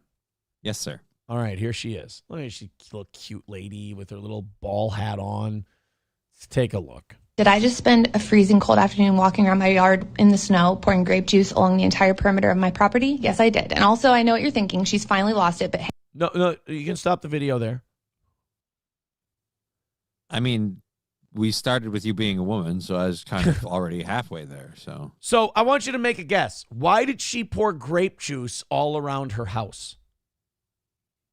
Well, you said protecting it from evil spirits. How and does stuff, so she I'm guessing feel? Blessing it. How like, does with yeah? Explain to me how the grape juice Symbolizes, if I'm not mistaken, the blood of Christ. Symbolizes, fine, totally fine. Symbolizes, great. Symbolism doesn't protect you from, like protecting someone from Dracula. Garlic, right? Because they say that the vampires are allergic to the garlic. It burns them, the garlic. They can't go anywhere near it. Now, that doesn't mean that in order to ward off vampires, you have a stuffed animal like a garlic plushie. You know, like a plushie of garlic. You would have actual garlic. For example, if you say that Sam Show, in order to go to bed at night, needs to drink a thimble of Jew's blood. He can't pour ketchup into a thimble and drink it and say, well, it represents Jew's blood. Like, in order to protect yourself from the evil spirit, you have to have the actual thing. The spirits. I feel like if you're just using grape juice to stand in for the blood of Christ, like, we're not even in the same realm. I mean, just at least put some sort of blood out there. Yours, somebody else's. Usually people go with pigs. Or, in this case, goats and lambs, too. Yeah, maybe goats and lambs in some parts of the world. That's true. But yeah, angels and demons don't understand symbolism and metaphor. I could just imagine that, like, Satan's walking down the street, nobody knows him. He's like, which house am I going to hit first? Ooh, grape juice. No, thank you. Satan's walking down the road. He dips his fingers in the snow, licks his fingers. Fuck, it's grape juice. Guys, we got to go to the next one. God damn it. I remember that scene in The Devil's Advocate when Al Pacino walked into the grocery store, stuck his fingers in the fountain of grape juice and started bubbling. Or like, the devil walks up to a house. He goes, rope of garlic. Ha, that's vampires, you dumb cunt. Walks right into the house.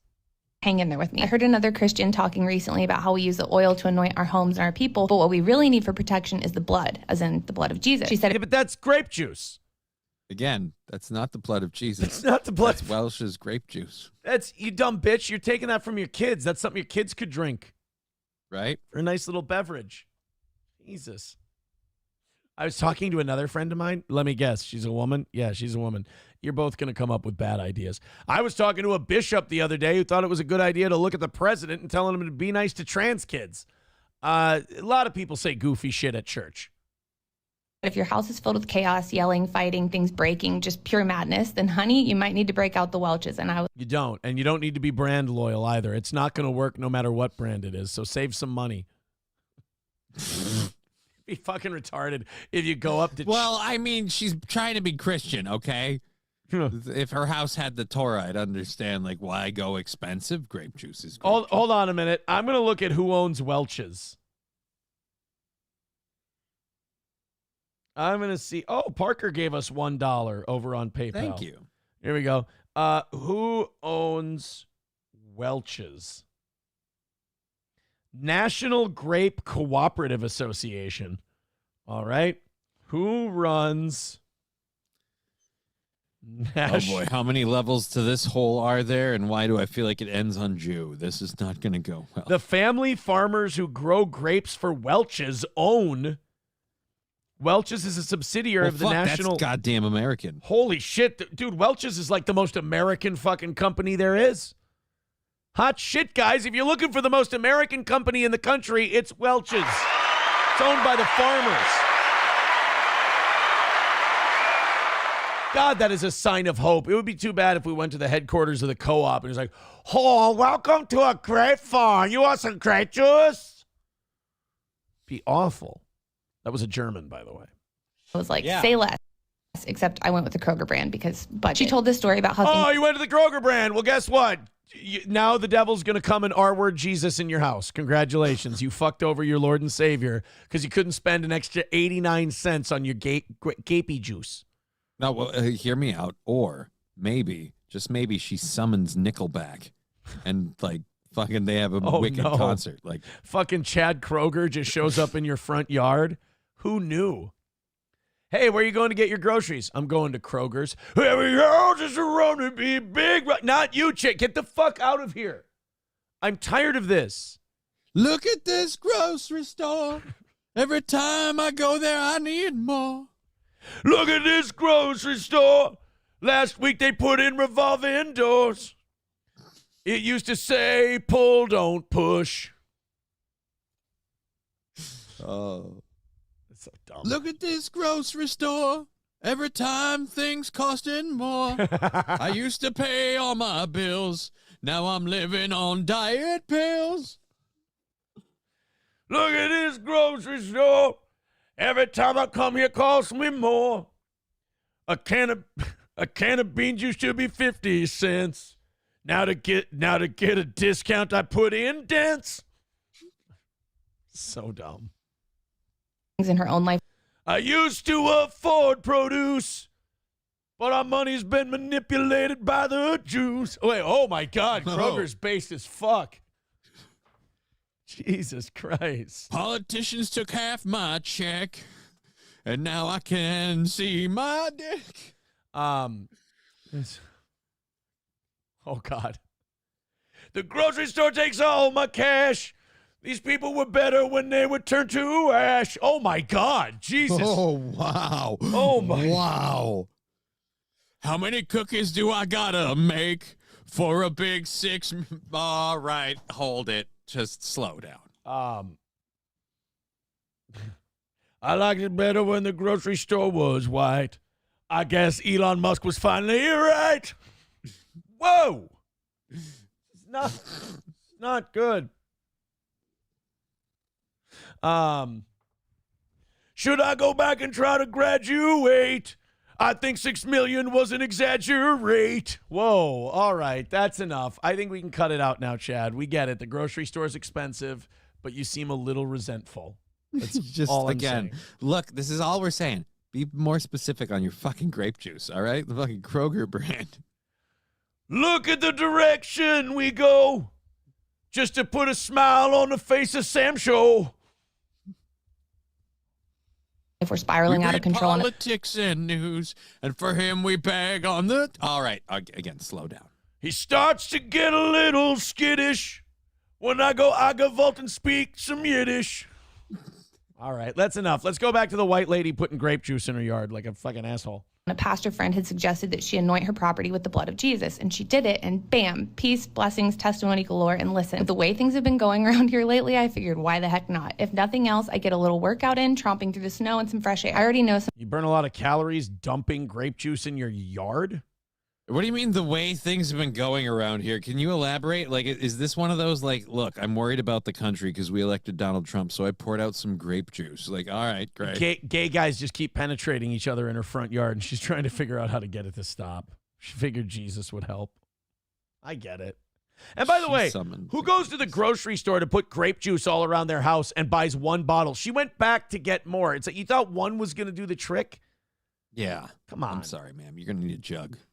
Some of y'all are going to go wild over this, like the time I threw my crystals out to be nearer to him. But honestly, oh my God. She just gets better and better. This grape juice is the best idea I had since I threw all my crystals away because I wanted to be closer to Jesus.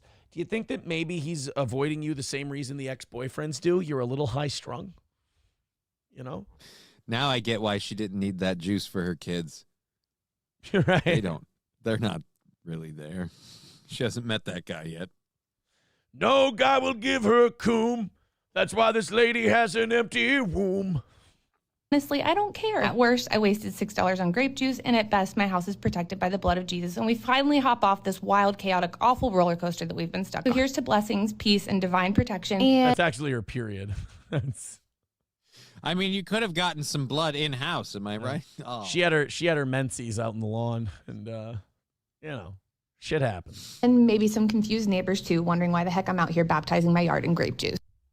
Don't worry, they're not. They weren't talking to you before this. They're not going to talk to you after. Ma'am, they don't know what you're doing, but rest assured, they're not confused. It's up. She's at it again. This bitch. Hulkamasha Baby with $1 says, Johnny, what's the symbology here? Please get the quote. Symbolism. The word you're looking for is symbolism. Oh, God. Sam Show says, Jews are exceptionally flammable. If you do it right, there shouldn't be any Jew blood left. God damn it.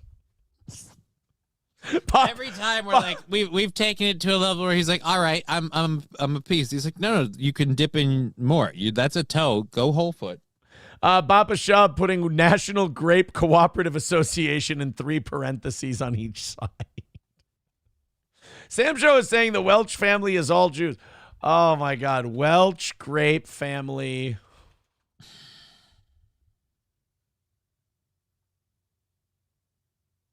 Motherfucker. What? So they were wrong? Fell for it again? Just because they said it, you went and looked and... Hold on a minute. Hold on. Starting to worry.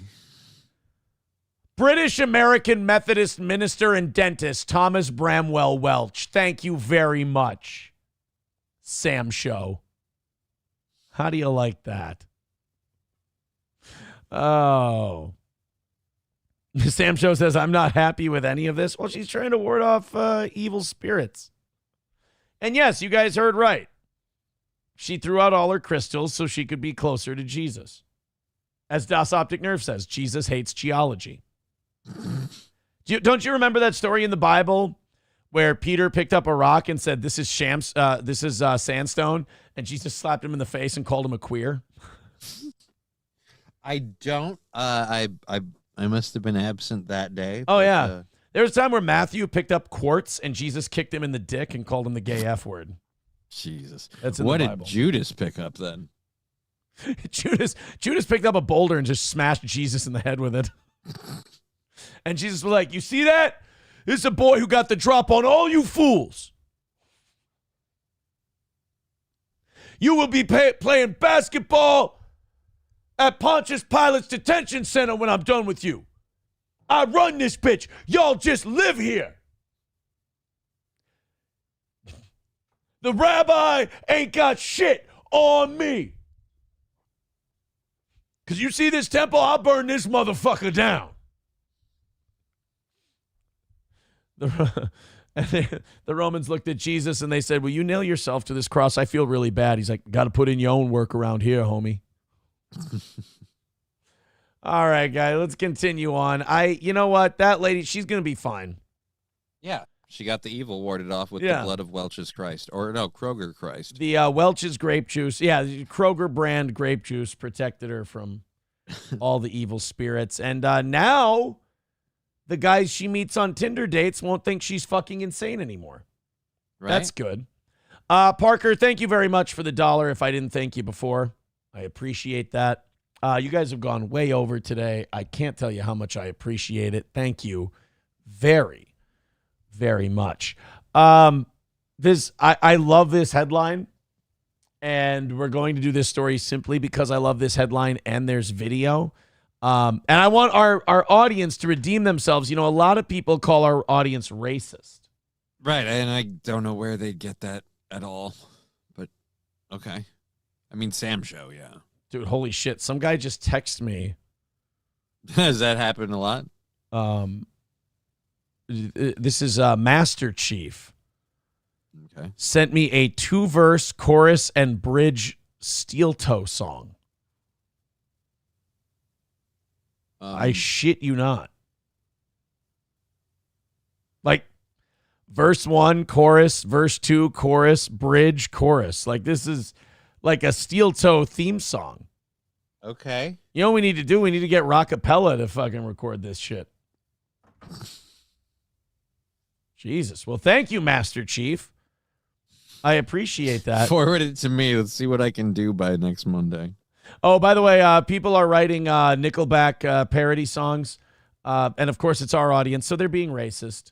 Okay. Helgi writes, look at this grape juice. We got to hang them from the highest news. See, that just seems shoehorned, like we're shoehorning the bigotry. Right? Let it be natural. That's how you know it's comedy. Oh, by the way, I brought Chevy Fan back from his little timeout that I put him in yesterday. A little siesta. I just want to say Chevy Fan has been very well behaved, and I think he's learned his lesson. I appreciate that.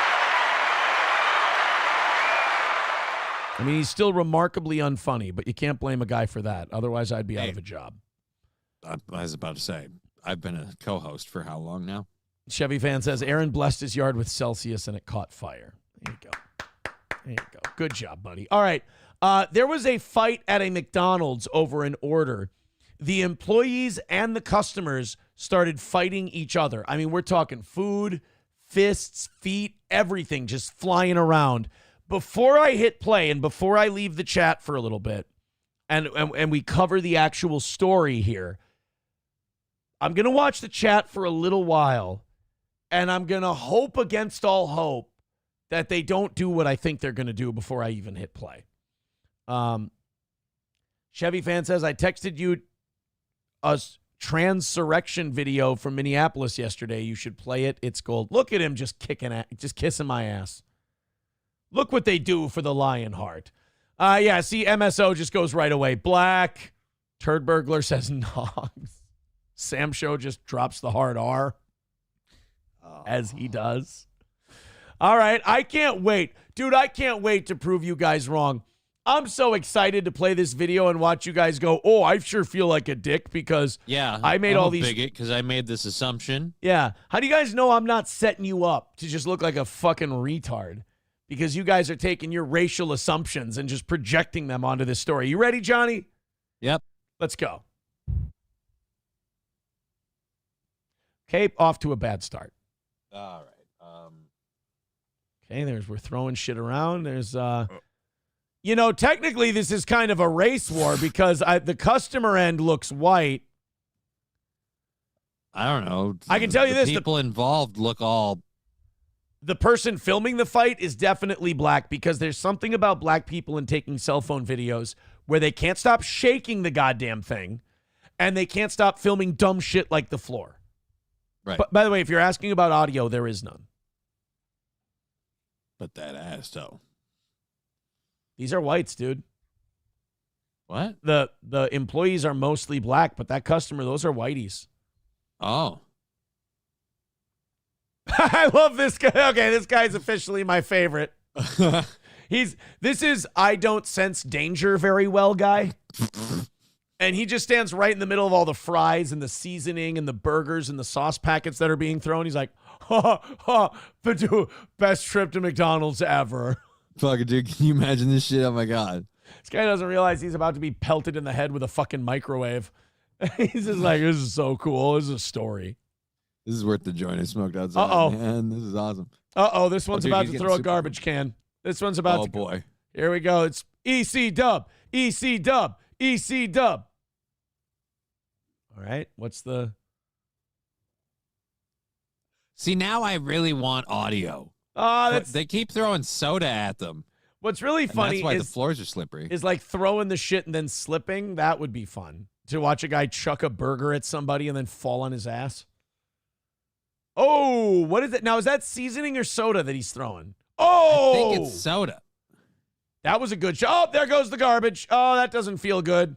Oh, my God. Especially at that lady at the back who's clearly trying to de-escalate this situation from a safe distance. Is that the fucking mop that this guy just went with? No, that's the freaking, that's the broom bucket. Oh, like wow. You bring the bucket by and you just bring the broom by quick to pick up like people who've dropped fries or wrappers, just a quick swoop. Well, let me tell you something. The guy might have remembered the broom bucket. He did not remember the dustpan because that's on the employee's side of the weaponry. Here, check this guy. He's got the. Oh, we're swinging no, that's dustpans. a fry basket. Oh, that was the fry. Boy, you know your that's fast the fry food thing. shit. You know your fast food stuff, dude. I've worked in the biz. All right. Oh, here we go. Now we've got some audio. Thank you, Jesus.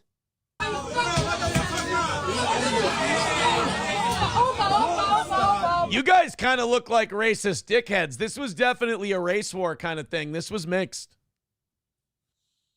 This was Whitey and Blackie together. You shouldn't say Black. Blackie doesn't sound right. Yeah, you had the high ground for a moment and in epic fashion tripped over your own words and fall off. Blackie, not Blackie isn't like because Whitey in the never mind.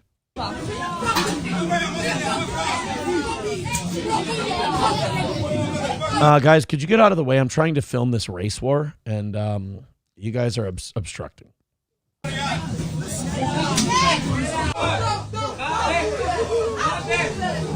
Ma'am, they have more dustpans and fry baskets back there. Maybe it's time to back up. Holy shit, look at the amount of stuff on the floor. Right? And this is the thing where the employees don't understand how this is a losing battle from the jump. You're going to have to clean that up. Not only are you going to have to clean that up, but this is profit loss right here. Right. So people are probably losing jobs. But again, at the very least, you're going to have to clean that up. But at least you didn't tolerate no disrespect. That's a win.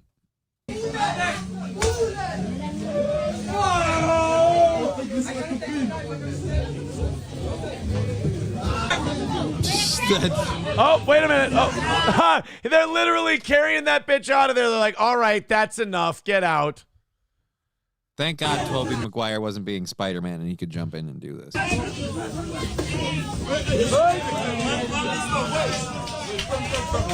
Oh, boy.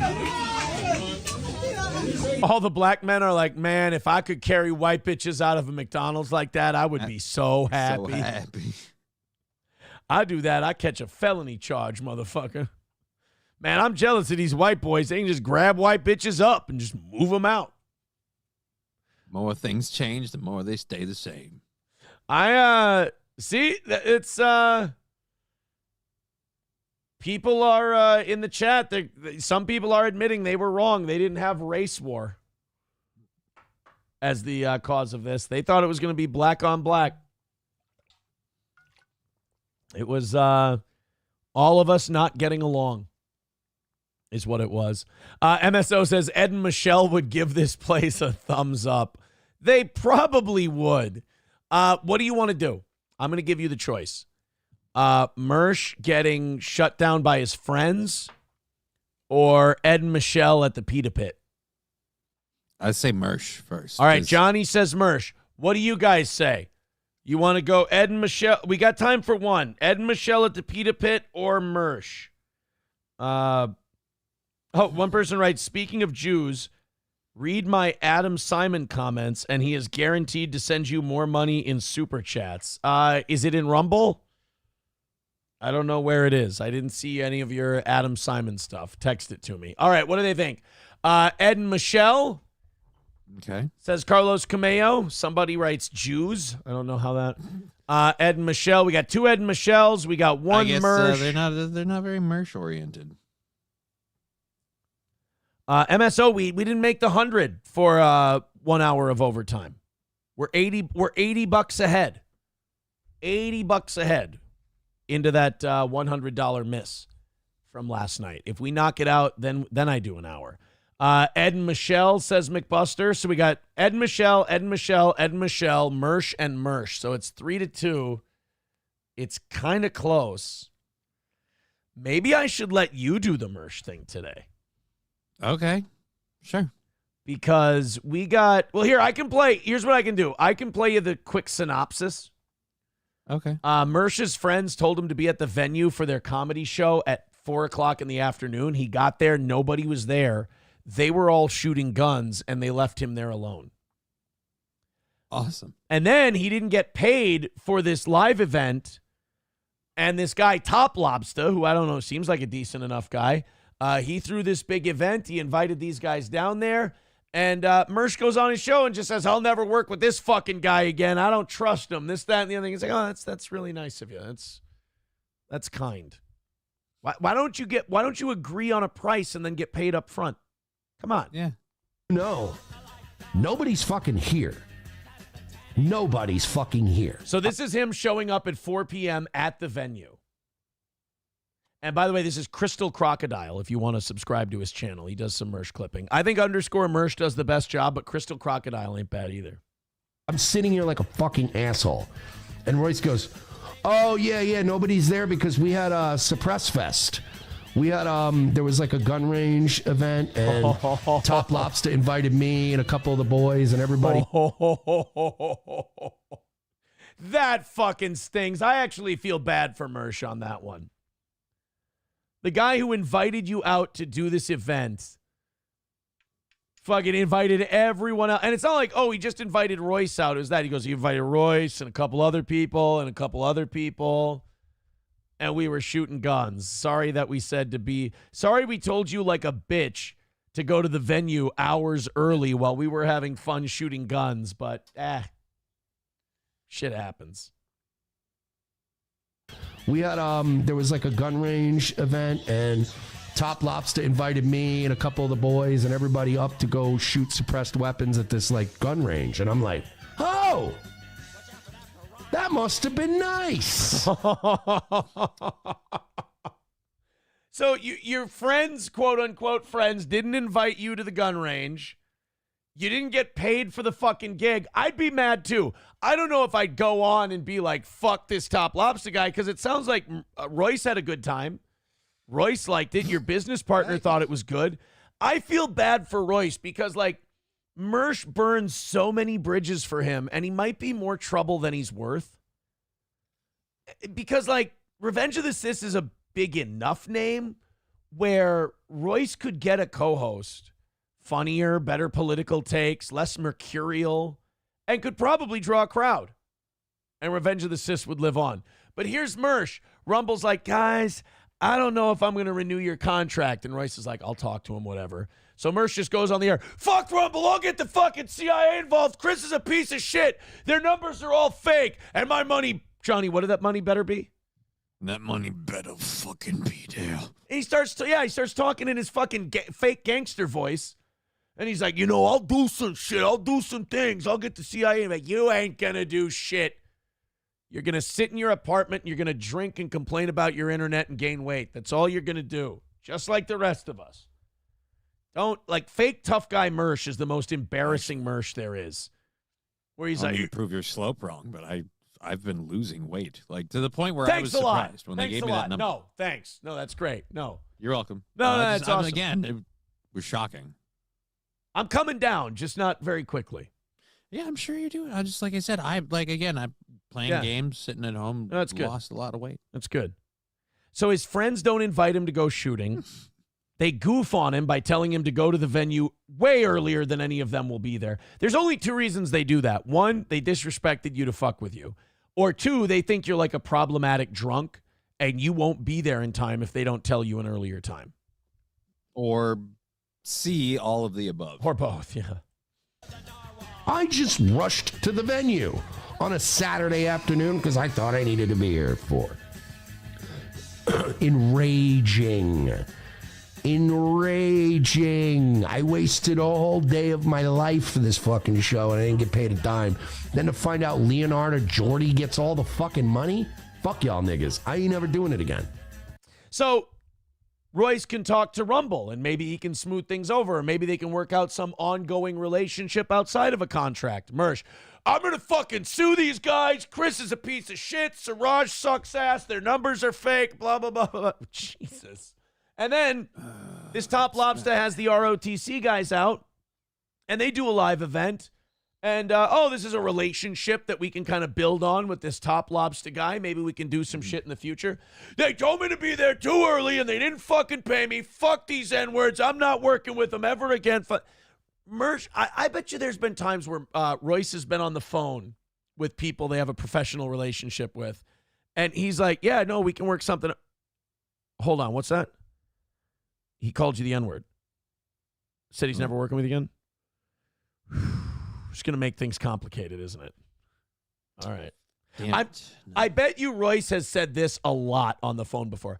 I'll talk to Mersh and see if I can calm him down. That's probably a pretty common refrain in a Royce phone call with business associates. I got to wonder, I don't know anything about this, but how on board with it is again, Royce went to the gun range. Royce, I don't know, Royce seems like a kind of a not passive in a bad way, but passive in that's how he chooses to do business. Royce would rather just everything's cool, everything's all right, everything's good, don't worry about it. Mersh has even said, I think that, Royce has said before, he's like, I don't like to get into the drama YouTubing or getting feuds with people or anything like that. Royce is kind of a jovial guy. He likes to fuck around and shit on people, but not shit on people where he's invested. Shit on people where he's like, this was fun for me. Royce has a lot more of that old school radio in him, I think. But then again, like I said, if So you're going along with that. You know it's going to upset this guy. Like I feel like at a certain point you've got to pick a road. Either don't poke the bear or for Mersch, the problem is zero impulse control. He doesn't think before he does any of this. He just does it and then goes where'd everybody go. Guys, this is why you can't wing it. Doing it again. The only way I'll do Bohemian Grove 2 is if they pay me twice as much as whatever the fuck Leonardo was paid last time. I was going to say, if they can pay you twice as much as they paid you this time, they can meet that. I genuinely think he's a good dude. I think he's a funny dude. You know when you compliment someone after you just shit all over them and the compliment just doesn't hit the same? And based on the length of this clip, I have the feeling like there's a butt coming after this. Yeah, well, he's a funny dude, but by the end of the clip, he says, well, he's a guy I like, but I don't trust. So, that's always nice to hear. The other thing is, Mersch is the kind of guy who will also be like, if this Top Lobster guy doesn't like him, Mersch will go, what? I said afterward that I liked him and I thought he was okay. It's like, yeah, no. It was the 6 minutes of shitting on me beforehand that I'm kind of upset about. You calling me the N-word and saying you'll never work with me again, that kind of hit a little bit. Just a touch. But he treated me like a fucking baby back bitch. And I won't forget that. Yeah, I mean, look, well, Mersch says shit like that. Like, he says shit about Rumble, and he thinks Rumble has meetings and goes, oh, let's not get on this Mersch fella's bad side. All right, where's the crisis team that handles the Mersch situation and just strictly? There's a Mersch team at Rumble, but they're all like that chick from Wakanda in Endgame where she's like, it's a Mersch spasm on Rumble. We handle it by not handling it. By the way, Jesse P.S. asked me to come on his show and do a show about Mersch, and I don't know if I have the fucking energy. I can do like 10, 15 minutes. Yeah, and then you got to move on. And I love Jesse P.S. I think he does great stuff. As a matter of fact, someone told me that the reason that Mersch ended up turning and picking on you that one day is because I did a show with Jesse P.S. and he didn't like that. And I'm like, look, I hate that shit where people are like gay high schoolers and they're like, you talk to this person, so I don't like you because you talk to. It's like, I don't get it, man. Like, Pod Awful, Jesse, he's a good guy. He's fine. Mersch's like, he fucked with me. And like Mersch reported him to the police and shit. And it's like, yeah, he fucked with me too. You know what he did? He made fun of me on on his show. He goofs on me when he comes on as a guest, and he sends me coleslaw. Big fucking deal. It's funny. Don't take worse things have happened in the world. And can I say, not only did he get me coleslaw, he got it from Lunds and Byerly's. He fucking cares. He got me really good coleslaw. He didn't skimp on the coleslaw, all right? It wasn't any Kroger coleslaw. Not prepackaged coleslaw either. It was fresh deli fucking coleslaw from Lunds and Byerly's. He's a good egg. Sam Show says it's fucking weird, but who isn't? He says it's just Mersch. Pissing him off is the content. You should do that more. Well, you don't really have to like cause the Mersch content. Just play it. Just try it on. Let it happen. Yeah. I don't know. I like Jesse. And honestly, I like Jesse, and I don't even know why people don't. I would think it again comes all the way back to just taking all of this way too seriously. Maybe. When you learn to not do that, again, it's who cares? He kind of shit on us on his show the other day on You and I.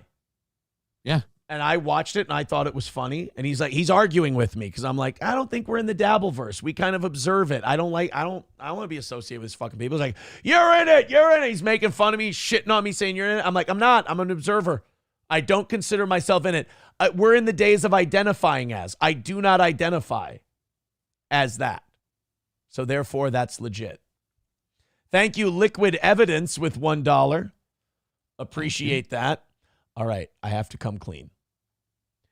Today was the greatest possible outcome of any of this.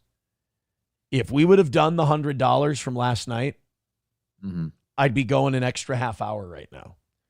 Instead, we ended $80 ahead. We can put that towards tomorrow. It's our last goal of the week. Nice and easy. I'm feeling really good about that. And we don't have to do an extra hour. And you guys knocked it all out in the 9 o'clock hour. It was fucking perfect. It was great. I think this might have been the best perfect possible outcome for today's show. Well, I'm happy for you, man. Good for you. Thank you. And thank And you the for show. being here today. You know what? I shouldn't have said that 3 minutes before we're done, though. Yeah, you did tempt fate. I was like, how long is he going to draw this out? And Because I'm I just sitting here really, I like, what? really have to pee. Oh. And there's 2.5 minutes left, and I should have shut my fucking mouth. But I think everybody's tapped out. I've learned to reduce the amount of fluids I drink from I had 2 big cups I used to keep. I just keep 1, so now I'll be good until like another 15 minutes, and I'm really gonna have to do something. Fucking A right. Fucking A right. Oh God. I'm out in 3 either way, just so we're clear. So if you have to run God, and use the bathroom and come look back, look at this. Apparently, this is the Rob Saul guy. Apparently, this is where the Rob Saul guy works. And Chad Zumach is advertising it as their Atlantic City after party on Saturday, February 8th. Yeah, dude, you if you're that Hard Rock Cafe, you're like, dude, this is free fucking publicity. What are you doing? Rob, you did this. I have to say right now, you did this. You could have. You've been warned. You could have let it go. You could have just left this be. Let Chad be Chad, but instead you fucking poked the mud shark. You tempted fate. Chad is annoying. Chad will pick at you until he finds the thing that pushes your buttons, and then he will just go touch, touch, touch, touch, touch. Constantly. Crowder Wears Panties says, remember when Aaron said he was going to let Johnny do the Mersh clip? Yeah, but then Johnny said he wanted to do the Mersh clip here. I had fun covering it. I don't really do drama and stuff on my show, so I don't know that it would have fit there anyway. And I didn't really put Mersh under the auspices of drama just because of I know you like it. I know you like kind of observing him. Yeah. I know you got a kick out of it better fucking be there. Be there. Turd Burglar with a good point says, I would have just made weak-ass drinks all night. Right? Yeah, dude. Just make weak-ass drinks, collect the tips, or just make just standard drinks, collect the tips. Well, let's be honest. They're gonna want you to keep serving them, and if they're gonna stiff you and stuff, then you have grounds to be like, I don't want to serve these people. They're not tipping. They're not going to though. These people are assholes. They're gonna tip him so nice. Like Rob Saul needs to shut the fuck up and just take this because he's gonna make a lot of money off of it. People are gonna be requesting his services. They're gonna be tipping him 20s, 30s, 40s, 50s. Maybe just to make little digs at him at times. So yeah, dude, just take your money. Let it roll off your back. It all spends the same. I don't know who this fucking bartender is, but he seems a little big for his britches. Take the extra 70 people that are going to show up, have some fun, sling some drinks. You know what you're going to do? You're going to get their respect. You're going to sling the drinks, and you're going to have a good sense of humor about it, and they're going to go, oh, this isn't as fun as I thought it would be because he's not getting mad. He's just having a good time with us, and now it's just a party. Yeah, it seems like it would work. It's at least the best outcome you can hope for. Yeah. So good luck to this Rob Saul fella. Remember, 1 part rum, 1 part Coke. That's a rum and Coke. You can do this. Order like old fashions and sex on the beaches all night. Just the really long drinks to make. You know? I need an Irish car bomb. Make this motherfucker muddle. You know? Why does he Rob Saul muddling all night? All right, guys. That's it for today. Thank you so much for your contributions. Thank you so much for your time and your generosity. Before you leave, hit like, hit subscribe. Johnny, you're on at 2 o'clock this afternoon. Yes, sir. Just Kidding LLC on Twitch, Rumble, and YouTube. I'm leaving. I'll be back for the last evening show of the week at 7 o'clock Central Time. We'll see you guys then. Have a great rest of your day.